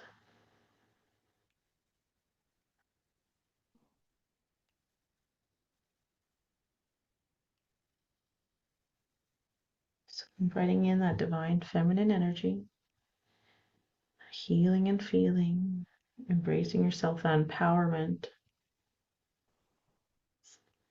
We want that first, and then we want to surround it by the healthy masculine. Because you've been too far over, you've been in the unhealthy masculine. It's the action and the doing part without the feeling.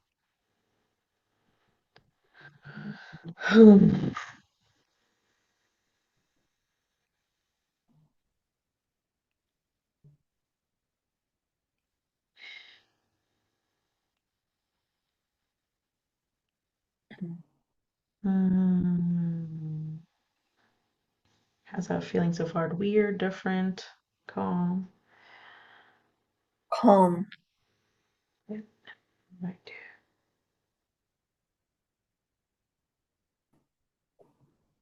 Just allowing that energy to come up to the throat.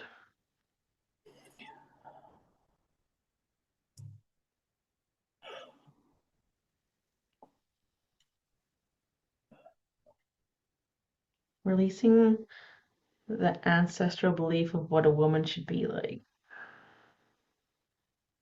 How to dress, how to act.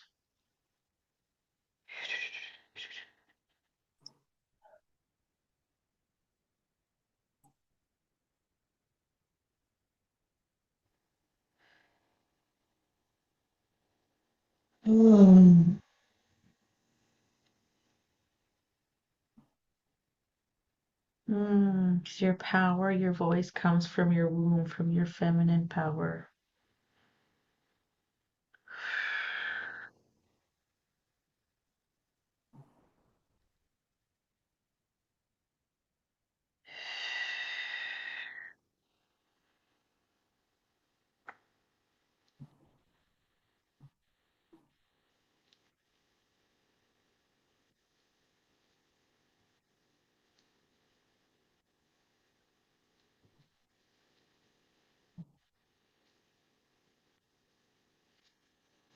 Whoa, whoa.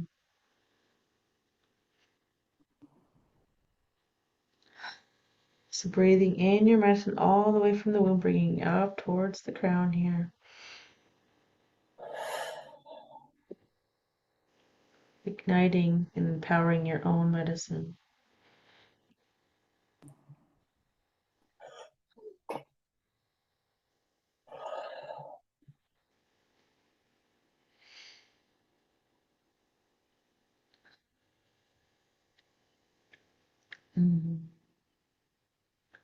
How are you feeling? Very peaceful. So just keep on taking this time to integrate as I move on to the next person. Thank you so much. Allison, how can I help you? How are we doing for time? We're still good for time. Hi, thank you. Hi. Welcome. Could you do a scan of my body to see if there's are issues that I'm not aware of, or if past life that might impact my body at the moment? Absolutely. Thank you. You're welcome. Yeah, something on the foot right away. So it's the right foot at the bottom. Kind of in between the pad and the heel, but more towards up to the pad. Ooh.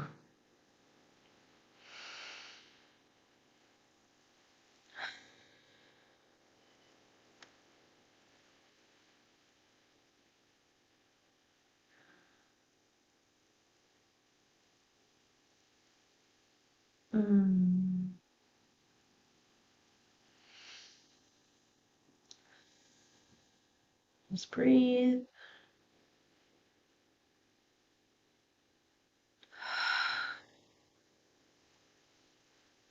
Just allowing your senses to be turned on, whether you feel, have a knowingness, see, smell, taste.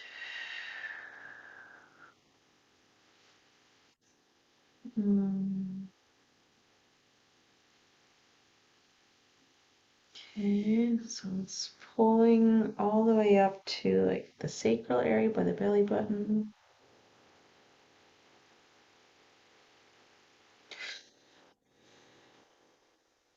Mm.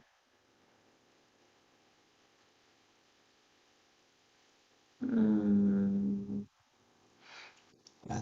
Mm. It's coming to the solar plexus.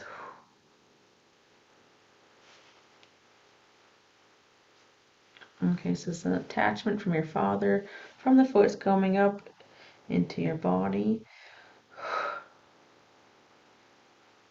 Mm. So releasing all hidden attachments from your father. Doesn't matter if he's passed or not, or like alive or not.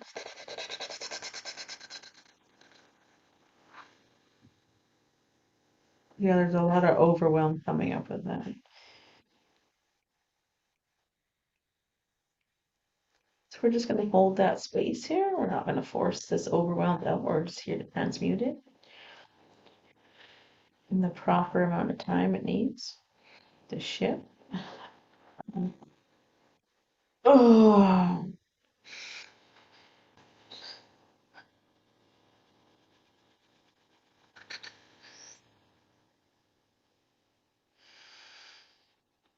Mm.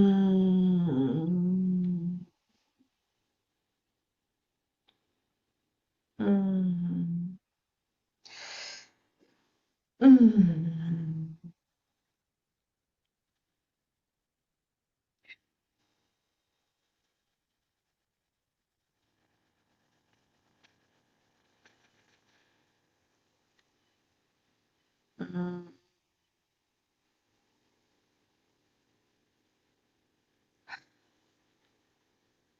Mm. Mm. There's also a mother's attachment as well too. Okay, so she's more from the ear, so your father was more from the bottom of the foot coming up into your body. There we go. Mm.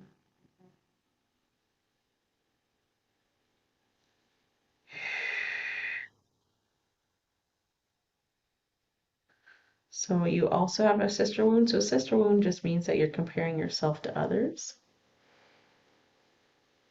Mm.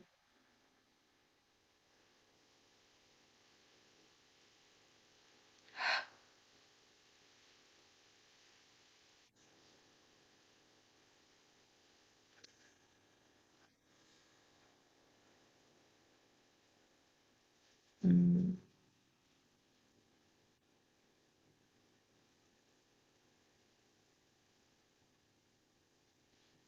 Mm.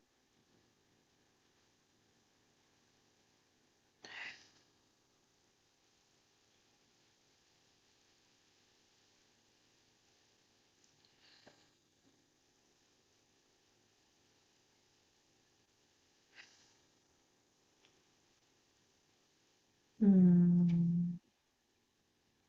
So I've never seen this before. So it's like at ground level, when you look at carrots coming up, there's like this a little bit of the carrot sticking up, but the stem of your carrot, like the green part, is flat. It's not sticking up, right? So we'll see what that means, or if that means anything to you.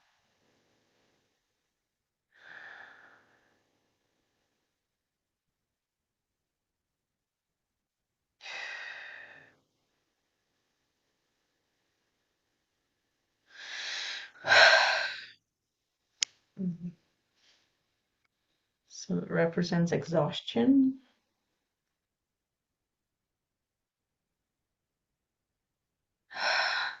So what we want to do is we want to draw in from the earth, Mother Earth, bringing those roots down from your feet. We're going to absorb the vitamins, nutrients, minerals from the ground. Bring it up into your body, all the way up to the top of your head, replenishing and nourishing your body here. Hmm.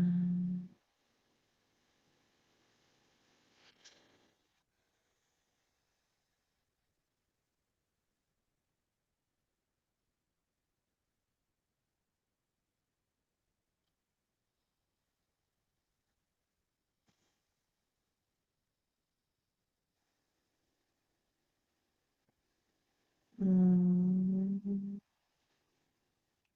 So activating your power.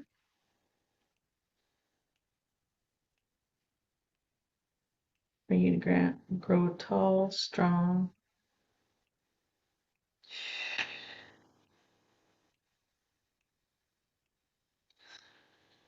Mm. Just give the body a little bit of a shake here. How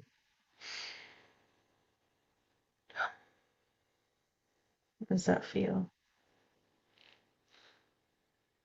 Feels good. Yeah. I was just curious about my crown chakra. Pardon?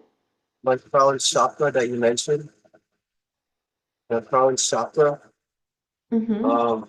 What did you see there? So we were bringing up your power, like those vitamins and the nutrients, where we're going to bring it up to your crown chakra, so you feel it all throughout your body. That makes sense? Okay. Yeah, I've been trying to it seems like my powers for connecting with spirit has been blocked. So maybe that might have been causing it. Yeah. Yep. Just trust yourself. Like when the intuition Thank comes, you. just believe in it. Yeah. And that It's may be causing pardon? that may be causing that ringing in the ears also. It could, yeah. Okay. I'm just trying to make sense of what I'm going through. Awesome. Thank you for your assistance. I really appreciate it.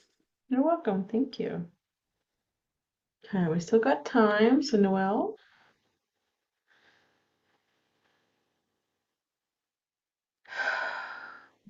Hi, Jenny. Thank you. I am so freaking overwhelmed and stressed out. I wake up very early in the morning for the first time in my life because I can't sleep anymore because I am so stressed and I stress myself. I don't need, but I feel such an urge. So really, I want to move from Canada to France in a month.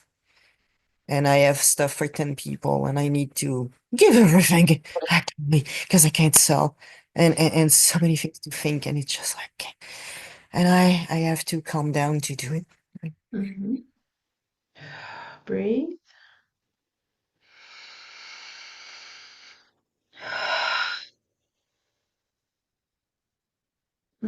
Just taking that cluster, that go, go, go. We gotta go, go, go. Breathe that into your heart on the inhale. And on the exhale, push it out of your heart. Bringing that overwhelm into the heart on the inhale. Pushing it out on the exhale. And one more time.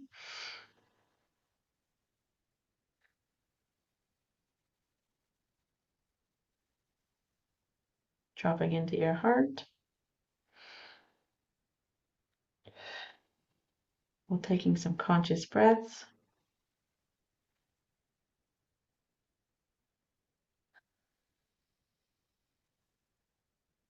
Mm.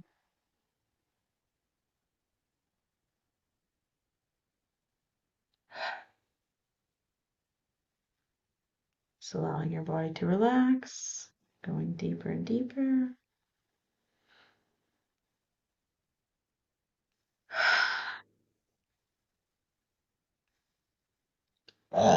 There we go.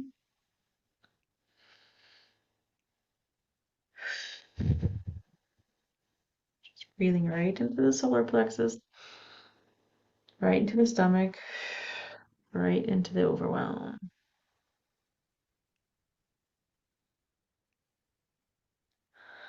Mm.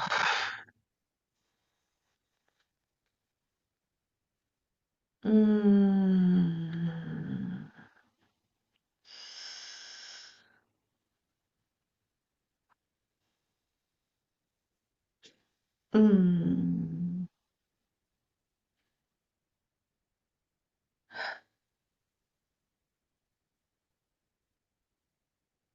Mm.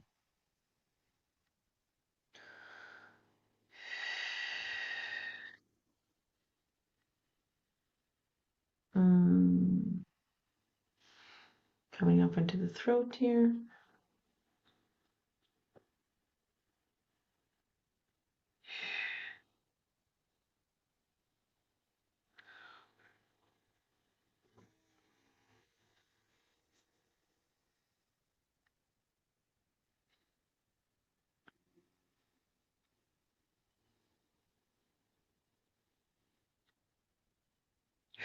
So detaching from the chaotic energy.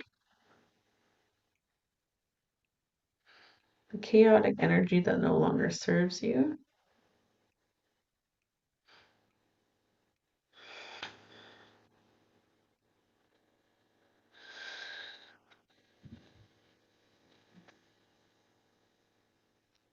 Mm.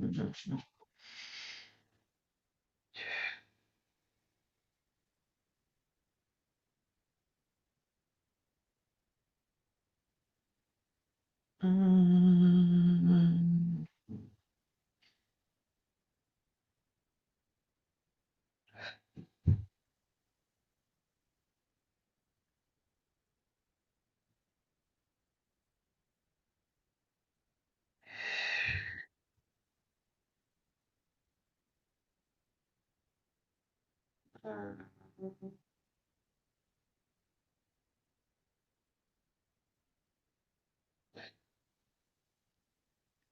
Mm.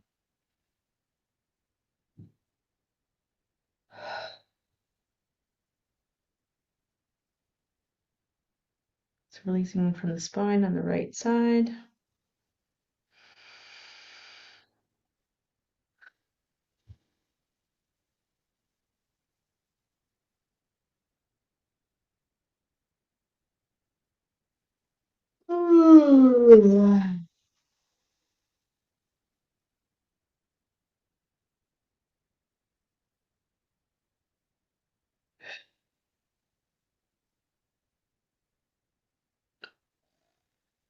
Mm. So unlocking your back here.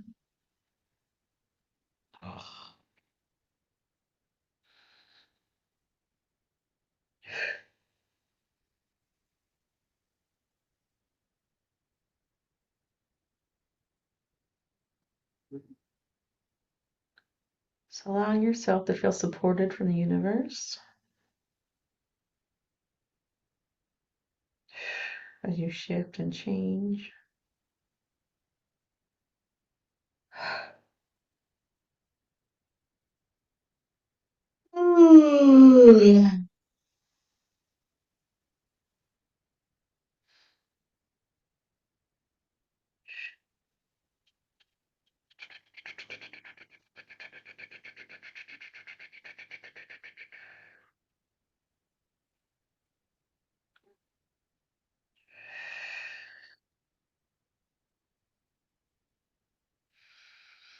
Regulating the nervous system.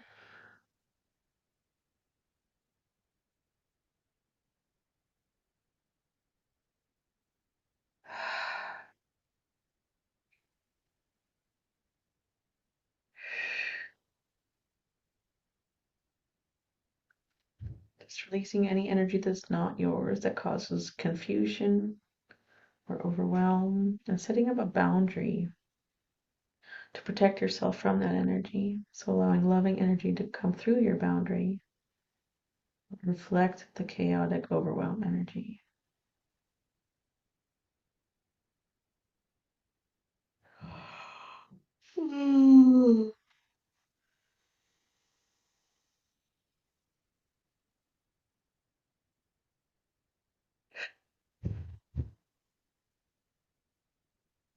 coming down to your hips. Allowing them to soften.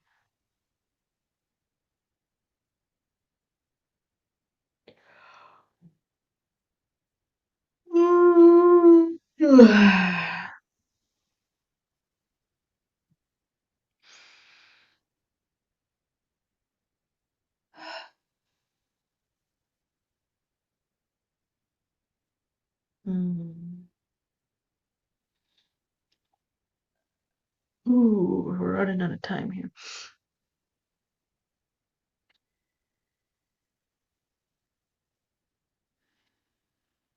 Okay.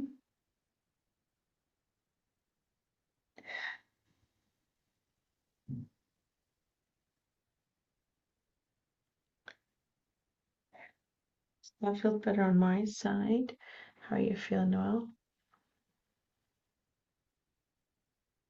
Well, a lot calmer, I'd say more embodied probably. Oh yeah, I feel like I have a nexus well, you don't see me in the middle. And heat at my temples since the beginning. It's really strange. So just let the energy to move as it needs to. So everyone can use that technique whenever you feel overwhelmed or chaotic and you're like, your mind's just like going, going, going. You can always just take that chaos, breathe it into the heart on the inhale and release it from the heart on the exhale. It's a really good tool to use that you can use. It's free. So we only got a couple of minutes left. So thank you so much. You're welcome. Whew. So I just want to make sure everyone's energy is disconnected. So your energy is going back to you. My energy is coming back to me from this group healing and individuals. So my offer, my $97 offer is a one-on-one exclusive session with myself. We can go deeper and deeper as we need to remove those layers. So if that feels right for me to add those pieces of the puzzle for you, if that feels alignment, if you feel something like, ooh, I really feel this feels amazing, or if you have that connection with me, you're more than welcome to ask or sign up or whatever feels right for you. But yeah, I am here if that feels right and aligned to you. Thank you everyone so much. Thank you, Witchy. Thank you so much for being here today. You did an awesome job. I was like, this is great. So many people are loving this. It's just, I'm so happy. Thank you. Thank you. All right. Well, guess you guys are stuck with me for the next hour. No, I'm just kidding. It's not really stuck. Let's see, what am I? I'm a musician. I'm an energy healer. I'm a tarot reader. I do many, many things and they all kind of float into each other. I've made some songs lately that have been very spiritual.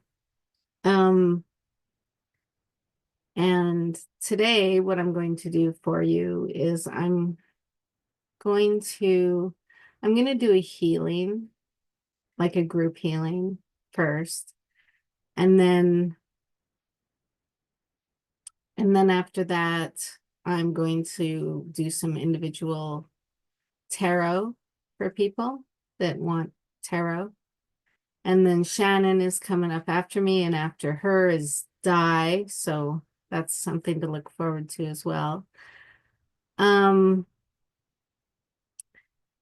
Could you guys put in chat what you would like healed? Because that would help me in regards to directing my energy to help you. So if you guys could do that, just whatever is causing that. That's really weird. I think, oh, okay, that's interesting. Huh. All right. Anyway, sacral chakra, trauma and negative energy. Negative energy is so evil. I will totally help you with your negative energy. Inner child. What's the need to people please? Yeah, inner children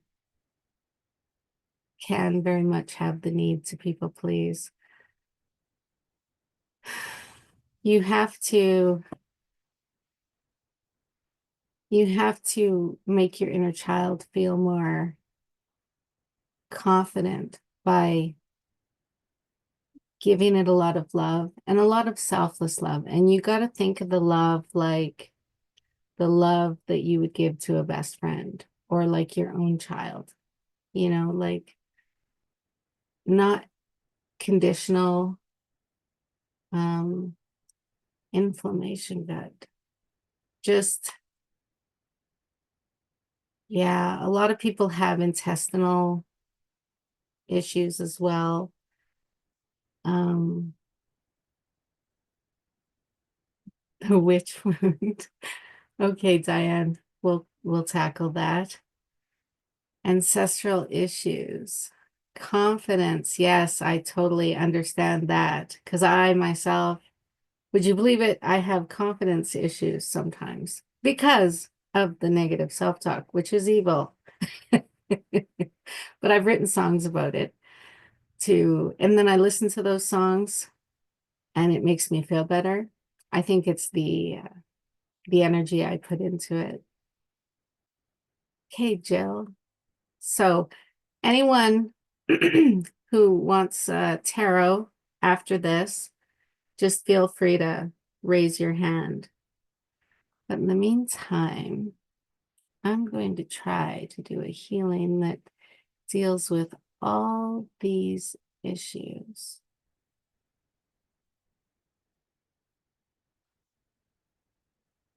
Okay. Addictive behavior to food. Yes, food is very much, or can be very much, an emotional crutch because we do emotional eating.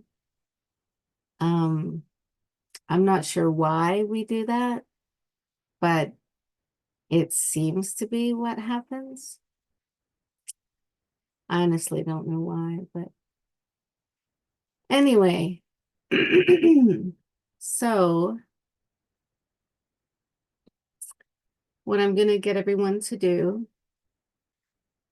is I'm going to get you guys to breathe deeply, to relax. In through the nose, out through the mouth.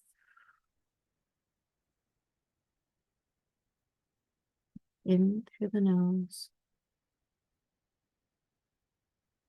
out through the mouth.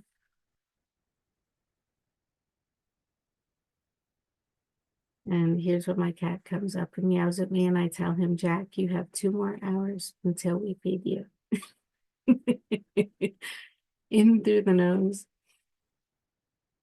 out through the mouth. In through the nose, out through the mouth.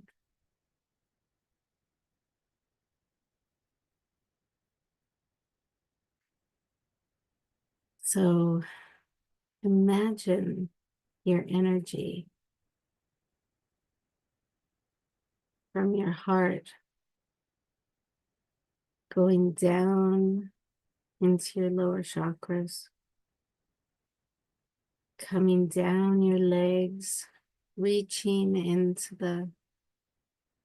through your toes into the ground, kind of like roots of a tree, and going down, down, down, down, down, down, until you feel connected to the earth. This is grounding. We like to ground because, well, those of you who ground all the time, you know why we like to ground. But it's a good way to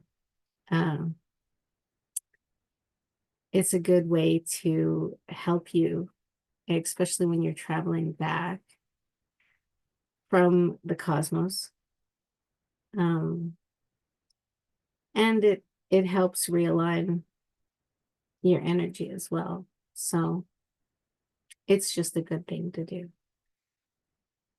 Now we're going to take your energy that's down below and we're going to bring it up, up, up, up, up your legs, up through your chakras, to the red chakra, the yellow chakra, the orange chakra, the green chakra, the throat chakra, which is the purple chakra, the crown chakra, and you're going to float up, up, up, out of your house,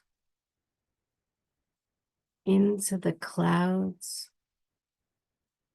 You're going to keep rising, rising, rising, rising through the planets, through the stars, through the cosmos, looking through other galaxies until you come to this really dark space at the edge of the universe. That's your spot. It's like it's the place where you like to spend cave person time. You just, there is a chalkboard. You can feel free to write any message you want to your higher self on that chalkboard, and your higher self will receive it and help you with it. So if you have a specific request of what you'd like your higher self to help you heal, please put it on the chalkboard. Now, and I'm going to hold space for you while you do that.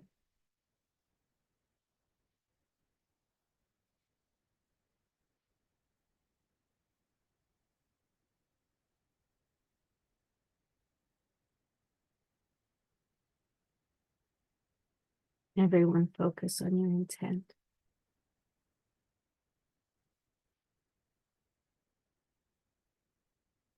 Let your higher self know.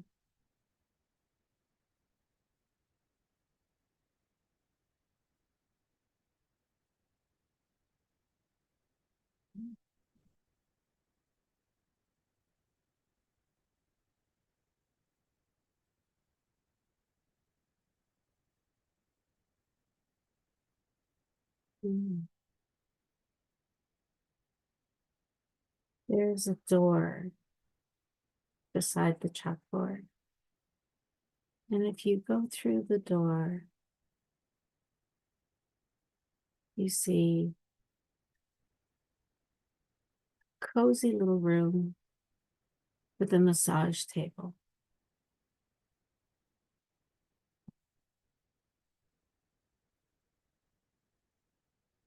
You see a projector on the wall. Feel free to lay down on the massage table.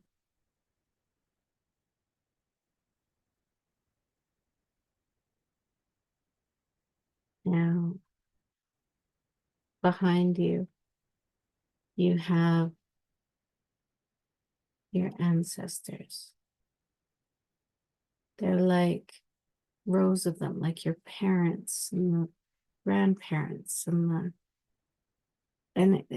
great grandparents, and it continues backwards in this big log line, and they're all there to support you with what we're going to do today. So the first thing that we're going to do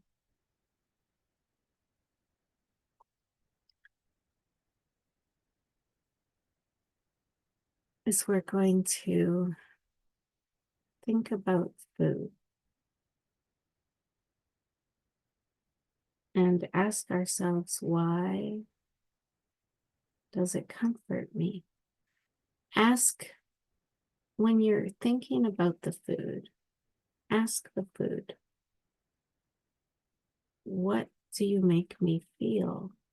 What do you do for me that gives comfort to my inner child?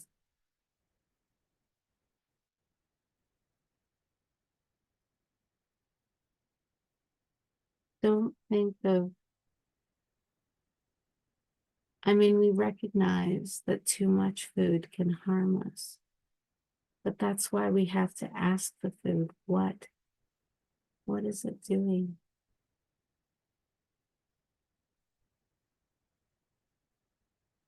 And we sit with it like we would a friend, and we listen.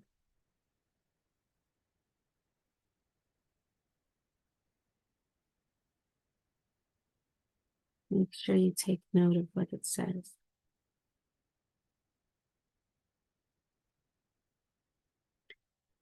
Because it will tell you.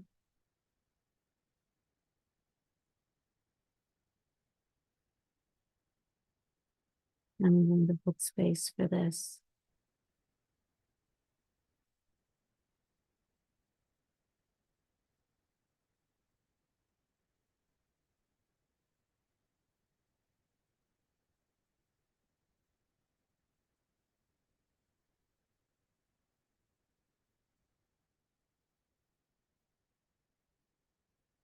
The food may try to distract you. It may be comical. It may ask you to eat me. But listen to it when you seriously ask it, why? Why? Why? And let it know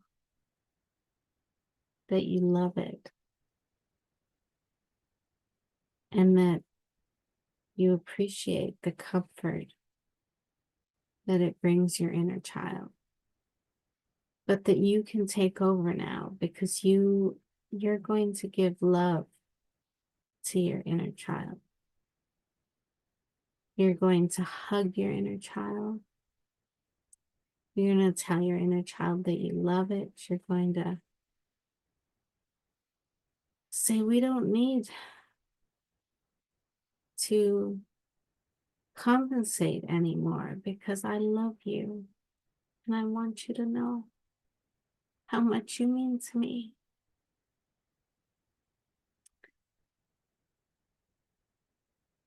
All the negative self-talk and negativity that encourages you, that lies to you, because that's what negative self-talk does. It lies. It lies. It wants to scare you. In some ways, it's a protection mechanism that your consciousness has chosen to create to protect you from things, but that is not okay because you're the one in control. It's your life. If you don't want to be afraid anymore, then you just tell it, look, you're wrong. I don't have to listen to you. All you do is lie to me. Half the battle in overcoming something is knowing what the problem is. When you know the negative self-talk is getting to you, it's doing its thing, it's upsetting you, you just say, I recognize you and I release you. Thank you for trying to protect me, but I'm good. I'm good. I have my inner child that I give love to. My inner child loves me back. Food is not needed. Negative self-talk is not needed. Just release those things. Just let them go. Let them go. Let them float away from you like debris.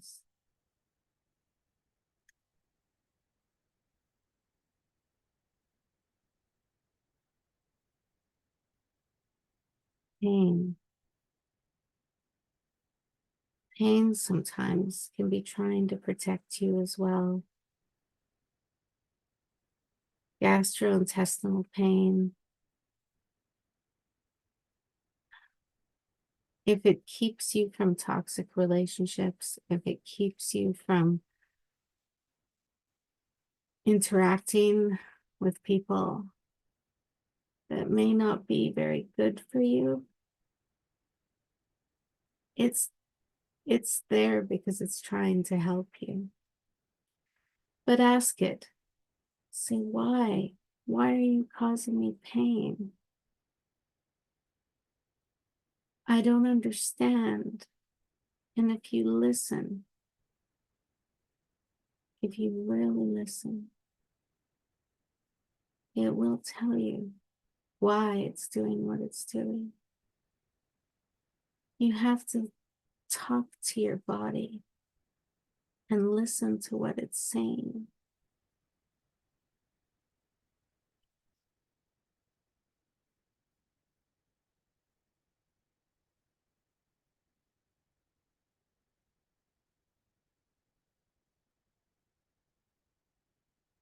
I'm going to hold space so you can talk to your body.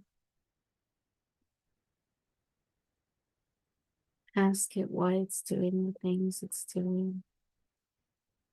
Hug it, thank it, but release it. Let it go. Imagine it just coming out of you, oozing out of you like blood when you cut your fingers. Just let it go. Let the droplets fall.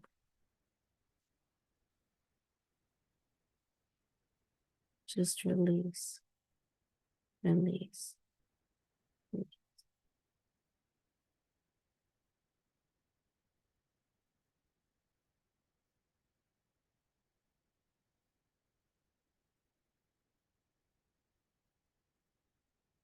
Take your love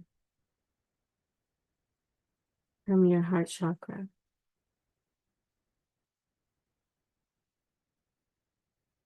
and tell those things. Tell those parts of your body that you're talking to. Tell your inner child. Tell your negative self-talk. Tell the food. Say, I love you. Thank you so much for what you've done, but I don't need you anymore. I release you.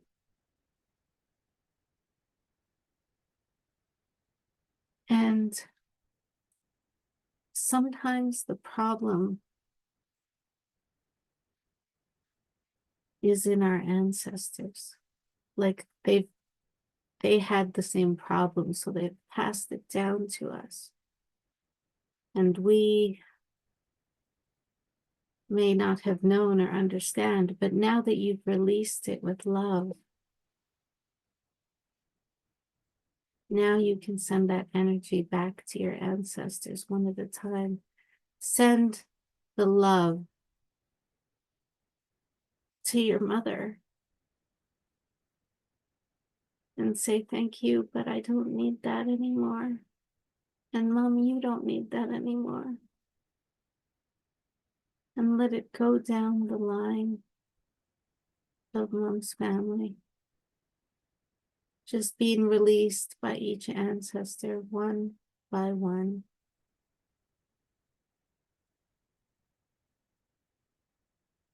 Say it to your father's side. Say, Father, I do not need this anymore. I love you. But you don't need it either. You must release it. And feel it releasing down the line as the energy moves through each ancestor. Imagine a purple flame coming from you and just going down the line of your ancestors, cleansing them of this problem, letting it go. Tell them that you love them and to let it go. Let it go.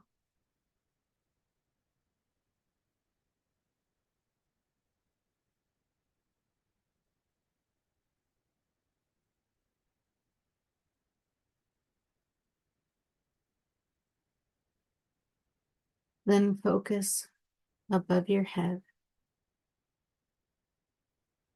and above your body.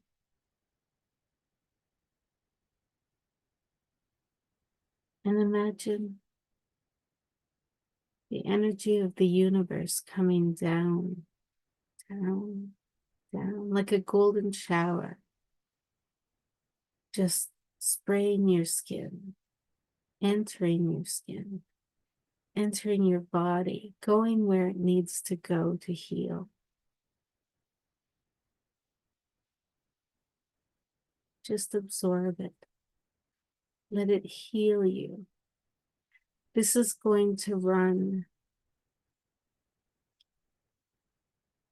either days or weeks or months or however long you need it to. This universal healing is going to take place. Don't reject it. Accept it. It's for you. It's the universe's gift for you to help heal you of the things you've released.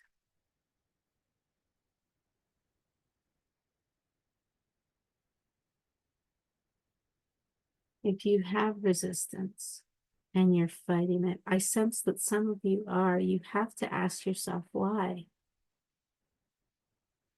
Why am I resisting?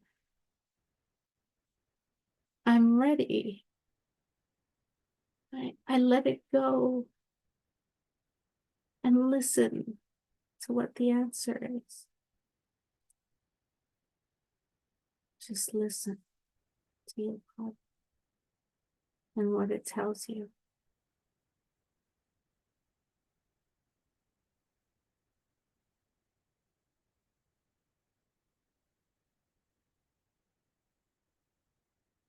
Mm.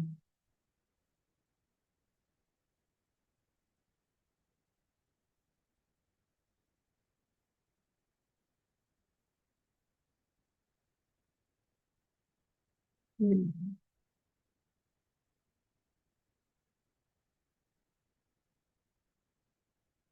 Keep running the energy. Run it as long as you need to,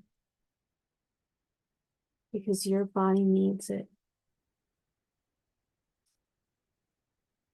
Your inner child needs it. And imagine that it's filled with so much love and that you feel so loved by universal energy.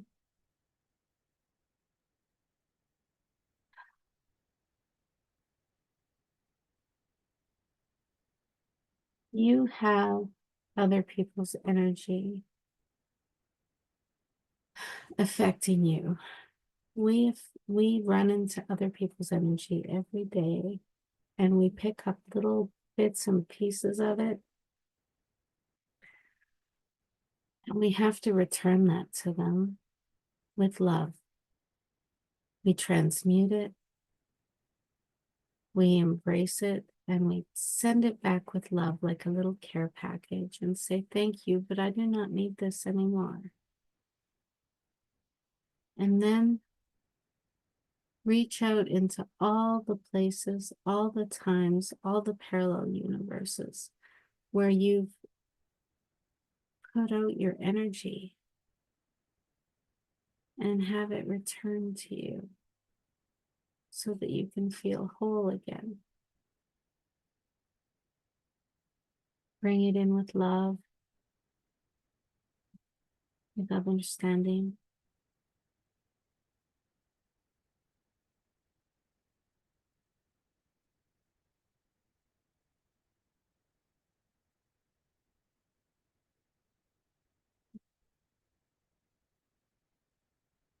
And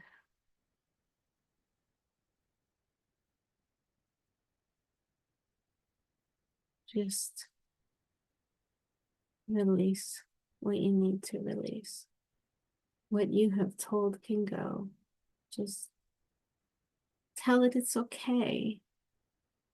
Life will be good, you know. Let it get in the car and drive away. Then, when you feel like you've collected all your energy, I'm crying, so I know this is a good release. Just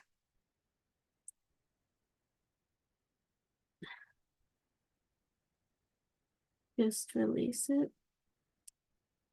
And once you feel like you're all together,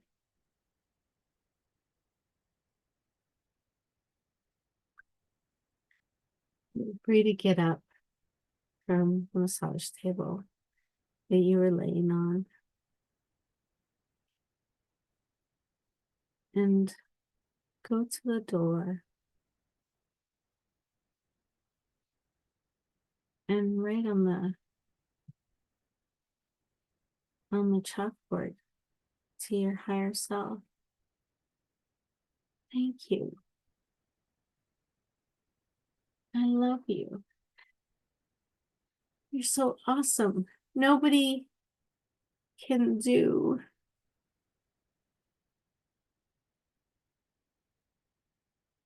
anything to you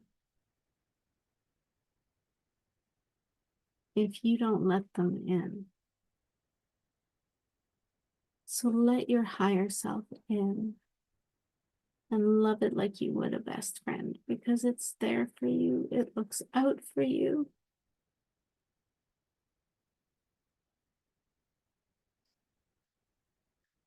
I feel so much emotion.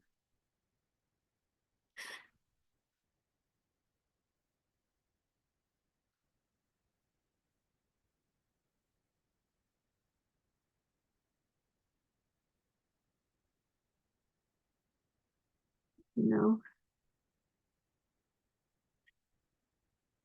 if you look left, you can see a big water slide. Just a golden water slide. And you run over to the water slide and you hop into the water slide. And it takes you down, down, down, down, down, down, down, past the galaxies, past the planets, past the stars, past the clouds. It's bringing you back down, down, down, down, down, down, down. Back into your body. You slide into your body. All your chakras clicking into place.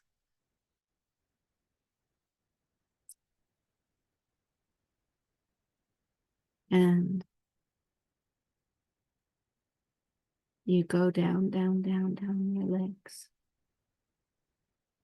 And you pull up the energy from the earth that you had placed there earlier, like a tree. And you bring it back into yourself. And you transmute all your energy into love. And when you're ready, you can open your eyes.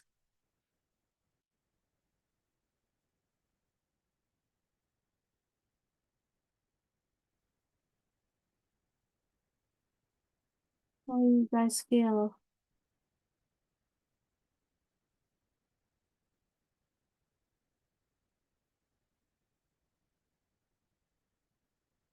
If you guys could tell me in chat how you're feeling,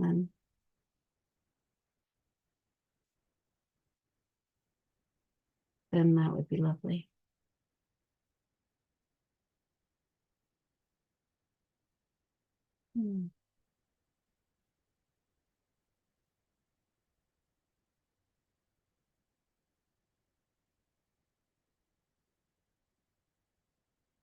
Thank you.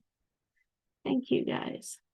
I'm glad you enjoyed that healing, and I hope it helped. Die. That headache, just imagine the golden light cleansing your head of that headache. And when you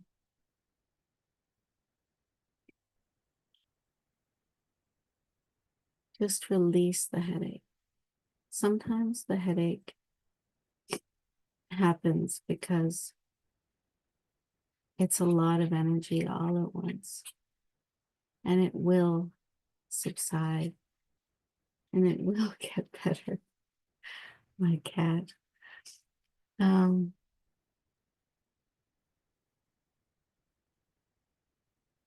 Thank you, Nelson. I appreciate that. All right. So I'm going to pull up my cards and I'm going to do some personal readings. Oh, God. That was so oddly emotional for me. But I think it's because I tapped into you guys a little too much. All right. Let's see. My first person.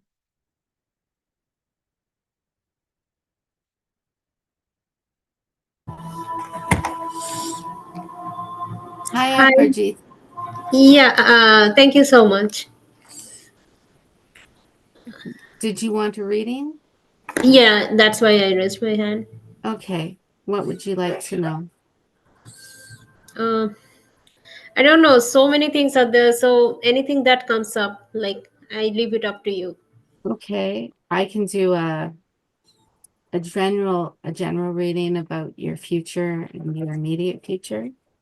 Oh yeah, that would be great. Thank you. You're welcome. Excuse me. Aparjita, what's in store for her universe? Aparjita, what is in store for her? What do we want her to know?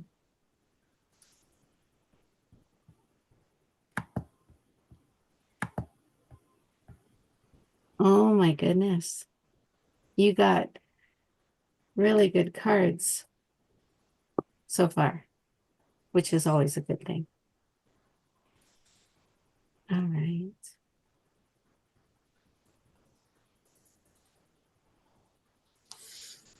Okay. All right. So right now, right this minute, I'm going to take off my glasses. Right now, right this minute, you have temperance. You have to be neutral. You have to be balanced. You have to make compromises. But it's calm. There's peace.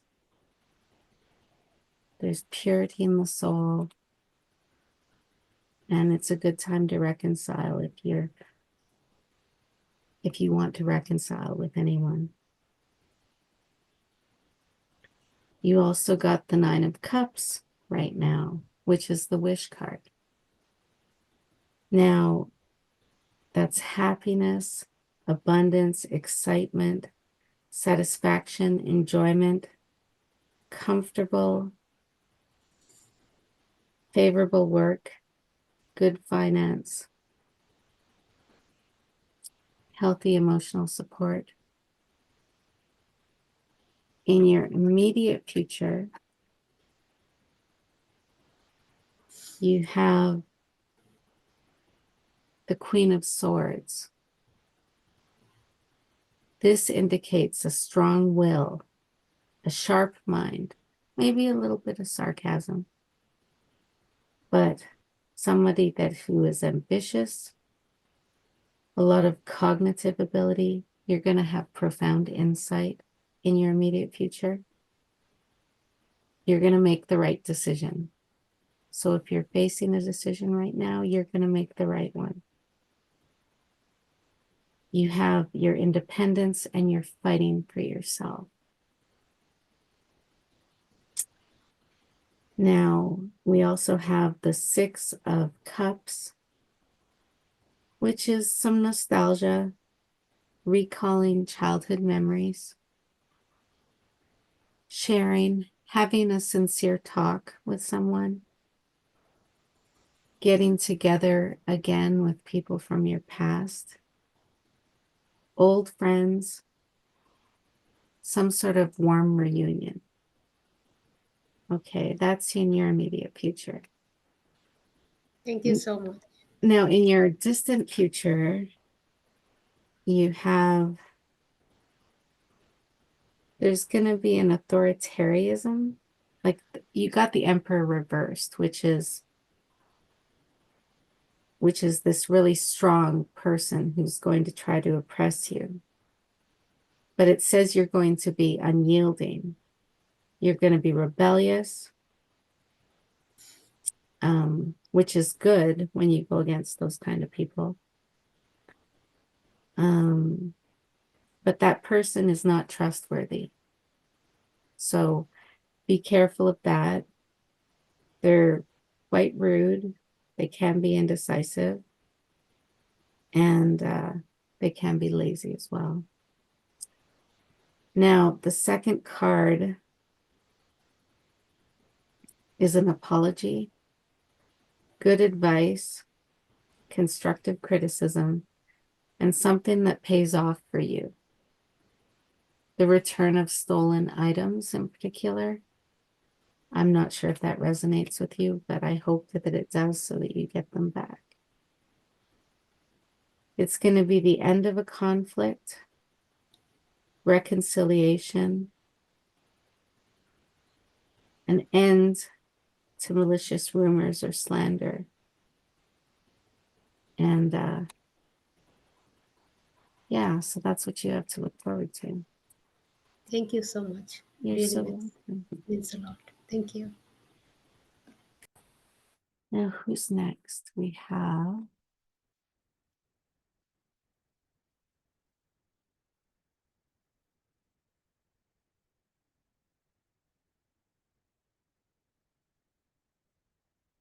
have Carrie K. Carrie, can you unmute? Hi, can you hear me okay? Yeah, I can. Hi, I'm kind of new to this, so I'm not sure what I can ask. Is I guess with Valentine's Day, that theme, is there a, a partner? I had an astrology reading where I was told because of where the planets are and such, that I'm actually supposed to go through life alone. And I found it kind of upsetting. So I'm just wanting to see. I had a girlfriend of mine sent me when I was in my early 20s. She sent me this online numerology calculator that would do your whole life reading. And it too told me that I was meant to be alone for the rest of my life, which I found horribly depressing, you know, and ironically, I was in a relationship at that time. Oh. And it told me that, well, I did a reading for my boyfriend at the time, and it said that he was going to get married and that he was going to get a really good job and, you know, like a government job, blah, blah, blah. But mine was just horrible. And I was like, well, how is that? And I was like, how is that possible? And then here we are years later. I'm no longer with that person. It's not because we followed the numerology thing. Yeah. It's just the way life happened, right? And what I've come to discover, I'm not alone. I'm in a relationship currently. But I'm very independent now because I've been through so much. Yeah. So I'm constantly engaging with number one energy, which is like, okay, I got to do this. I got to take charge, Yeah. Which doesn't leave a lot of room for other people. Yeah. So I'm thinking maybe that's kind of what yours was as well. Yeah, I'm in the process of a divorce, and we were together for 17 years. Yeah. And right now, I'm very all about me. Well, doing a lot of healing of myself, learning about self-compassion and self-love. Um, but I'm not adverse to being open to having a partner, if there is the respect there, and the mutual Yeah. respect, Yeah. Well, I mean, it's completely possible that it'll take a bit of time to find someone with those qualities, but at the same, I mean, because you're pickier now, right? Yeah. You know what you don't want to deal with anymore. I've been there. I understand. He loves And doing dishes. The future one, if there is one, loves doing dishes. Put it that way. yes. Yes. Or they buy you a dishwasher. Yeah. Something equal like that. So you're not slaving away doing everything. Yeah. Let's see what the cards say for you. Do you want your immediate future as well as your distant future? Um, Or let's do you just just want do, your immediate or yeah, let's just do the immediate, because this reading that I got really kind of threw me off. yeah. So I just need to kind of knock that out of my radar. Okay. Thank you. You're very welcome. But I'm saying you have hope, because I was told I was going to be completely alone and I found that to not be true. I'm happy for you. Well, I think it's going to be the same for you too. Let's see. Oh.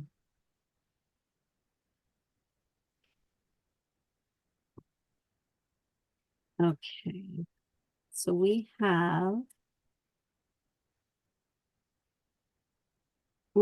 the moon upside down, which is beneficial changes, clear thinking, clarifying the matter, ending the clutter. Escape. I was thinking about your dishes, right? Is clarifying the matter, escapism, ambiguity. There might be some deceiving, so be careful not to lie to yourself. Okay. There's daydreaming. You do have some health concerns. There's some self-doubt, and you've had a dangerous warning from whoever you had a reading from before. Now, you have the Nine of Cups as well. Nine of Cups upside down suggests a little too self-indulgent, so you have to be careful about liquor or just too much of anything. Because it can make you sick, you know.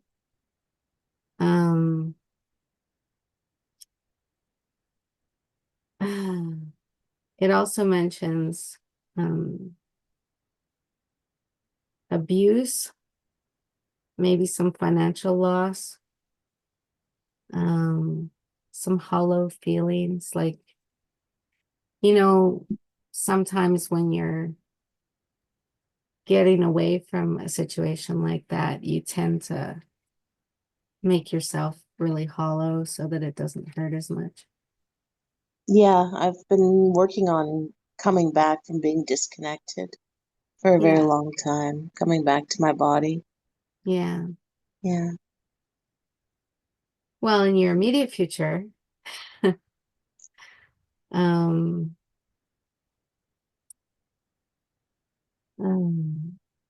okay, in your immediate future, you have peace, harmony, end of the conflict, opportunity, and beneficial change, right? So that's good.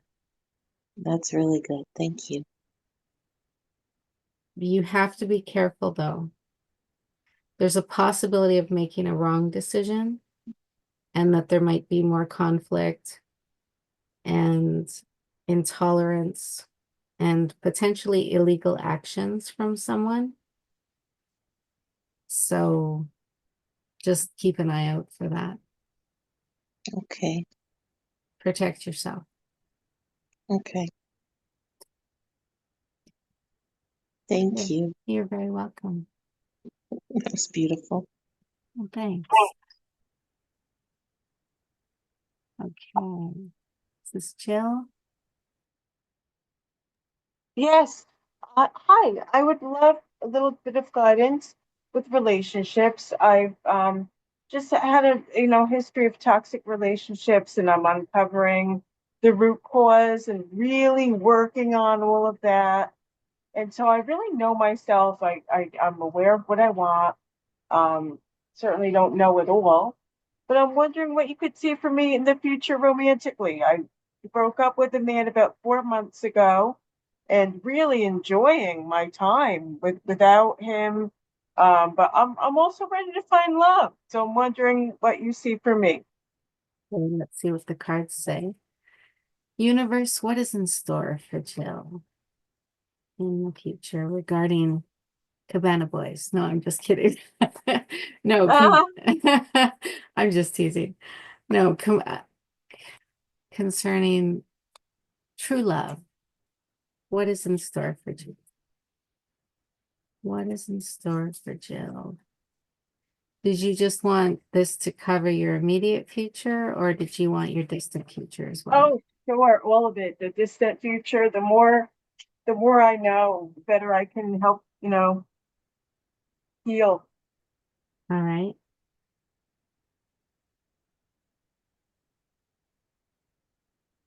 Interesting.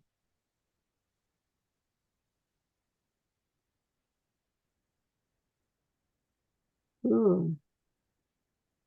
Oh, that's so good. You got really good stuff coming. Ooh. Really good stuff. I'm like, that's impressive. Okay, so right now you have spiritual progress, wise counsel, spiritual power, righteousness. You do have a little bit of loneliness. You're supposed to teach, maybe seek advice, and that's the Hierophant. Okay. You have the Emperor that you're dealing with. It's another authoritarianism person. Like they want to control you, but they can't. Is this person alive? They're present in your life right now. That's no guarantee that they're alive, though, because people that are dead haunt us. Okay. All right. So, but you want to rebel, right? Yeah. You you don't trust this person, and you're indecisive right now about things. Now, In the immediate future, you're going to feel some uncertainty, some timidity, lack of confidence. You might have some missed opportunities and some health problems that you have to deal with. It does get better, trust me. Now, you might have some bad debt because of the, what you've gone through. You've had to there's going to be selfishness, but sometimes that can be a good thing, especially if you're taking care of yourself. You just have to be careful of wasteful spending. Okay. And then in your distant future, you have it's the King of Pentacles. Okay. Some dude that has money and is intelligent, practical, wealthy, entrepreneurship, stability, commitment, and very polite and kind, which is what a lot of women want, but a lot of guys don't realize it. It's true. Kindness is so important. Well, and it seems to be so rare too, unfortunately. You have the 10 of Cups in your distant future with the King of Pentacles. This is like such a love story. Ooh. It's gonna be prosperity, satisfaction, joy-filled, a sincere friendship, a happy family life, a happy marriage, eternal love, and wishes coming true. And the last card is you have to appreciate what you have because there's going to be some stubbornness with either you or your partner. Somebody's going to get bored. There's going to be irresponsibility. There might be some obstacles to getting where you guys want to be. And one of you might suffer depression. So if that's a medical concern, definitely take care of that as well, because it will affect your happily ever after. But it's looking really good because, like I said, you got the 10 of Cups and you got the King of Pentacles. I think it's a lot of girls' dream, really. That is really cool. Thank you so much. You're very welcome. I'm glad that that's what came up for you. That's just wicked. Indeed. Okay, who's next? I gotta put my glasses on again so I can see. It's Nelson, one of my favorite people.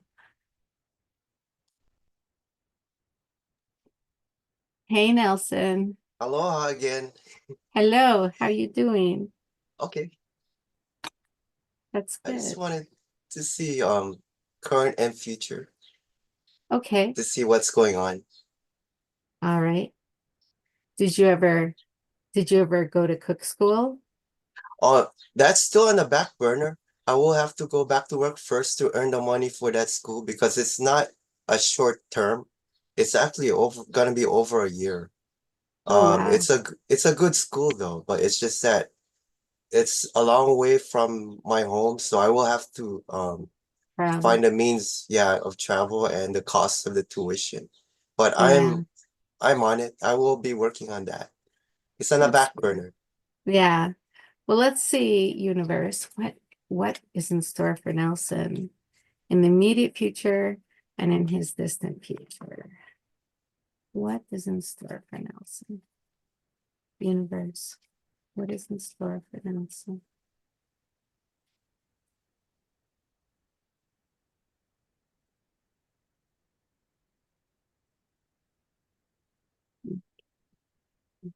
Ooh.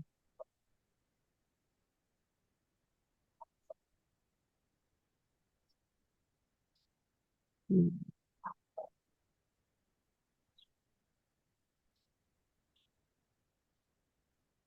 Okay. All right, what do we got here? We got right now, there's you're having extensive change, possible liberation, which is always a good Yes, thing. definitely. Empowerment, which is good. Yes, that's been current. Transformation. Yes, that's been current. Rebirth. This is the dawn of a new era for you. Definitely. You have to be careful about gossip. There could be some bad health, and you might have some troubles. There might be misunderstandings with people, some ridicule, cruelty, sharp tongue. Family can be horrible sometimes. Definitely. In your immediate future, there's a Queen of Swords. Now that represents a strong will, sharp mind, sarcasm, cognitive ability, profound insight, right decision making, independence, and fighting for yourself, which is important. You have to do that. Now you have the World, which is a very good card. It's an ending of a chapter in your life, right? Yes. But it's also a beginning, because that's what the World does, is it ends one thing and it begins another. So you've had completion. You're going to achieve attainment. You have extreme harmony, end of a journey, extreme pleasure, which is always good. You're going to achieve your goal. You're going to have success, and you're going to have an ideal state of life in your immediate future. In your far distant future, we have a bit of struggle, unfortunately. You have some financial tension. You have to be careful about your resources running out, because what you have is the Five of Pentacles, right? So you got some unfortunate trouble, loneliness, maybe some despair.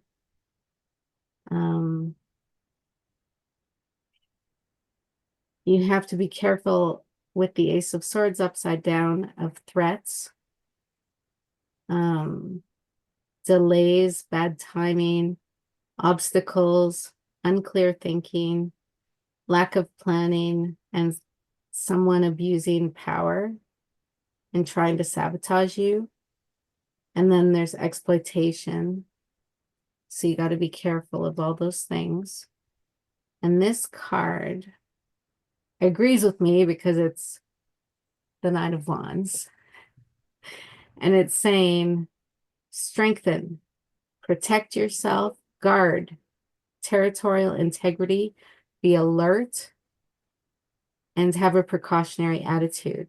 Physical strength and fight for yourself again is what it's saying. So just knowing is half the battle. So now that you're aware of that stuff that's coming up, you're going to defeat it. Okay. I will arm myself with all the knowledge that I need and take your advice. Yeah. Thank you. I mean, that will be very helpful for me, because I tend to be trusting, and I tend to not think about those things, and I need to be more cognizant that there are people that may not they don't thinking of have you. your best fate. They don't have your best, they just don't, they're very selfish people. Yeah. Unfortunately, it's in my family, but it's life. It's part of my soul plan to deal with. Yeah, exactly. And they learn from you because you give a good impression of what you're doing with your life, sort of thing. But yeah. So happy to know that my efforts will be rewarded. Yeah, they will be, especially in your immediate future. You just gotta Yes, do, thank you. you just gotta deal with some crap down the road, and as long as you take Yeah. care of yourself, that's all. That's all that you gotta do. All Thank you, right. Wytchwhisper. You're very welcome, Nelson. All right.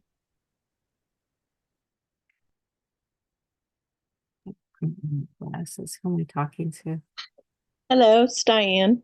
Diane, one of my favorite people. When I saw you up earlier, I pointed you out to Tuna. I was like, that's my girl up there. I was so happy that you were here. Oh, thank you. You're welcome. So what would you like to know today? I would like to know if what I'm thinking about doing at a fair is the proper way to go. Okay. Let us find out.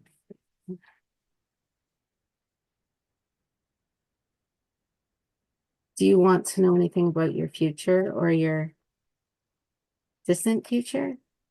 Sure, but it's more the fair. It's more I'm thinking about working at a fair and doing cleansing auras, but I don't know if that's the way I should go.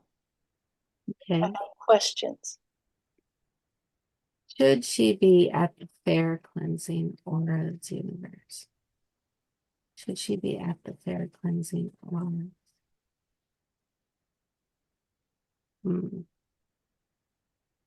Okay.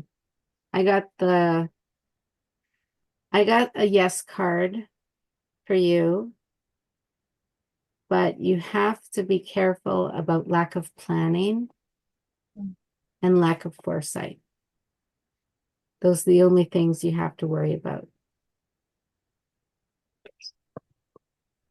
And You foresight. gotta think ahead if you're dealing with carny people. Not that there's anything wrong with carny people. I'm not saying that, but they move in a very fast environment, and they think fast, and they're always on their, they're always focused and they know what they're doing. So just try to think like they do. Like think ahead, be focused on what you're doing, and make sure that when you're doing your message, like if you're doing advertising for it, that you make it very clear in your advertising what you're offering, because then you'll attract more of the people that want those actual things. And not just people that are like, well, I just wanted to see if you were psychic or whatever, that sort of stuff. Yeah, I just was trying to figure out if that was the way to go, if there was a different modality I should do at fairs. Okay. Well, I think personally that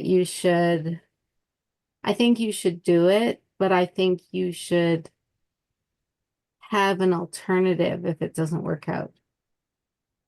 No, seriously. Like just have a different modality just in case. I have something in my hip pocket to fall back.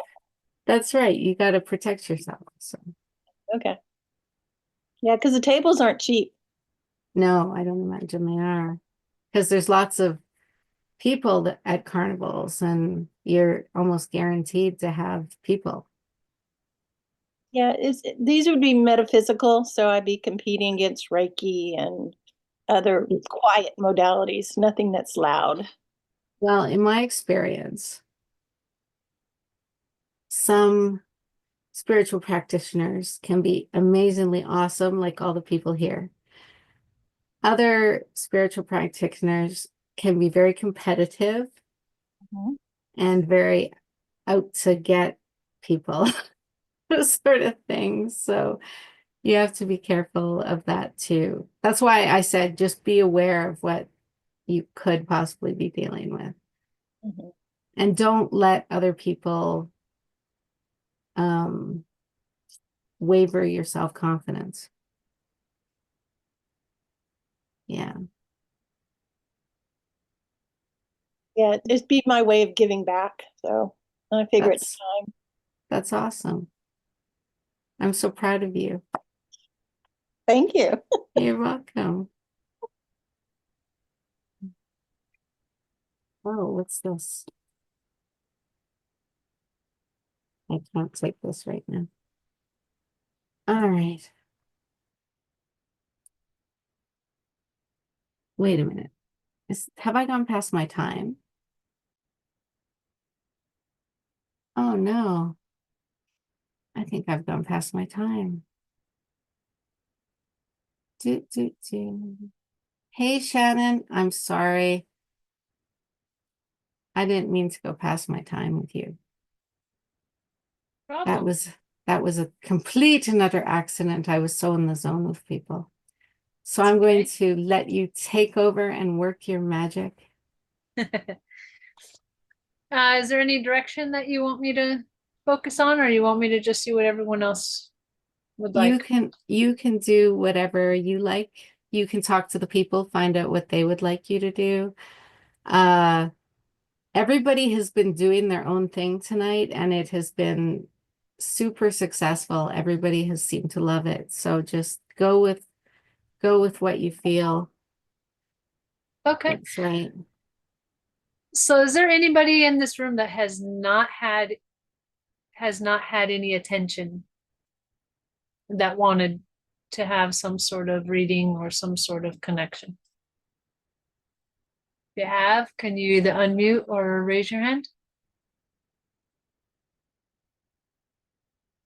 I guess not.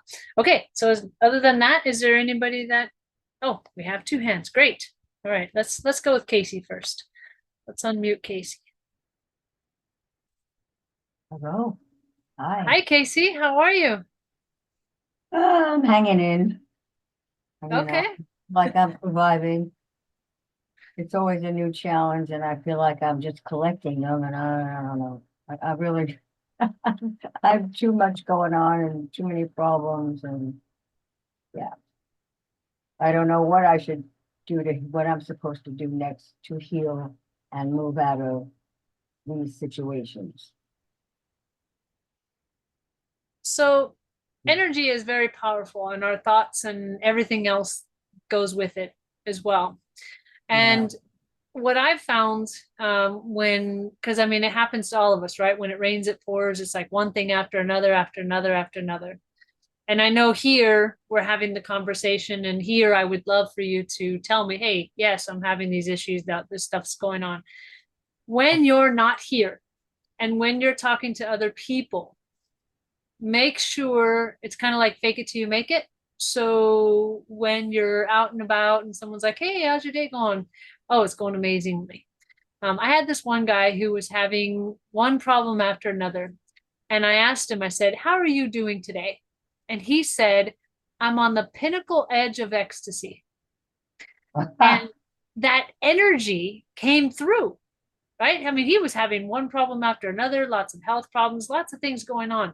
But his response began to shift his energy, because we can perpetuate that. I always call our brains and what we think as pardon my French, but it's as the shitty committee, right? Not really French. I don't even know why we even say that, but I call it the shitty committee, right? So it's the brain is constantly working. So if we have a problem, our energy is focused on the resolution to that problem, but it's also focused on whoever is creating it becomes the villain. And then we start perpetuating that energy, and then we start our vibration goes to a certain point where it starts to draw more of that energy.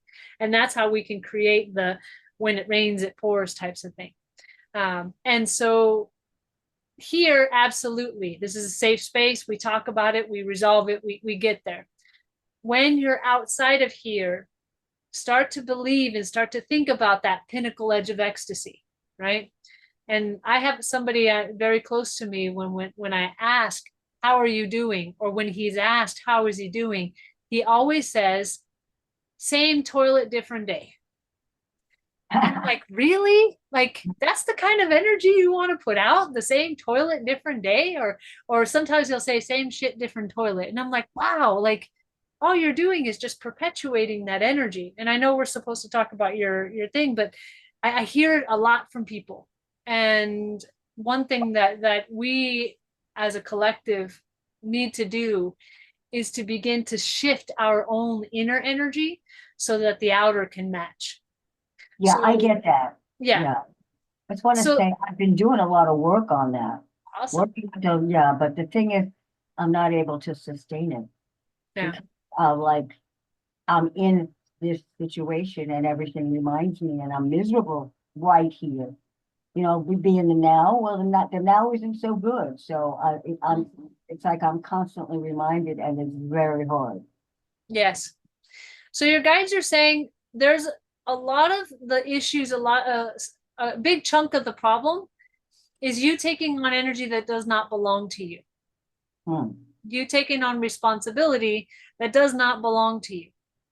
So someone might be making you miserable, someone might be doing something, but it does feel to me like you're taking on stuff that you could actually say, you know what, I'm drawing a boundary here.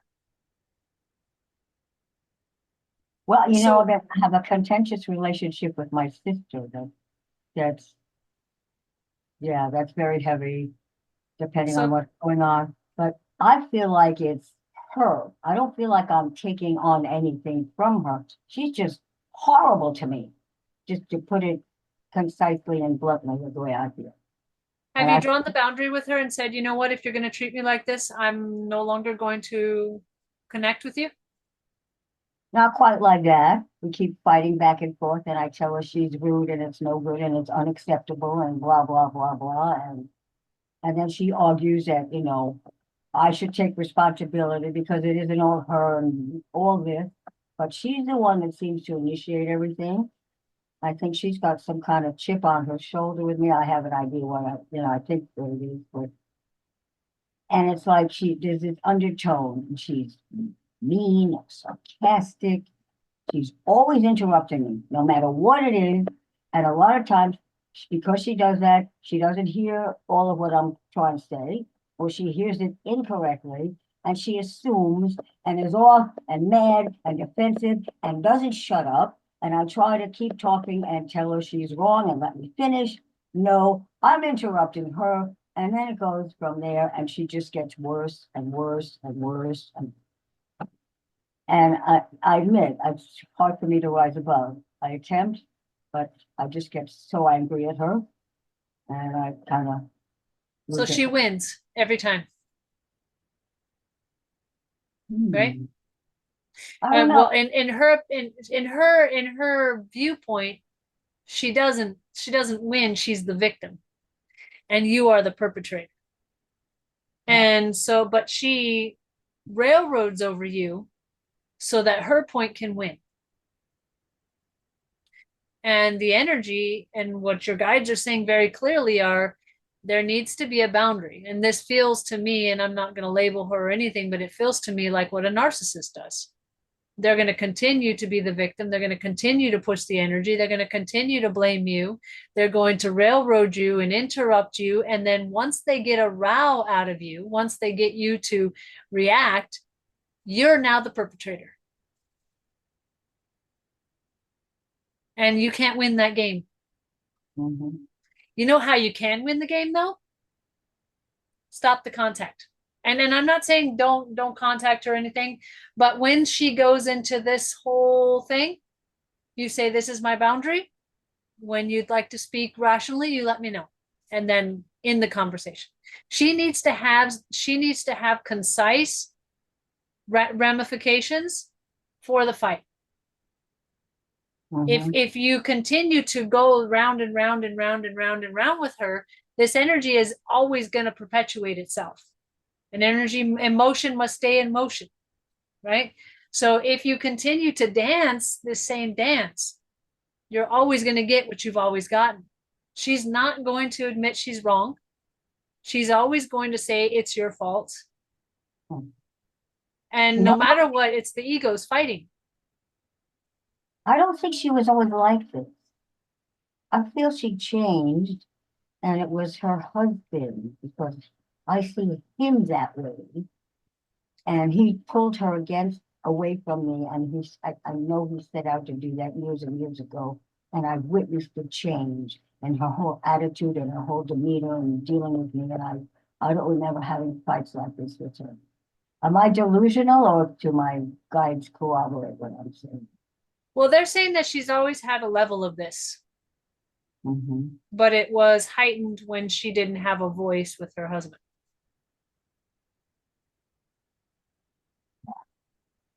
So to stop the dance, you got to stop giving it fuel.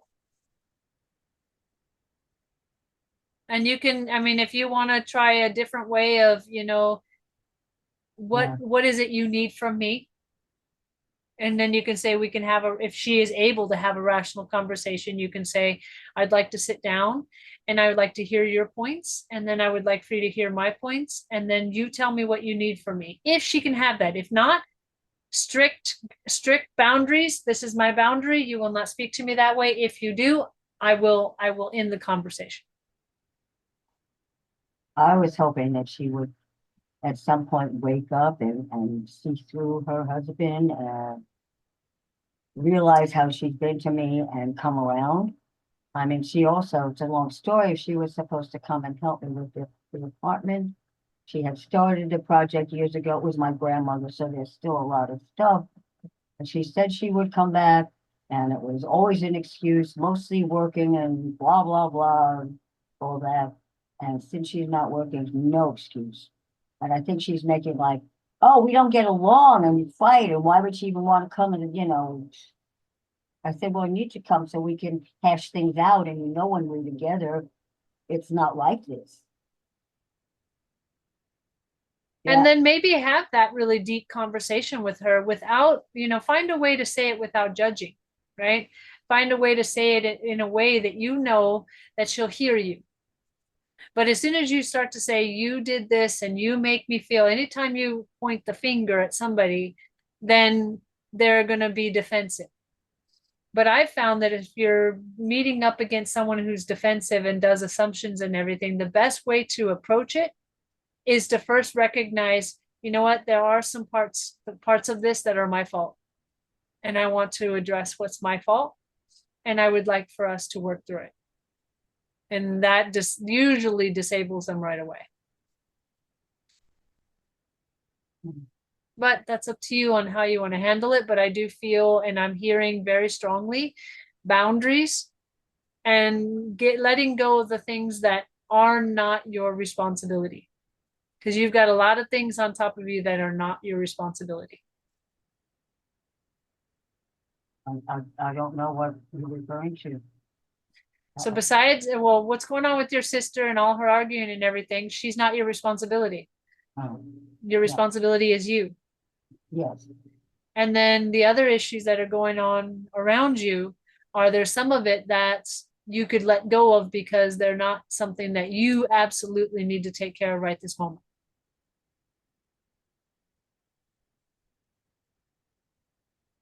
That involve me, but I could put them off, or you still, or that have to do with somebody else. I'm not sure, everything that's going on in your life, but I do feel like you've taken on a lot of other people's energy, and you've taken responsibility for things that don't belong to you. So you might want to take a look at your life and take a look at the issues that are around you and say, which ones of these belong to me and I need to handle right now? And which ones of these do not belong to me and I can let them go? And clear boundaries with clear repercussions. That's what I'm hearing your guide say. Can I just ask you, that reminded me, I don't know how I forgot. Last week, I broke out in these little, look like red pimples.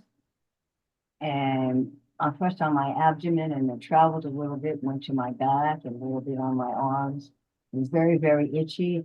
I tried a few homeopathic remedies, and then I went to a dermatologist, said, gave me a steroid cream I didn't want to use. And my doctor over the phone, I sent her pictures, my primary care. She thought it was fungal and sent me prescriptions for fungal creams. And I went to do the fungal cream, and something stopped me and said, I don't feel like that's what it is. And if I start with that, that's just gonna open up a whole can of worms with that, and I don't, if I, you know. Anyway, meanwhile, I think it's slowly getting better. Well, frankincense What helps does with that that. mean? I'm sorry? Frankincense helps with that. And so does lavender. Oh, you mean essential oil? Yeah, essential oils would help with that. Ooh. Yeah, frankincense is I think antifungal. I know that it's an antibacterial. So Any idea what it is? it feels to me like stress, actually. That you've got so much going on and there's so much energy. It just feels to me like stress. There might be a little bit of bacterial stuff in there, stuff going on, but that you can handle with essential oils. Yeah, I got that it was stress too. That's why I decided not to mess with that stuff. So it's your guide saying, hey, you know what? You got too much stress going on. You got to figure out how to bring joy into your life. And that's going to be the number one, bringing joy into your life. Okay.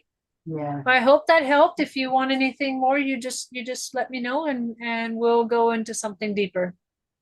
Okay. Thank you. All right. My pleasure. Great. Thank you.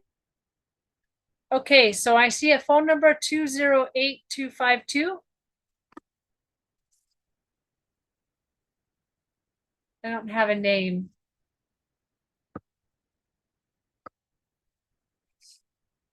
Two zero eight two five two. Going once. Going twice. Okay. Martina, you're next in the line. Martina G. Oh, hey, can you hear me? Yes, I can. Hello, how are you doing? I'm going to respond based on your previous response. I have never been better. I love it. I love it. All right. So that was like completely for me. What was it? Completely for me to hear too as well, because I always keep saying everybody I am hanging in there, and I feel like I am not getting out of that hanging in their phase. It's always a carrot we're chasing, right? Yeah. No, I learned something new today. Oh, that makes me feel good. Then I did my job. So tell me, Martina, how can I support you today? We've talked before, Yes. and you've been on my mind for a while. I have to get back to you. Okay. And have to book those sessions finally. And yeah, ever since my husband's passing, I have been in this state. Like I was taking care of him for 4 years, and now I have to catch up on everything I missed out on those 4 years, and I'm running myself to the point of burning out again because I don't even know what everything I have to catch up on anymore. So just like now, some kind of a general guidance or what they have there for me, like what to do. So what is the creativity thing? The thing that you're doing that's on your creative side? Right now, I am trying to remodel our home. We bought a fixer-upper before his passing or before he got sick. And then it was standing still during those 4 years. I was taking care of him. And now I am getting to finally finish the project I started. And it has been bringing me a little bit of joy. There's a little stress with finances in there too, that I can't pull it all off. And I don't want to, I am at the stage that I've done pretty much everything what I could do myself. Okay. And now I need somebody else to help me out. And every time I ask for help, my friends, they say, yeah, we'll do it. But I have been in this waiting stage for months. They say, yeah, we'll help you. And it's been months since then. And again, I ask and then we wait. So I decided I'm finally going to hire someone. And now my finances disappeared. So we have 29 people on this call right now. And I would ask that each and every person that's listening, let's go ahead and send resolution energy to Martina. So if we can all like come together in our energy and send, actually, let's do this for each and every person here. We're going to send abundance energy with prosperity and money flowing like roaring rapids to each and every person here. And if you have any issues, anything that is in your way or any blocks, let them just dissolve. So let's go ahead and send that dissolving energy, and then we're going to send the abundance energy in.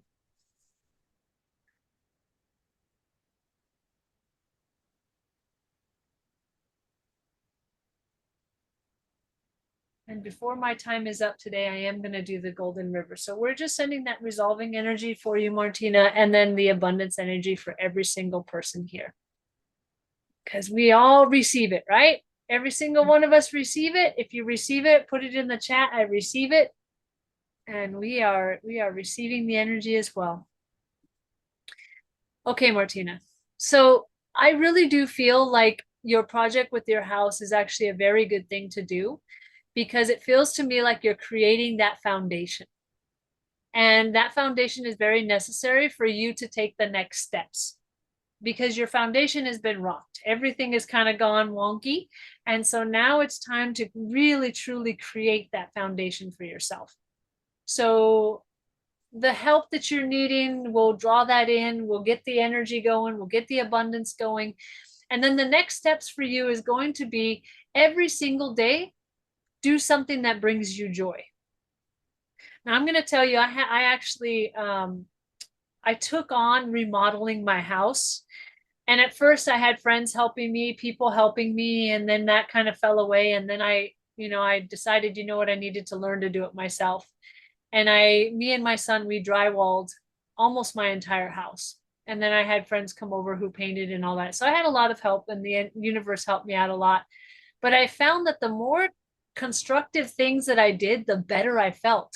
So once the house was put together, I decided I wanted to build an in-wall entertainment center. And yes, it took me 2 weeks, but I did it.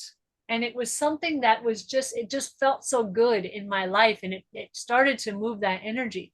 And so doing things that bring you joy, whether it is building something or painting or just creating or having ideas, those are the things that are really important for you, especially at this moment. You're building your foundation. And when you're building your foundation, you're discovering who you are, because what you've done for the past several years is support other people, but you've lost yourself. So now it's time to get and build yourself. Yeah, I found that I am better with designing and coming up with the ideas than necessarily doing them myself. That's okay. You got to find your niche in that, right? Yeah. So I hope that helps. And I hope that you get exactly what you need. And I want to make sure that I get through everybody as much as I can here. Thank But I you. definitely will touch base, and we'll get to moving those energies for you as quickly as possible. All right. Thank you so much. Nice talking to you, Martina. Okay, I know I have a whole bunch of people with the hand up, but I really would like to talk to, and I hope I say this right, Tuna Oddfellow. I need to talk to you. Let's see if I have to ask you to unmute. There we go. I'm unmuted. Hello. Hello. Your energy just came through, like especially when we were doing the whole moving of energy, and I really feel like I needed to say hi. I don't know why, but we gotta say hi. Well, hello. This is really nice to have you catch my energy and want to react to it. I believe that energy is contagious, and it's a really important part of what we do. Yes. Yes. So you have you definitely have a lot of angelic energy around you. And I think that's what's called me the strongest, because I can definitely feel the radiation of high frequency. So I know that you have been working on your frequency. I know that you've been working on truly kind of finding out who you are. And I mean, you may already, yeah. A lot has happened in the past few years. Yes. I love the development though. I mean, the energy of where you were, let's say 5 years ago to where you are now is phenomenal. Thank you. That's more true than you know. Oh, and your guides are so proud of you because you have hit hurdle after hurdle after hurdle. Yes. And I know the message that I need to give to you. So I always say it in a little bit of a story, but if all the energy and all the dark energy is focusing on a certain aspect of you, and they're doing everything they can to stop you, they're doing that because you're on the right path and you're making a dent. So if you're making a dent and all of these things seem to be coming at you and you're just shining bright and they can barely touch you, but they're still there and they're trying to stop you, that's the time you got to hit the pedal to the metal.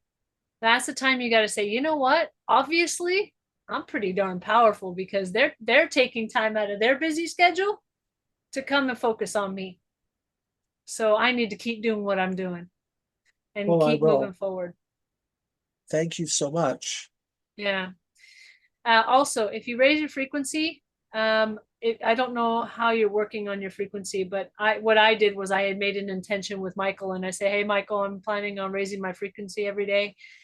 And I'd like for you to do it in a certain way. And he said, be careful what you ask for. And I said, you'll pick me up. I was a little too ambitious. Right. And wound up leaving my body as my body was, I was riding my bike towards a main intersection, but everything was okay. And I was like, put me back. And he's like, can we slow down the frequency raising a little bit? And so just to make the intention of whatever is in your highest and best and whatever is safe for your body, but to intend to raise that frequency every single day. And that's being in, like I was saying with Martina and everyone else, to be in the state of joy and finding that state of joy. But your spirit is definitely a warrior spirit, and it doesn't take lightly to being held down. Right. And so now's the time to push that limit. I'm gonna have to then. Yes, and I can't wait to hear the next time I'm on the show when you come on and you're like, guess what happened? Very cool. Yes. So one more thing, and then I'll get you off the hot spot. You have a lot of healing energy coming out of you, but it feels to me like it bottlenecks a little bit. You might get a little bit anxious. You might have some things going on with your body, your chest, maybe some heat going on. My feeling is let that ripple out if you don't have someone to heal in that moment. Or you can go to a place without opening your energy too much and just push healing energy as a collective. But you're building your frequency, and as you're building your frequency, the rate of healing increases. It's like a runner needs to run just a little bit faster and a little bit faster and need a little bit farther, right? So that's what I'm feeling for you, is that you're on the right path. You just need to kind of tweak a little bit of what you're doing, and everything's going to be great. Thank you very much. Yes. Well, thank you so much for talking with me, and keep on the amazing path that you are. You're awesome. Thank you. So are you. We'll talk soon. Talk soon. All right. Thank you. Okay. Victoria Stevens.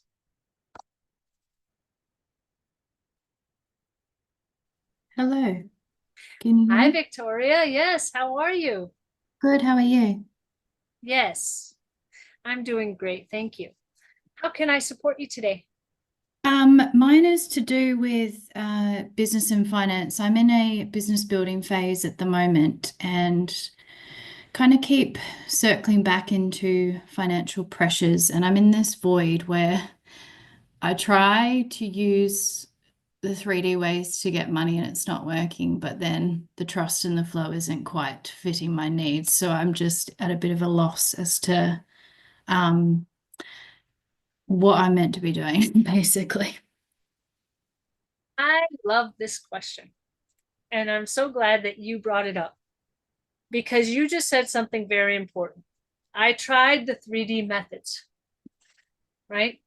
And money essentially is an energy, right? And yeah, it might be a piece of paper, but the way that we actually generate flow, at least from my experience, yes, we'll do the 3D things of working or creating businesses and all that kind of stuff, but your energy must be in alignment with receiving the money and receiving the flow of the energy.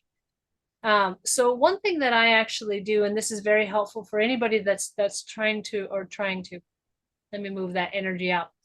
For anybody that is attracting money, what you can do are two things. In the morning when you wake up, when you're still in the delta phase, when you're waking up in the morning, is for you to say, I open and create the space to make and generate, and then you say how much you want to make and generate by a certain date.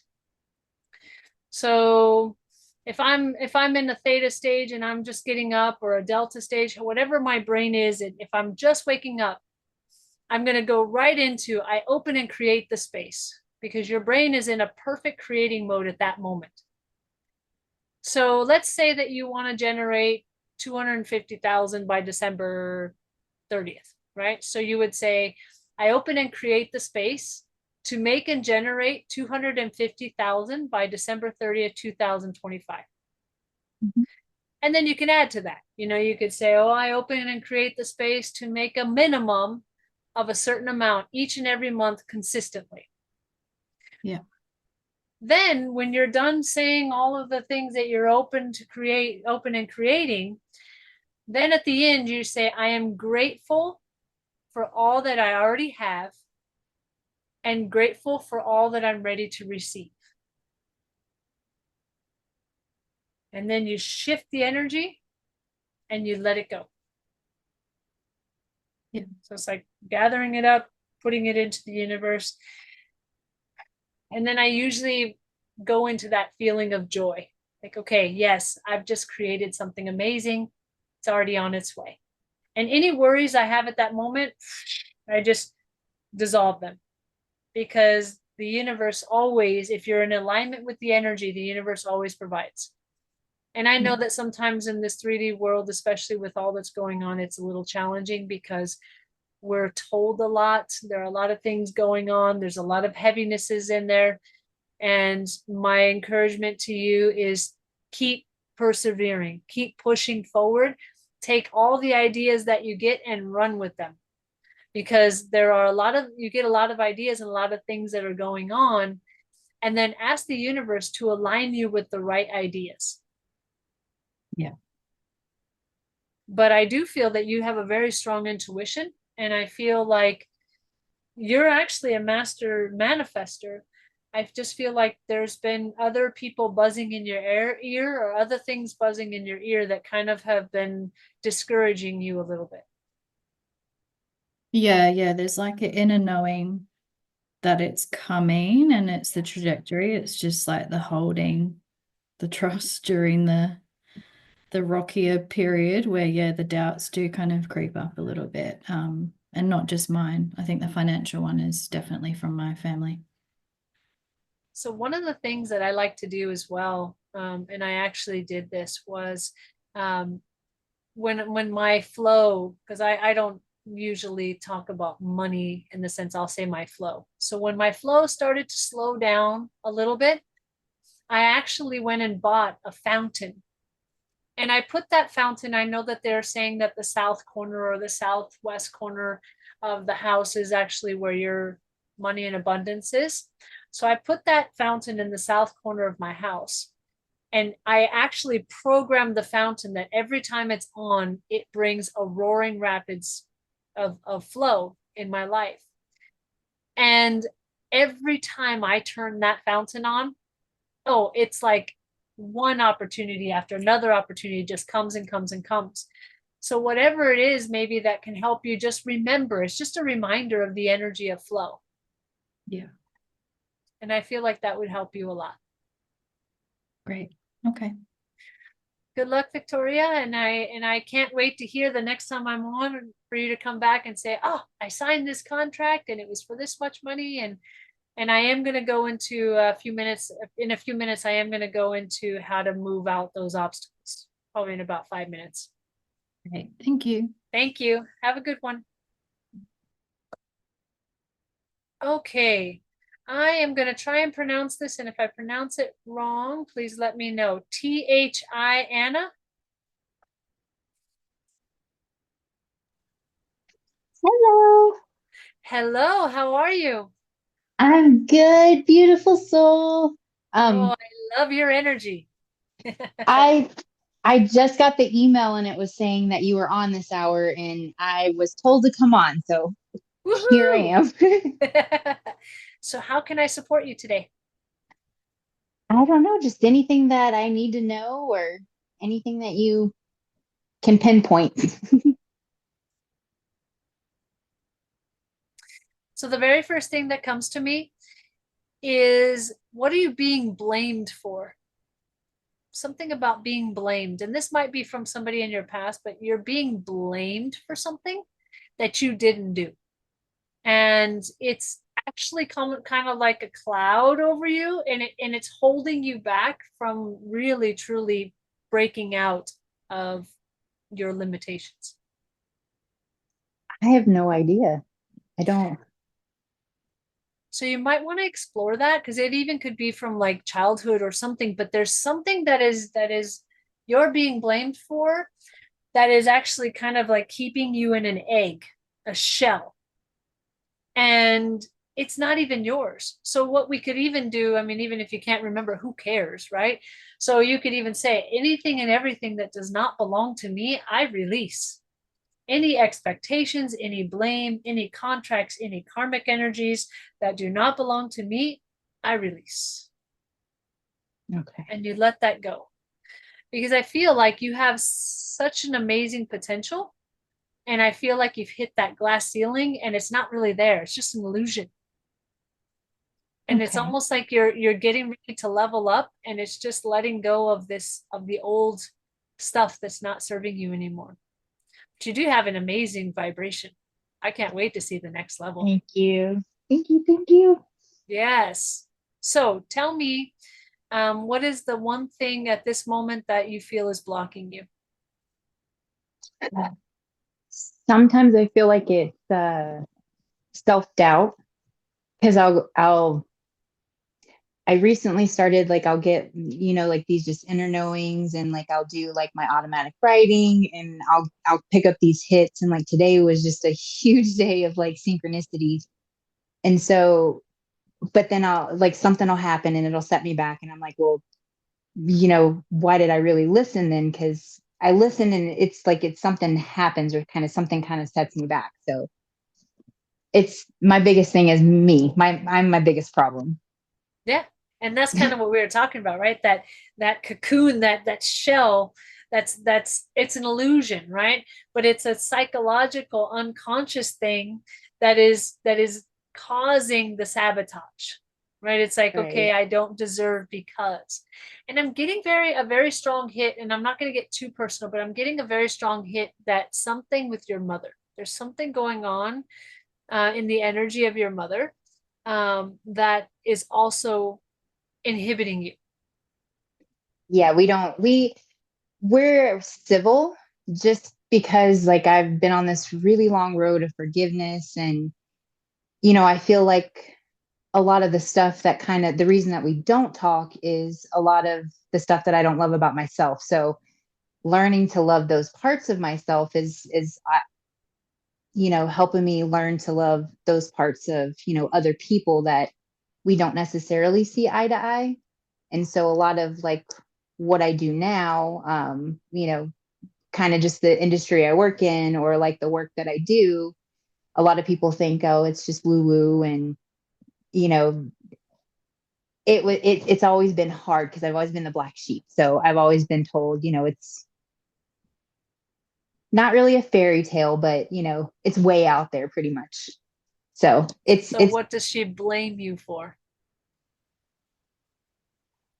I don't know. We don't really talk that much. I mean, the last time we talked, it wasn't a good, we had an argument and it ended on bad terms. But I mean, as far as blaming, we kind of blamed each other for a lot, being a mother and daughter. So we blamed each other a lot. Projecting. This actually isn't your fault. It isn't something that you did. She's projecting, right? And she's not looking on the inside of her as to what's going on there that's creating this energy. Now, I mean, it takes two people to fight, right? And it takes two people to be at fault. But what I'm talking about is something deeper. Like, I feel like there's something with your mom, and there's something definitely that you can just release with, whatever it is that's going on between the two of you. But she has her own feelings about what's going on, and her own things that she blames you for, that aren't yours. They're her projection. And so I would just say, if you can, don't take too much ownership of that energy and just release the energy. It's just her own stuff that she's dealing with, and she just doesn't know how to deal. Okay. Thank you so much. Oh, my pleasure. Is there anything else that I can help you with? I mean, the only other thing that has been kind of bothering me or not really bothering me, but has been like kind of troublesome, is trying to connect with, I guess, my children in that way, like kind of the way that I view life. And, I know it's not all love and butterflies, but I try to get them to see both sides. And, sometimes it's like there's that disconnect, or, how do I be the best that I can for them? How they need me to be, In my experience, the best thing that helps children is for you to be your authentic self, and you to lead by example. And if the other parent, the other partner is not pulling their weight, that's okay.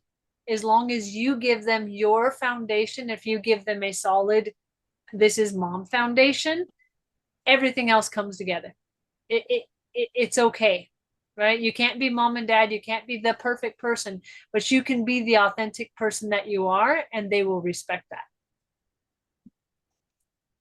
Yeah. Thank you so much. I am so glad I pleasure. got on here. You are I'm so glad. I'm so Oh my glad God. that you got on here as well.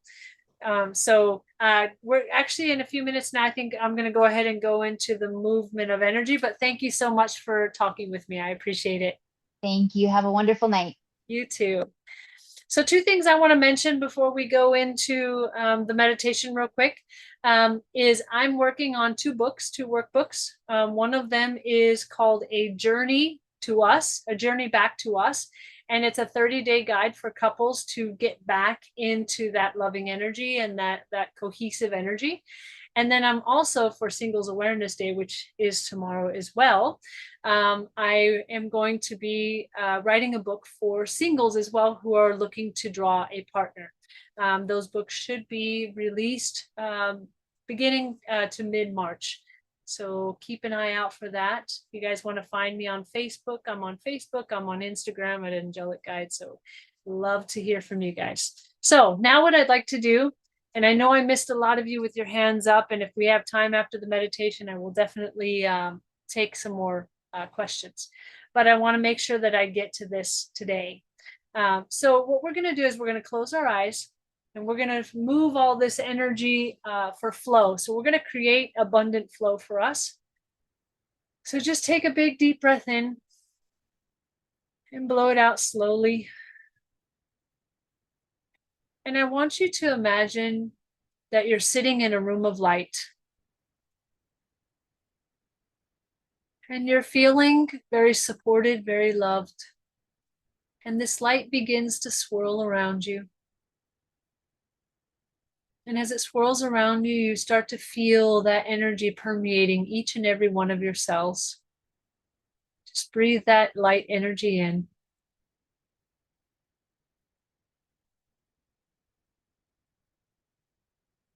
And as the energy is swirling around you, the walls in your room begin to fade away.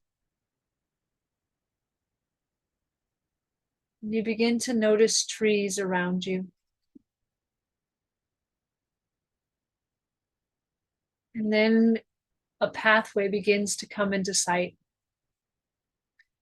And as you follow that pathway, you come across a trickling stream. And you notice when you look to the left that there are boulders stopping the rest of the flow of the stream. Each of those boulders represents blocks in your life, things that are blocking your flow. So let's take a look at the first boulder. And I want you in your mind to identify what that first block is. It could be how you were taught about money. It could be your parents' view of money. It could even be how you feel about money. But whatever that first block is, you're going to tell that stone to dissolve. And as you watch it dissolve, you're going to watch a vacuum suck all the debris up.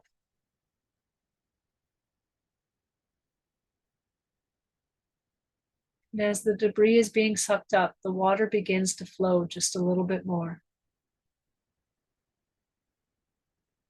Take a deep breath in and blow out. Then we go to the second boulder and we identify the second block. Whatever that block is, we're going to ask the boulder to dissolve. And we're going to watch the boulder dissolve and be sucked up into the vacuum.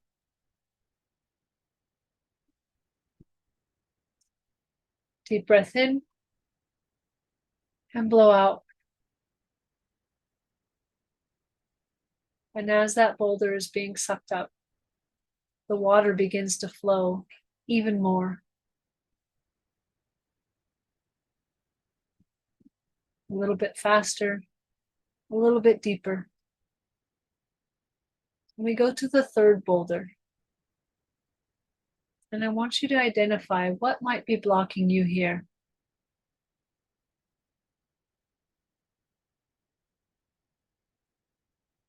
And we're going to do the same with this boulder. Tell it to dissolve. And allow for the vacuum to suck it up. Take a deep breath in. And blow it out.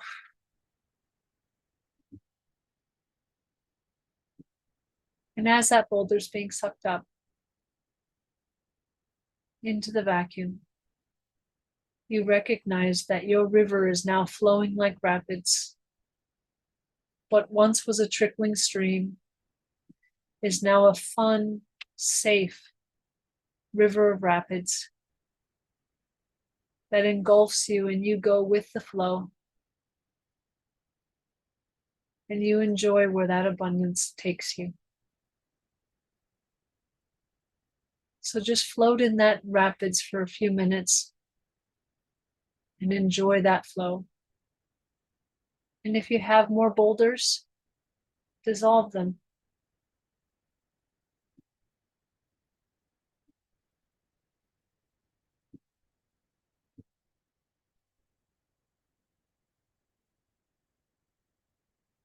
And in your mind, I want you to say, my river of abundance flows,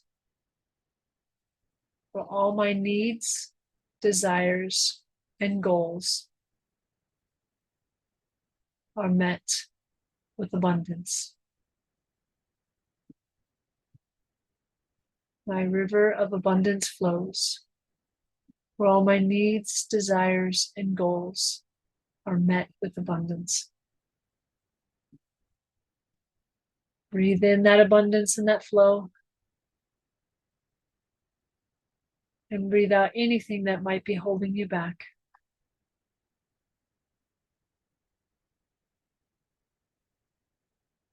When you're ready, you can come back to your body, bringing that abundance with you.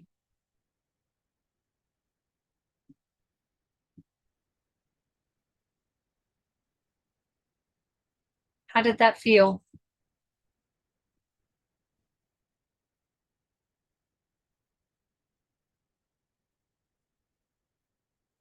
Nice, Nelson.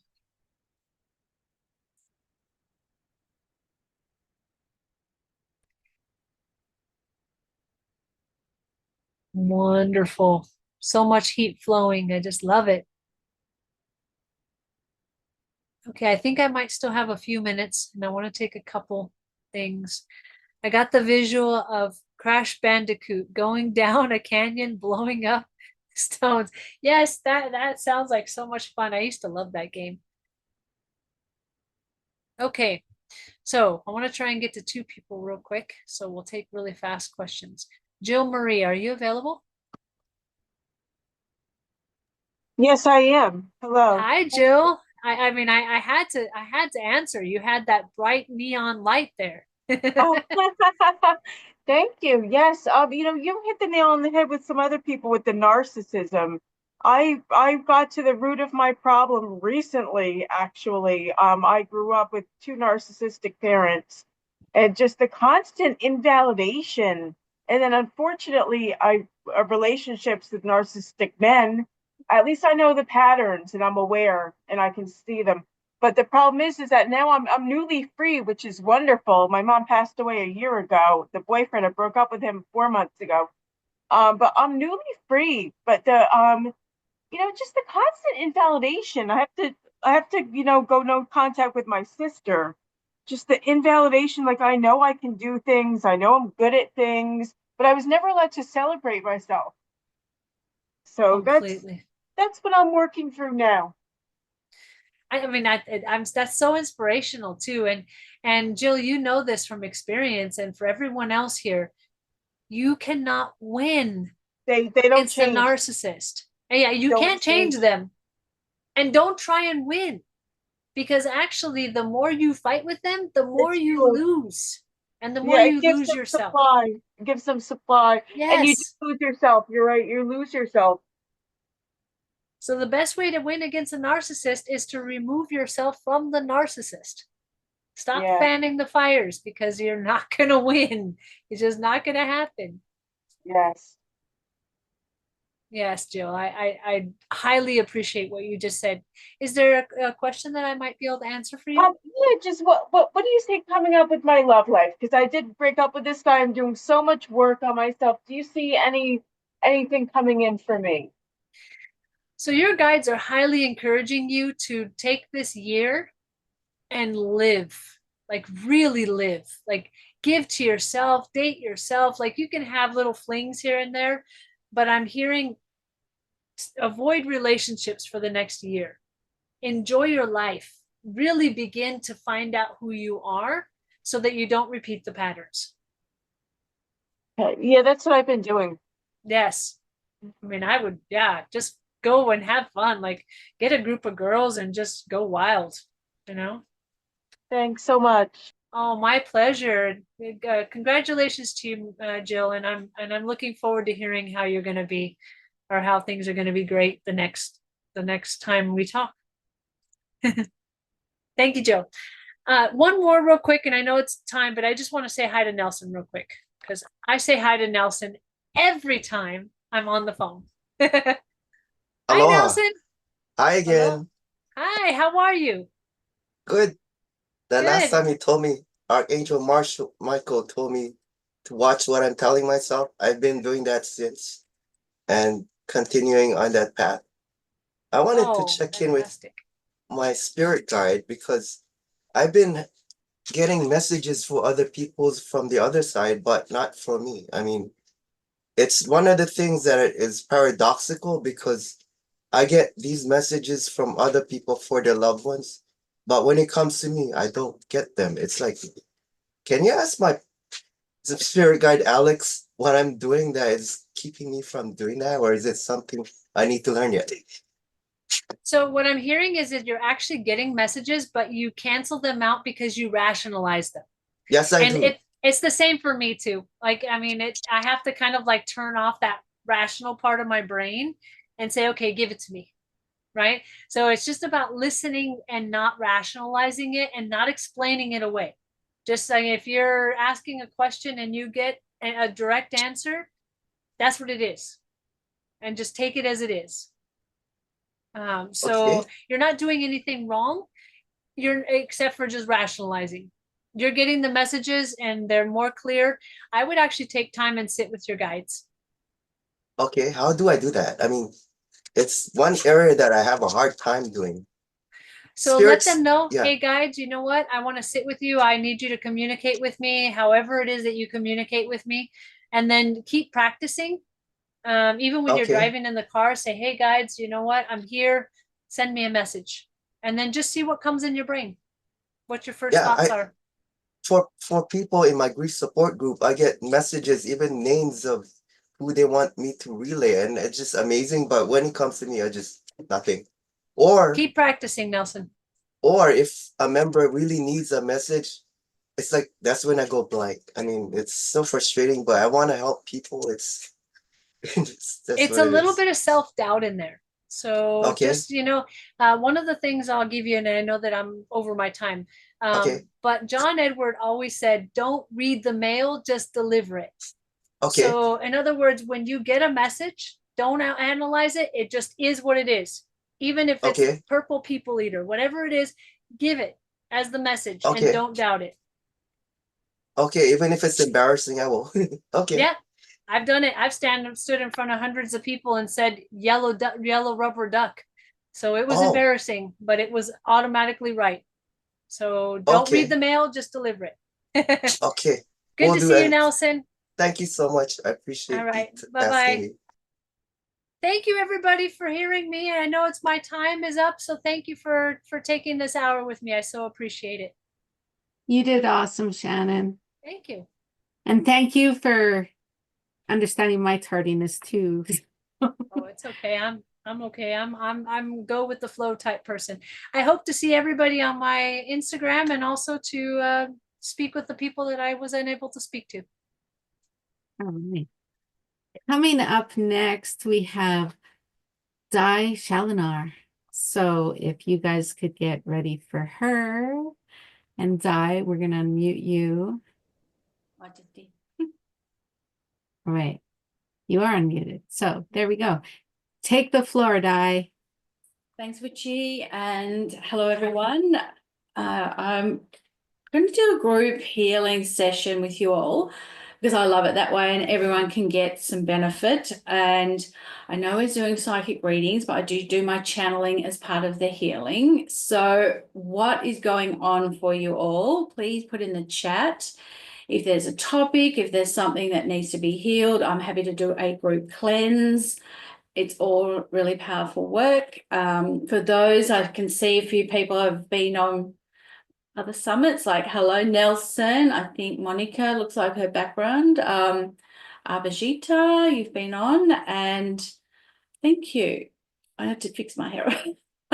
I've just finished my day job 15 minutes ago, so I'm now getting into the zone of being here. So tell me what's going on. Self-trust issues. Okay. Anything else for anyone else? Because what I'll do is, for those who don't know a lot about me, I met Witchy in the last year or so in a class.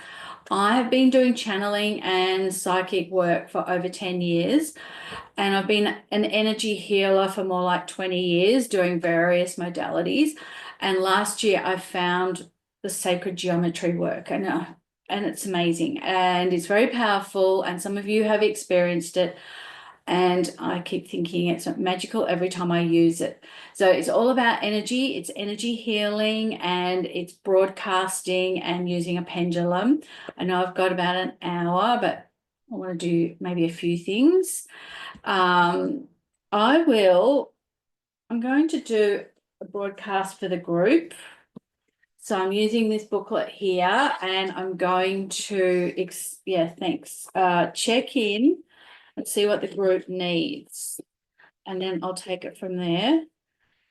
So, because I can fix up posture and things like that, but look, I think you're all here. It could be a little bit boring. It's best if you want to have an alignment, call me directly. So the broadcast for the group, yes.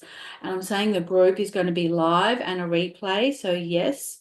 What does the group need? I'm just going through whether we need superfoods. Yes, we do. Do we need program crystal? Yes, we do. Do we need crystals? No. Do we need supplements? Yes. Okay. Does the group need a cleanse? Yes. Do they need herb? Well, I use herbs to cleanse. Digestive enzymes? No. Hormones? No. No.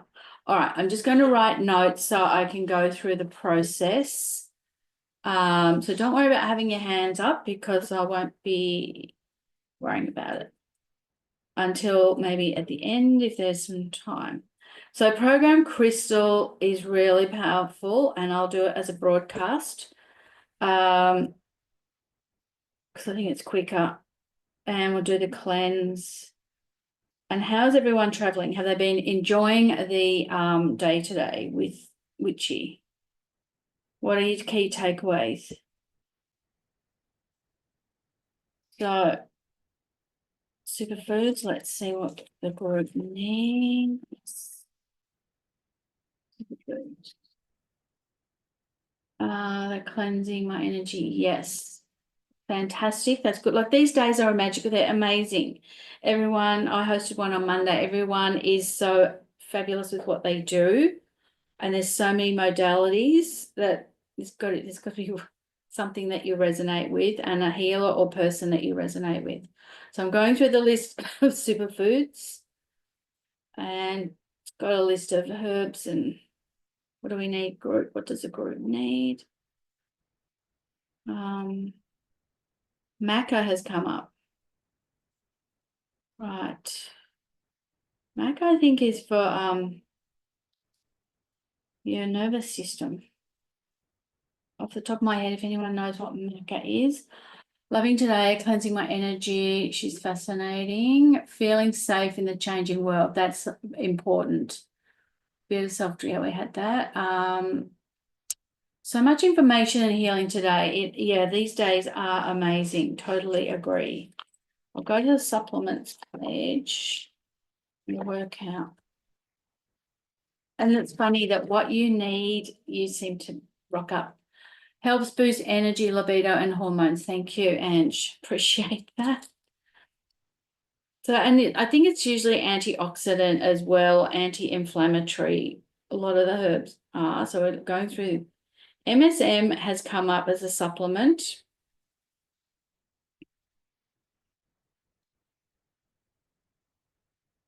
So what else? Maybe that's it. Oh yeah, proteolytic enzymes. I thought so. And C60 comes up. Yeah. All right, MSM. I think that's good for hair and things like that. Proteolytic enzymes will help with digestion. And C60 is like carbon 60. That's an anti-inflammatory thing as well. Anyway, sometimes you don't really know what you need. You don't need to know, because I've checked things before, and the pendulum is accurate. So everyone is taking themselves off camera. That's fine. I'll talk to myself. Right, the cleanse we're going through.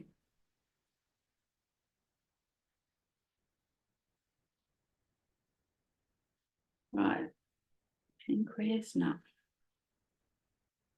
Just going through and checking, because sometimes it's slowing down. Reproductive. And when I did a cleanse on myself back in June last year, colon is coming up. It's curbed my sugar cravings. So that's been a game changer. And looks like, thank you, Nelson, for putting your camera on. I'll talk to you. So we're doing a colon cleanse. And yeah, what came up, I was doing a cleanse for small intestine and colon, and it curbed my cravings for sugars and pastries and breads and things like that.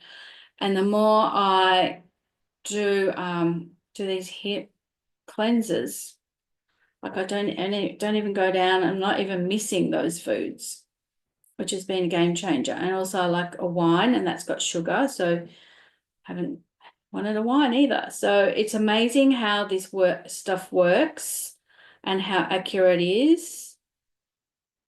And milk thistles come up.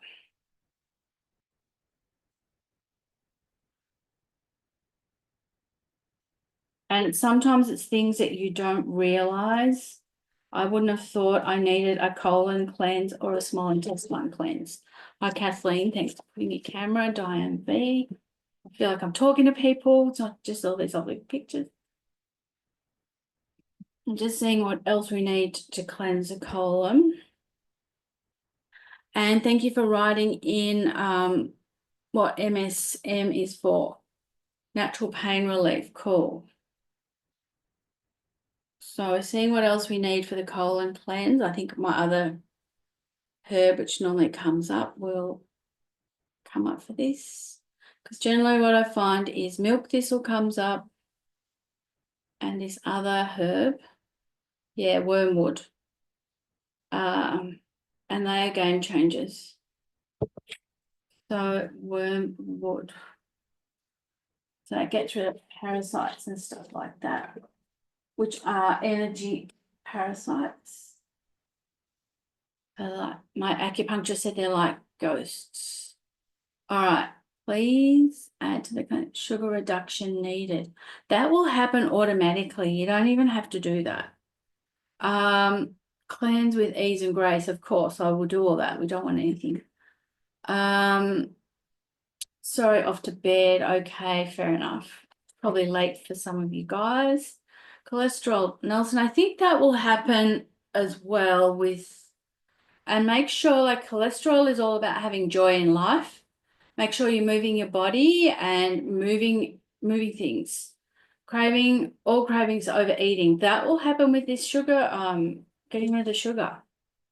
And there's also, there could be a deeper issue, Jill, about why you are wanting all the cravings and why you are overeating. And if that's the case, I would say take up my special offer of a $97 session and let's get to the bottom of it. Now, I'm sure which you will put in the link. Now, program crystal, this is really key. And I'll just see which ones come up, which it could be. Yeah, I thought fear false, ease true. Yeah, these are the 4 that normally come up. All right. So fear false equals energy that lowers your vibration. So we want to remove that. Disease false is about removing blockages to flow. So it's not disease in your body. So it's removing blocks to flow. And then we have ease true equals creating flow. So it is all about being in the flow and in all life areas, if possible. So surrender true is all about letting go of the past to be more present. So, oh yeah, menstrual cycle cravings. Yeah, well, that sort of just happens, I feel. Clogged arteries, not cholesterol per se. Okay, well, okay, we're going to go and do what has come up. I'm going to do all the broadcasting of the foods. And then I might use a pendulum to clear the program crystal, depending on how much time, because sometimes the crystal might take 3 minutes, might take 5. So, oh yeah, do you want me, Adam, let me go get got a pen. I'll see what the audience wants. So what I'm about to do now is called broadcasting the energy. This is a tensor tool, and it broadcasts the energy through the camera to you watching. Otherwise you could have this shape, a pyramid. So who wants a pyramid and who wants a circle, the 3 circles? Because it's the same energy, same broadcasting. So what I'm going to do is I'm going to broadcast, I'm going to say it 3 times for everything that we're working with. And then I will just set the command. So it's like it's already been done. So don't worry. So 3 times for your conscious and unconscious mind to hear it. So I'm sending the unique energy signature of the herbs.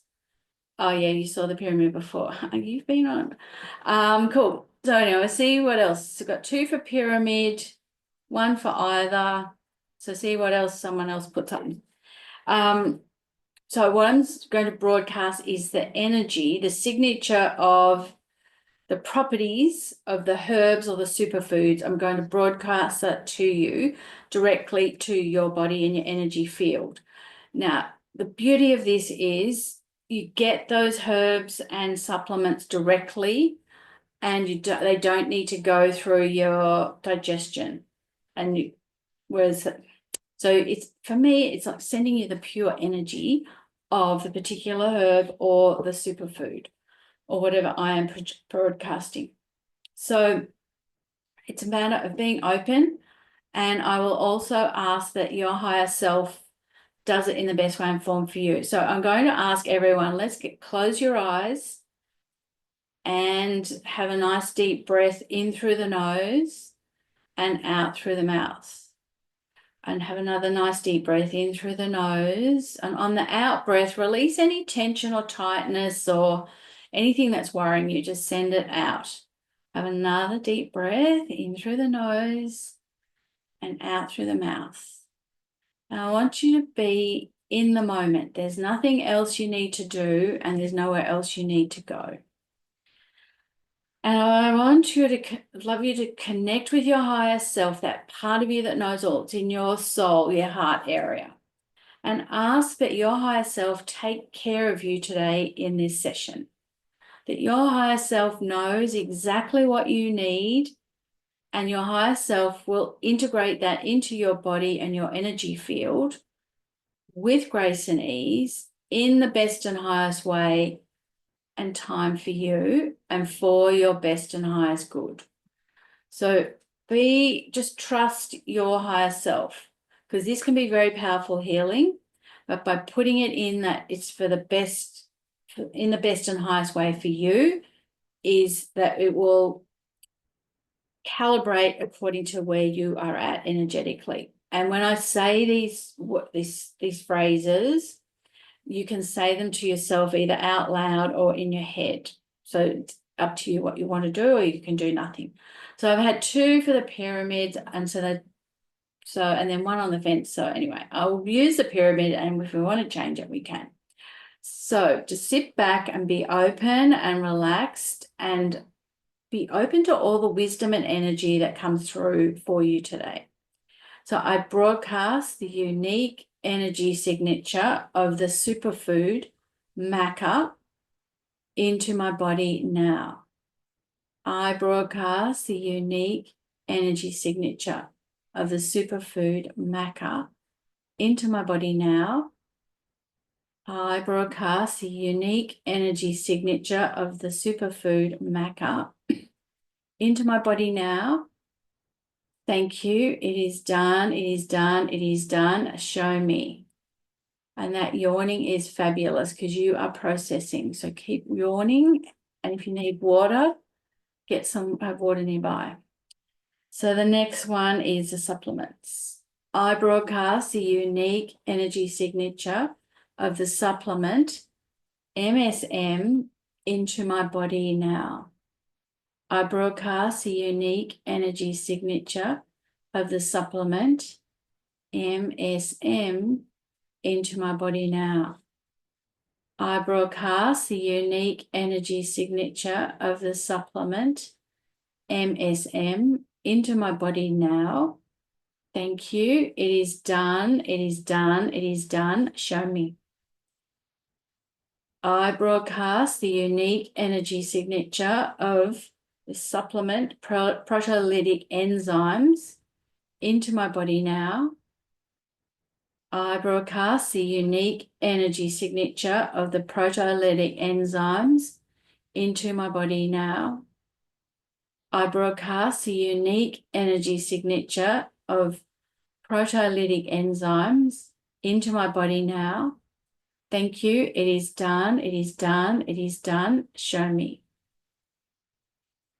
I broadcast the unique energy signature of the supplement C60 into my body now. I broadcast the unique energy signature of the supplement C60 into my body now. I broadcast the unique energy signature of C60 into my body now. Thank you. It is done. It is done. It is done. Show me. Right. So now we're going to do the cleanse. I'm just thinking. Okay. I broadcast the unique energy signature of the herb milk thistle into my body now to cleanse the colon. I broadcast the unique energy signature of the herb milk thistle into my body now to cleanse the colon.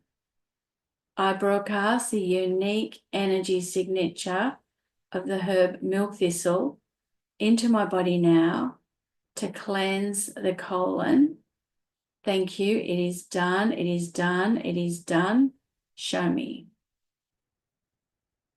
I broadcast the unique energy signature of the herb wormwood into my body now to cleanse the colon. I broadcast the unique energy signature of the herb wormwood into my body now to cleanse the colon. I broadcast the unique energy signature of the herb wormwood into my body now to cleanse the colon. Thank you. It is done. It is done. It is done. Show me. So that is the cleansing. So what I'm thinking of is we still have a bit of time. I will use the pendulum to clear this fear and I will be clearing out. Got my list of vibrations and my list of things that are lower vibration. So I will be reading those out to help you release them with your magical vacuum cleaner. So your magical vacuum cleaner is really, really special, and we all have one, and it will sit on the top of your head and it will use its normal spout, doesn't have the thing to do the carpet, and it is going to suck up, as I guide you through this meditation, it's going to suck up all the negative aspects that I will be saying. And then the magical part is that your vacuum is going to transmute and convert all this negative energy into divine love and light. And I'm going to guide you to put your vacuum on reverse and then spew it out like fireworks above you, and then above your house and above where your town and things like that. So just be open, and we're just going to really do a good clean, because we've got a good 35 odd minutes. It won't take that long. And then what I'm thinking of, if people have got specific questions, put them in the chat if you're thinking of anything, and we can see if we can do a broadcast and clear it for the group. So that is the plan for the rest of the session. So we're going to do fear first, and then I'll also integrate everything, and then and I will download some channeled messages. So what is the time? 3:25. All right, so let's go. So imagine we're going to remove fear false. So I want you to get your vacuum And I want you to put it on super suction. I want it to go from the top of your head. This supersonic vacuum is going through the crown, through the top of your head, right through to the soles of your feet. And it's going to remove all the lower vibrational energy that's hanging around in the cells and atoms in your body. So get your vacuum and let it do a sweep from the top of your head, collecting all the energy that lowers your vibration. So though that energy could be fear, could be doubt, could be frustration, anger, depression or impatience, could be negative self-talk, could be feelings of shame and humiliation or resentment or guilt, apathy, any feelings of insecurity and feeling unsupported, having doubts and worry, disappointments, any blame that you might have had done, any judgment, bitterness, unworthiness, so just any hatred, feeling empty or bored or frustration, any of these lower vibrational feelings, emotions, and also fear. Just let that vacuum suck it up. It's a supersonic vacuum. And it will know when it's full. But just release all the fear, energy that lowers your vibration. So just release it. Let the higher self know what it will take charge of your vacuum. And it's filling up now. So now your vacuum will go on the top of your head or nearby above it. And it's going to go in reverse. And imagine now that all that negative energy, low vibrational energy, is now being transmuted and changed into divine love and light. And it's now going to be sprinkled like fireworks with sparkly white, gold, whatever colored light, and sparkling all over you. You're sprinkling yourself with divine love and light. You're filling up the room and the space that you're sitting in or lying in. Just imagine that beautiful divine love and light is just sprinkling all over you. It's filling up you and the space that you're in. So now your vacuum's empty. It's going on to supersonic suction. And it's going to go and do another sweep of your body from the top of your head through to every cell and atom in your body. The fears that are causing energy to form that lowers your vibration. So it's grabbing all that negative, lower vibrational energy from every cell and atom in your body, from the top of your head through to the soles of your feet. And you're all doing really well. This is going nice and strong, this crystal. So just keep allowing your supersonic vacuum to suck everything up and remove it. So Fear False is removing the energy that lowers your vibration. And we're removing it from a cellular level.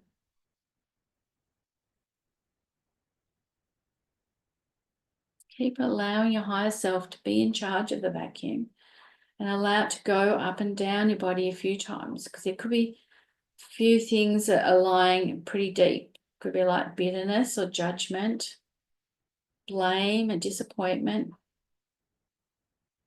anger, depression. Some of these lower vibrational emotions, they're just hanging around. So just ask your higher self to let it go, to let it be sucked up into the vacuum. Let that vacuum take charge of those low vibrational emotions.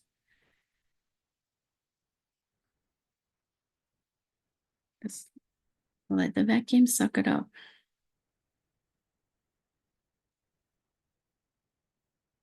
And if the person's got self-doubt, let that vacuum clear up and suck up the self-doubt you may have. Because that's energy that's lowering your vibration. So when your vacuum is full, Put it on reverse. Transmute all those negative vibration, lower vibrational thoughts and patterns, and transmute and change it into divine love and light. And again, put your vacuum on reverse and spew out like fireworks. Beautiful, sparkly white light of divine love and light. And this time it's going to sprinkle over you in the space that you're sitting in. It's also going to sprinkle over your whole house and your neighborhood. So imagine there's heaps of this beautiful divine love and light being sprinkled all over you and your neighborhood. You're touching all the people that you live with. This is still going nice and strong.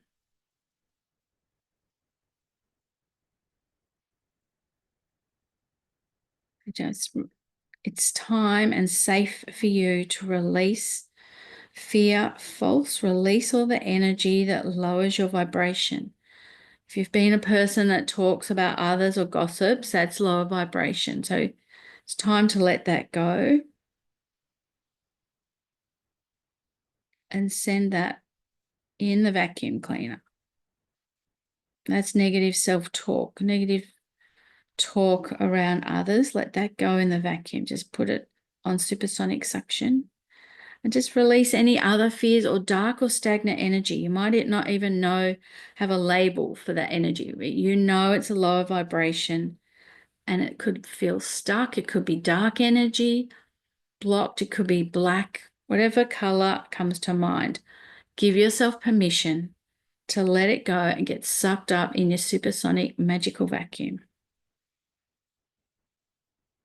And it's still going strong, so this is great. Let it go. And if there are learnings you need to keep from the experiences of this lower vibrational experience, just know that the learnings will be preserved and you'll remember them and you'll write them down later. It's time to let go. And if you want to let go throughout your ancestral lineage, give yourself permission to do that. Clear all the fear and stagnant, stuck, blocked energy from your ancestors.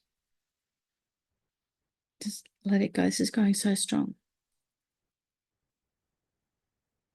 Let it go. Now your vacuum is full again. Put it on reverse. Transmute and change all that negative energy and low vibrational stuck energy. Transmute and change it into divine love and light to be spewed out like fireworks. Put your vacuum on reverse and spew it out over your whole town and the state that you're living in. Just sprinkle that with divine love and light. There's just tons of it going out.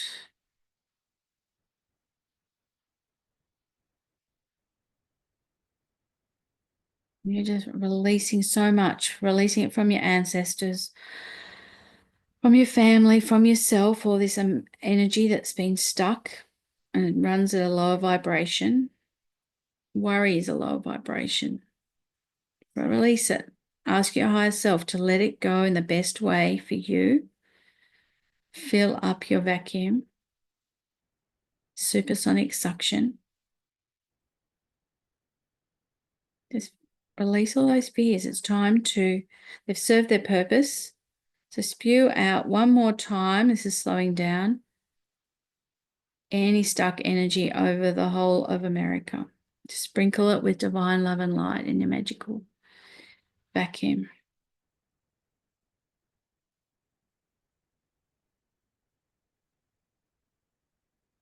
Wow, fantastic. That stopped. Believe it or not, that was 10 minutes. Next one we're going to work on is dis-ease. So it's removing the dis-ease. So removing blocks to flow. So again,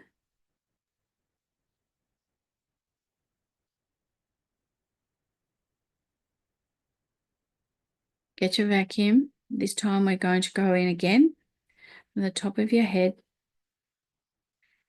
And it's going to go through and sweep up any areas from any energy from your cells and atoms that are blocking your flow. So the blockages could be stuck, stagnant black energy. Could be pain or arthritis or, yeah, just stuck energy. So you're removing the dis-ease. You're removing all the blockages to being in the flow. Again, get your vacuum, sucking it up from the top of your head through to the soles of your feet.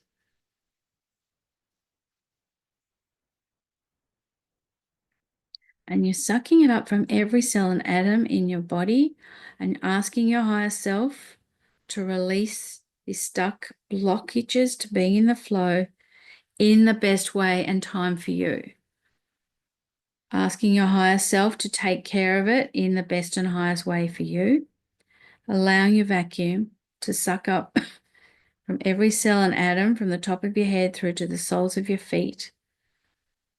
From every cell and atom, blockages of flow. And when the vacuum is full, spin it on reverse and spew it out, transmute it into love and light, and transmute it out into where you are sitting, into your house, your neighborhood. Just transmute it into love and light.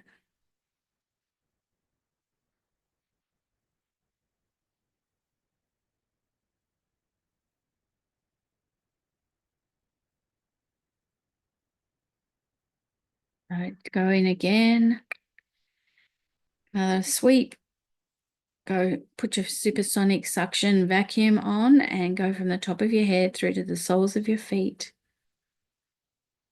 Sucking up any cells and atoms that are dark, stuck energy, any fears, any doubts, any worries that are blocking your flow. So it's slowing down now. So suck it up. I think we did so well in the other, removing the fears. Suck it up from the top of your head to the soles of your feet and transmute it into white light and put it on reverse and spew it out into the whole state that you're living. Just sparkle like fireworks, divine love and light to the state that you're living in.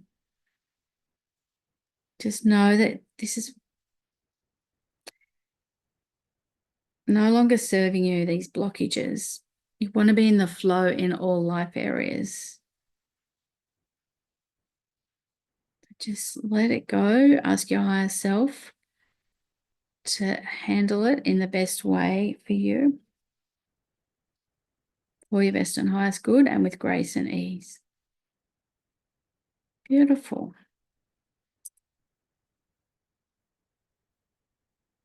Okay, so that was 4 minutes. Now we're going to get an activate now. So now we are activating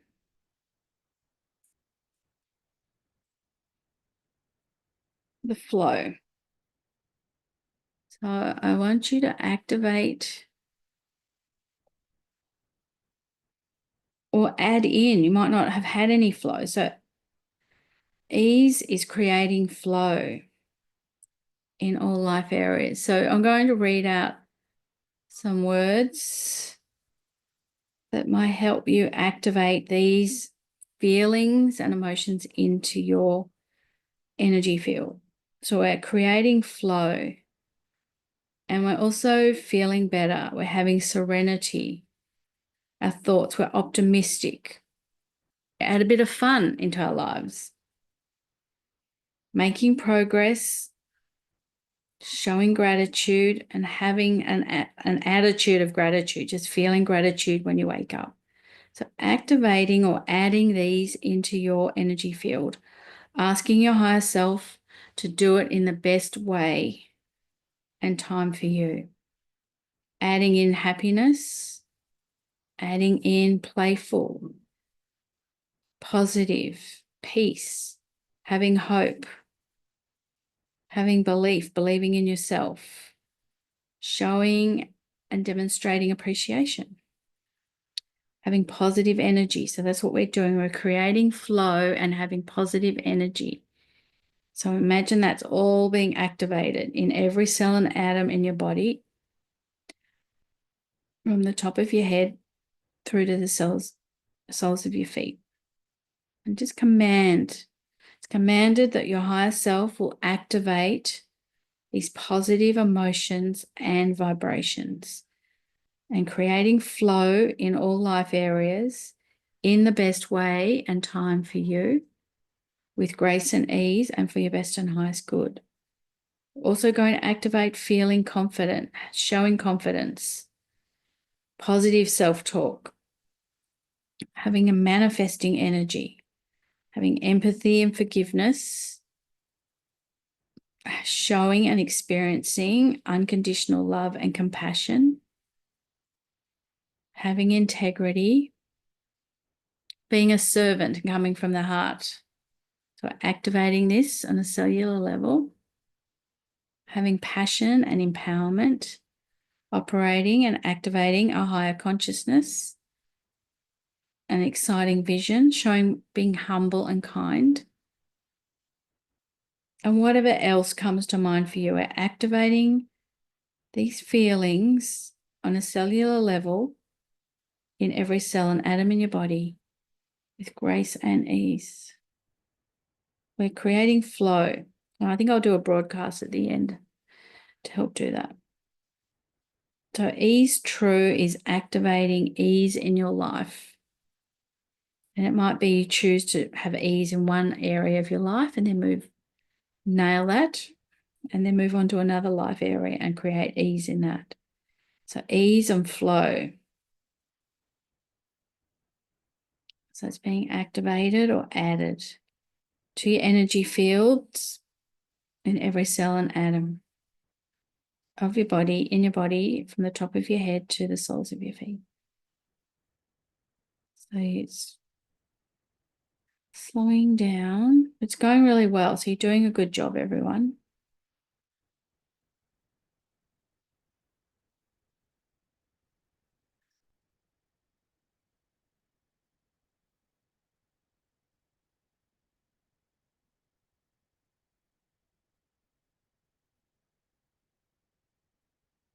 Yep, keep activating and just knowing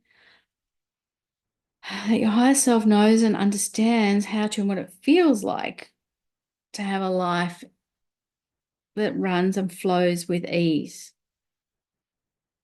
You're at the right place at the right time.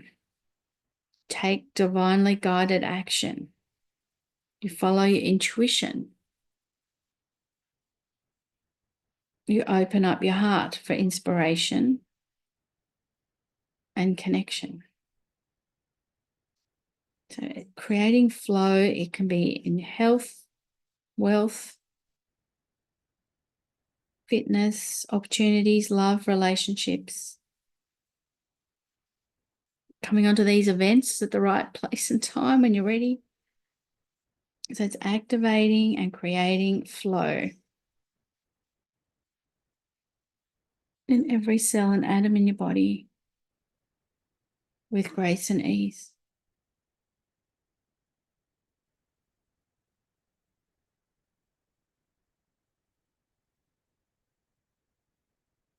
Okay. Now I'm going to do the last bit, and is surrender true. So we're activating or adding, letting go of the past to be more present. This is nice and strong, so you're all working really hard, doing well. So surrendering, letting go of the past. If there are learnings that you want to preserve, write them down. Write down the learnings from your past because they've got you to where you are today. And then let go of the past, let go of the drama and the details. Just have that feeling of the learnings. So by letting go, you'll be able to be more present. And surrender true is I'm going to add in activating the process of surrendering a situation to the source, to the universe, to your angels, to God, to the creator. And surrendering it and letting that power that's bigger than you take care of you and the situation with grace and ease and for the best and highest good of all concerned. It's a really powerful tool to have, especially if something is draining your energy or upsetting you. It's so activate being able to surrender to the universe or to the source. Let the universe and source take care of the situation and give you divinely guided action and inspiration for you to follow your intuition. So you work as a co-creator, solving whatever that drama or situation is. If you can, you might have to sit and wait it out. The universe has 360-degree vision. We only have about, 180. We don't know all the details and all the variables, whereas the universe does. I want you to know that the universe has your back. So work in with your higher self, that part of you that knows all, and the universe, because the universe has your back. You will always be cared for and looked after. So activate this tool of being able to surrender and know that you are being taken care of for your best and highest good. And if there are others involved, it will be for the best and highest good of all concerned. So just activate surrendering, letting go of the past, like being in the present. That's where you really need to be, focusing on what we're doing now. So activating that surrender true. It's going nice and strong. So you're all doing a great job.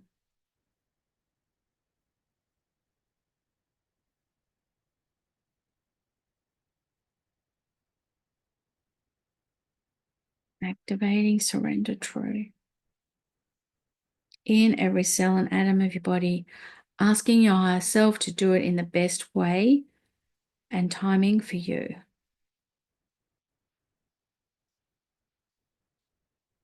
Now it's not stopped all of a sudden. Okay, so that is done. Now I'm going to do a quick broadcast of what we've just done, and then I'm going to integrate. So keep breathing in.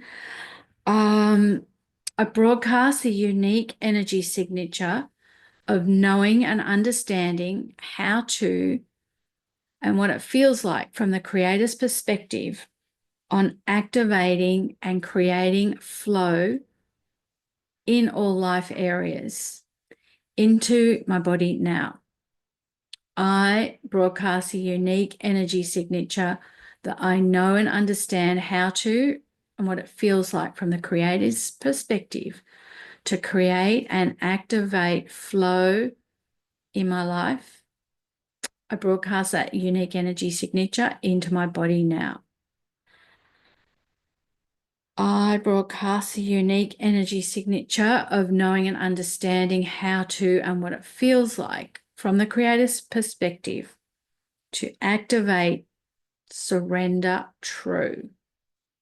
I activate surrendering all my problems and concerns and worries to the creator, to the universe, to take care of me in the best way and time for me and for my best and highest good of all concerned. I broadcast that unique energy signature into my body now of surrender true. Activating being able to surrender my fears and worries and problems into my body now, and also activating surrender true to let go of the past, preserve the learnings to be more present into my body now. Thank you. It's done. It's done. It's done. Show me. So I'm going to integrate and get the creator to integrate everything that we've just done. And then if there's a few questions, I'll answer them. So breathe in a nice rhythmic pattern. You've been really excellent. This is great work everyone's been doing. So creative, all it is commanded to integrate this healing for everyone in the live call and watching the replay by sending a beautiful beam of unconditional love, a beam of I love pink pearlescent white light with sparkles of gold. So download the unconditional love to every person through the top of their head, through their crown chakra.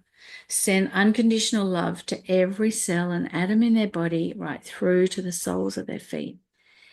Integrate everything that we've done today. If there are holes in the energetic auric field because of releasing, fill those holes and gaps up with unconditional love. Keep filling it up and integrating everything we've done. Creative it is. If there's anything that needs to be changed for everyone who has been participating in the live and in the replay, change it and show me from the creator's perspective. So just while this is happening, the creator will do what he needs to do. It's still downloading the unconditional love and it's going from the top of your head through to the soles of your feet. Just keep imagining this beautiful pearlescent pink white light with gold. Gold's very powerful and protective. It's coming in as a beam of light in through the top of your head, through the crown chakra. It's going to activate your crown chakra, your third eye, your throat chakra, your heart chakra. Solar plexus is sacral chakra, the root chakra. Activating them so they are spinning in a clean, they're spinning in the right direction and right frequency and speed for you, for your best and highest good. The program is still running, so keep on imagining the unconditional love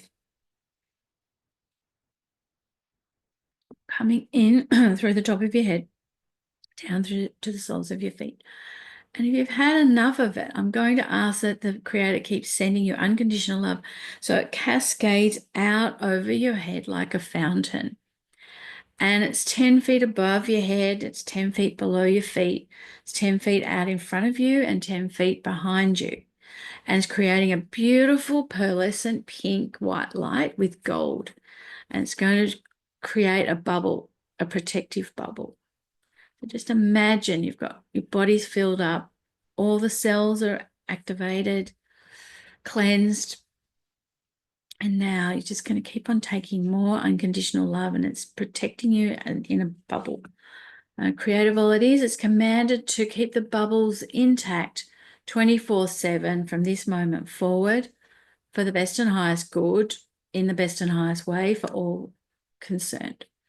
Just keep watching. Just check in. This program is complete. It can still run, the energy can still run in the background. And I want you to start to breathe in deeply through your nose and out through your mouth. And breathe in again and start to hear the sounds around you in the space that you're in. And have a third breath. In and out. And when you're ready, open your eyes and come back to the call. And tell me how you feel. Thank you, Kari. She's sort of had to go. It's very powerful. Yes. Sweet dreams, Kari. Thank you. So any comments, or is it all too soon? I've got a few moments. So much energy. Exactly. I did say it was powerful. So make sure you have your water. If you are guided to use multivitamins or other vitamins, sometimes you might need some zinc, or I'm not sure what you all need, but follow your intuition and take care of yourselves. So much energy, feeling energized. How are you feeling, Witchy? You've had a big week this week. Are you feeling a bit better now?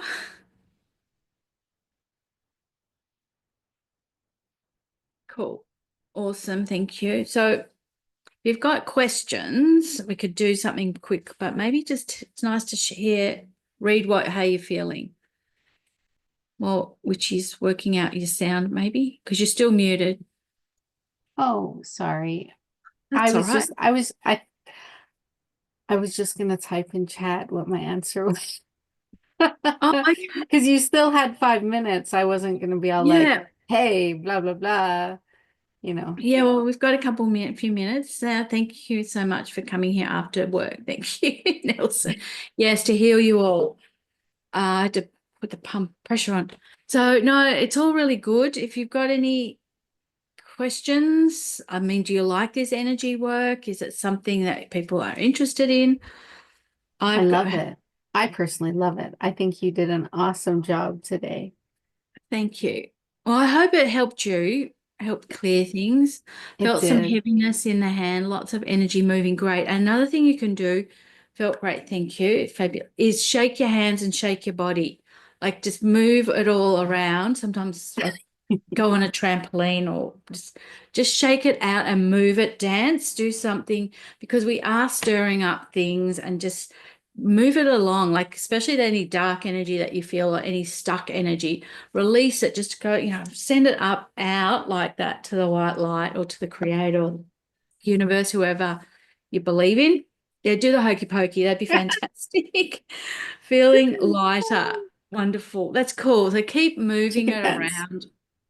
I know some of you will be in sleep mode. I'm going to check what time it is. Yeah, it's pretty late, isn't it? Like midnight nearly. For East Coast people. Well, no, it's been really great. So I think if there's no other questions, I'm glad you're all feeling lighter and that you felt something.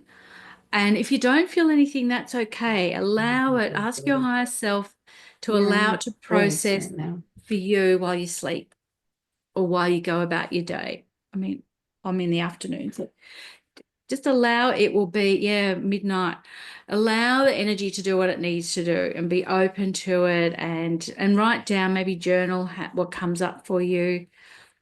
I find it really powerful and I love it myself. So, and get in touch with me or Witchy if your sugar cravings have gone, because that's usually what happens when for me, cleansing the colon and the small intestine, stop them.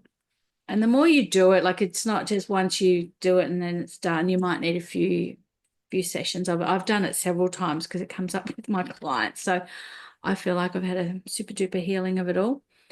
So I reckon it's over to you, Witchy. Yes, I am not going to do much for the last 15 to 30 minutes. All I'm going to do is repost all of our offers and wish everyone a good night and all that good stuff. So if you guys missed somebody's offer today, please stick around. I'm going to be posting them in chat again. And I just wanted everyone to know that we couldn't do this without you. So I'm so glad that you all came, and we all just love you. So, thanks a lot for coming, you guys, because we do it for you, but we do it for us too. And let's see, can I turn it if anyone wants to talk? Dun, dun, dun. Yeah. So anyone who wants to unmute yourselves, we're at the end. Feel free. You can talk and say goodnight or whatever.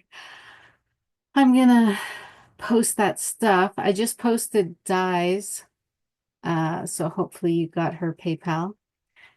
And let's see, I'm just gonna get that right away. Da, da, da.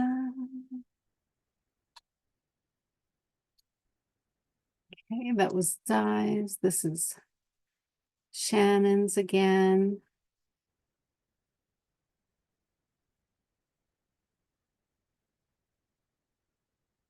There's Shannon's. I'm gonna do. Okay, I have to be honest with you guys. I'm having problems with mine right now. But it'll be on the replay page. Yeah. I'm trying to get this awesome coupon for you guys so that you'll get 50% off when you go to my thing, but I'm having problems with the coupon, so I'm gonna have to play with it and find out what's wrong with it. But that's me. And then we have Jeanne. You guys, if any of you missed her, she did a wonderful job today as well. And you can check out her offer at this link. And oh, and we had Tuna fill in because the person who was supposed to be in Tuna's position, she had an emergency. Linnea, I don't know. I hope it all turns out okay for her. So, yeah. Here we go. There's Tuna's. We have Lisa Holt's wonderful $97 offer. Dun, dun, dun. And we'll take you right back up to the beginning. And we'll put Jeanne Sullivan's in. Jeanne added a gift too for those who wanted a free gift sort of thing. I'm going to start doing that from now on. I'm going to start offering free gifts for people and stuff. And Di has, I think Di's has a free gift in it too. Yeah, so when you check out Di's links, make sure you check out her free gift as well. I'm going to have them all on the replay page, so nobody panic and think that you won't get them, because you will, I promise. But yeah, there's just a recap of the whole day right there with all those offers. And with that being said, I'm going to thank you all for being here. I'm going to close off the recording, and then everybody can free for all, do whatever they want to do. All right. Stop recording. Yeah.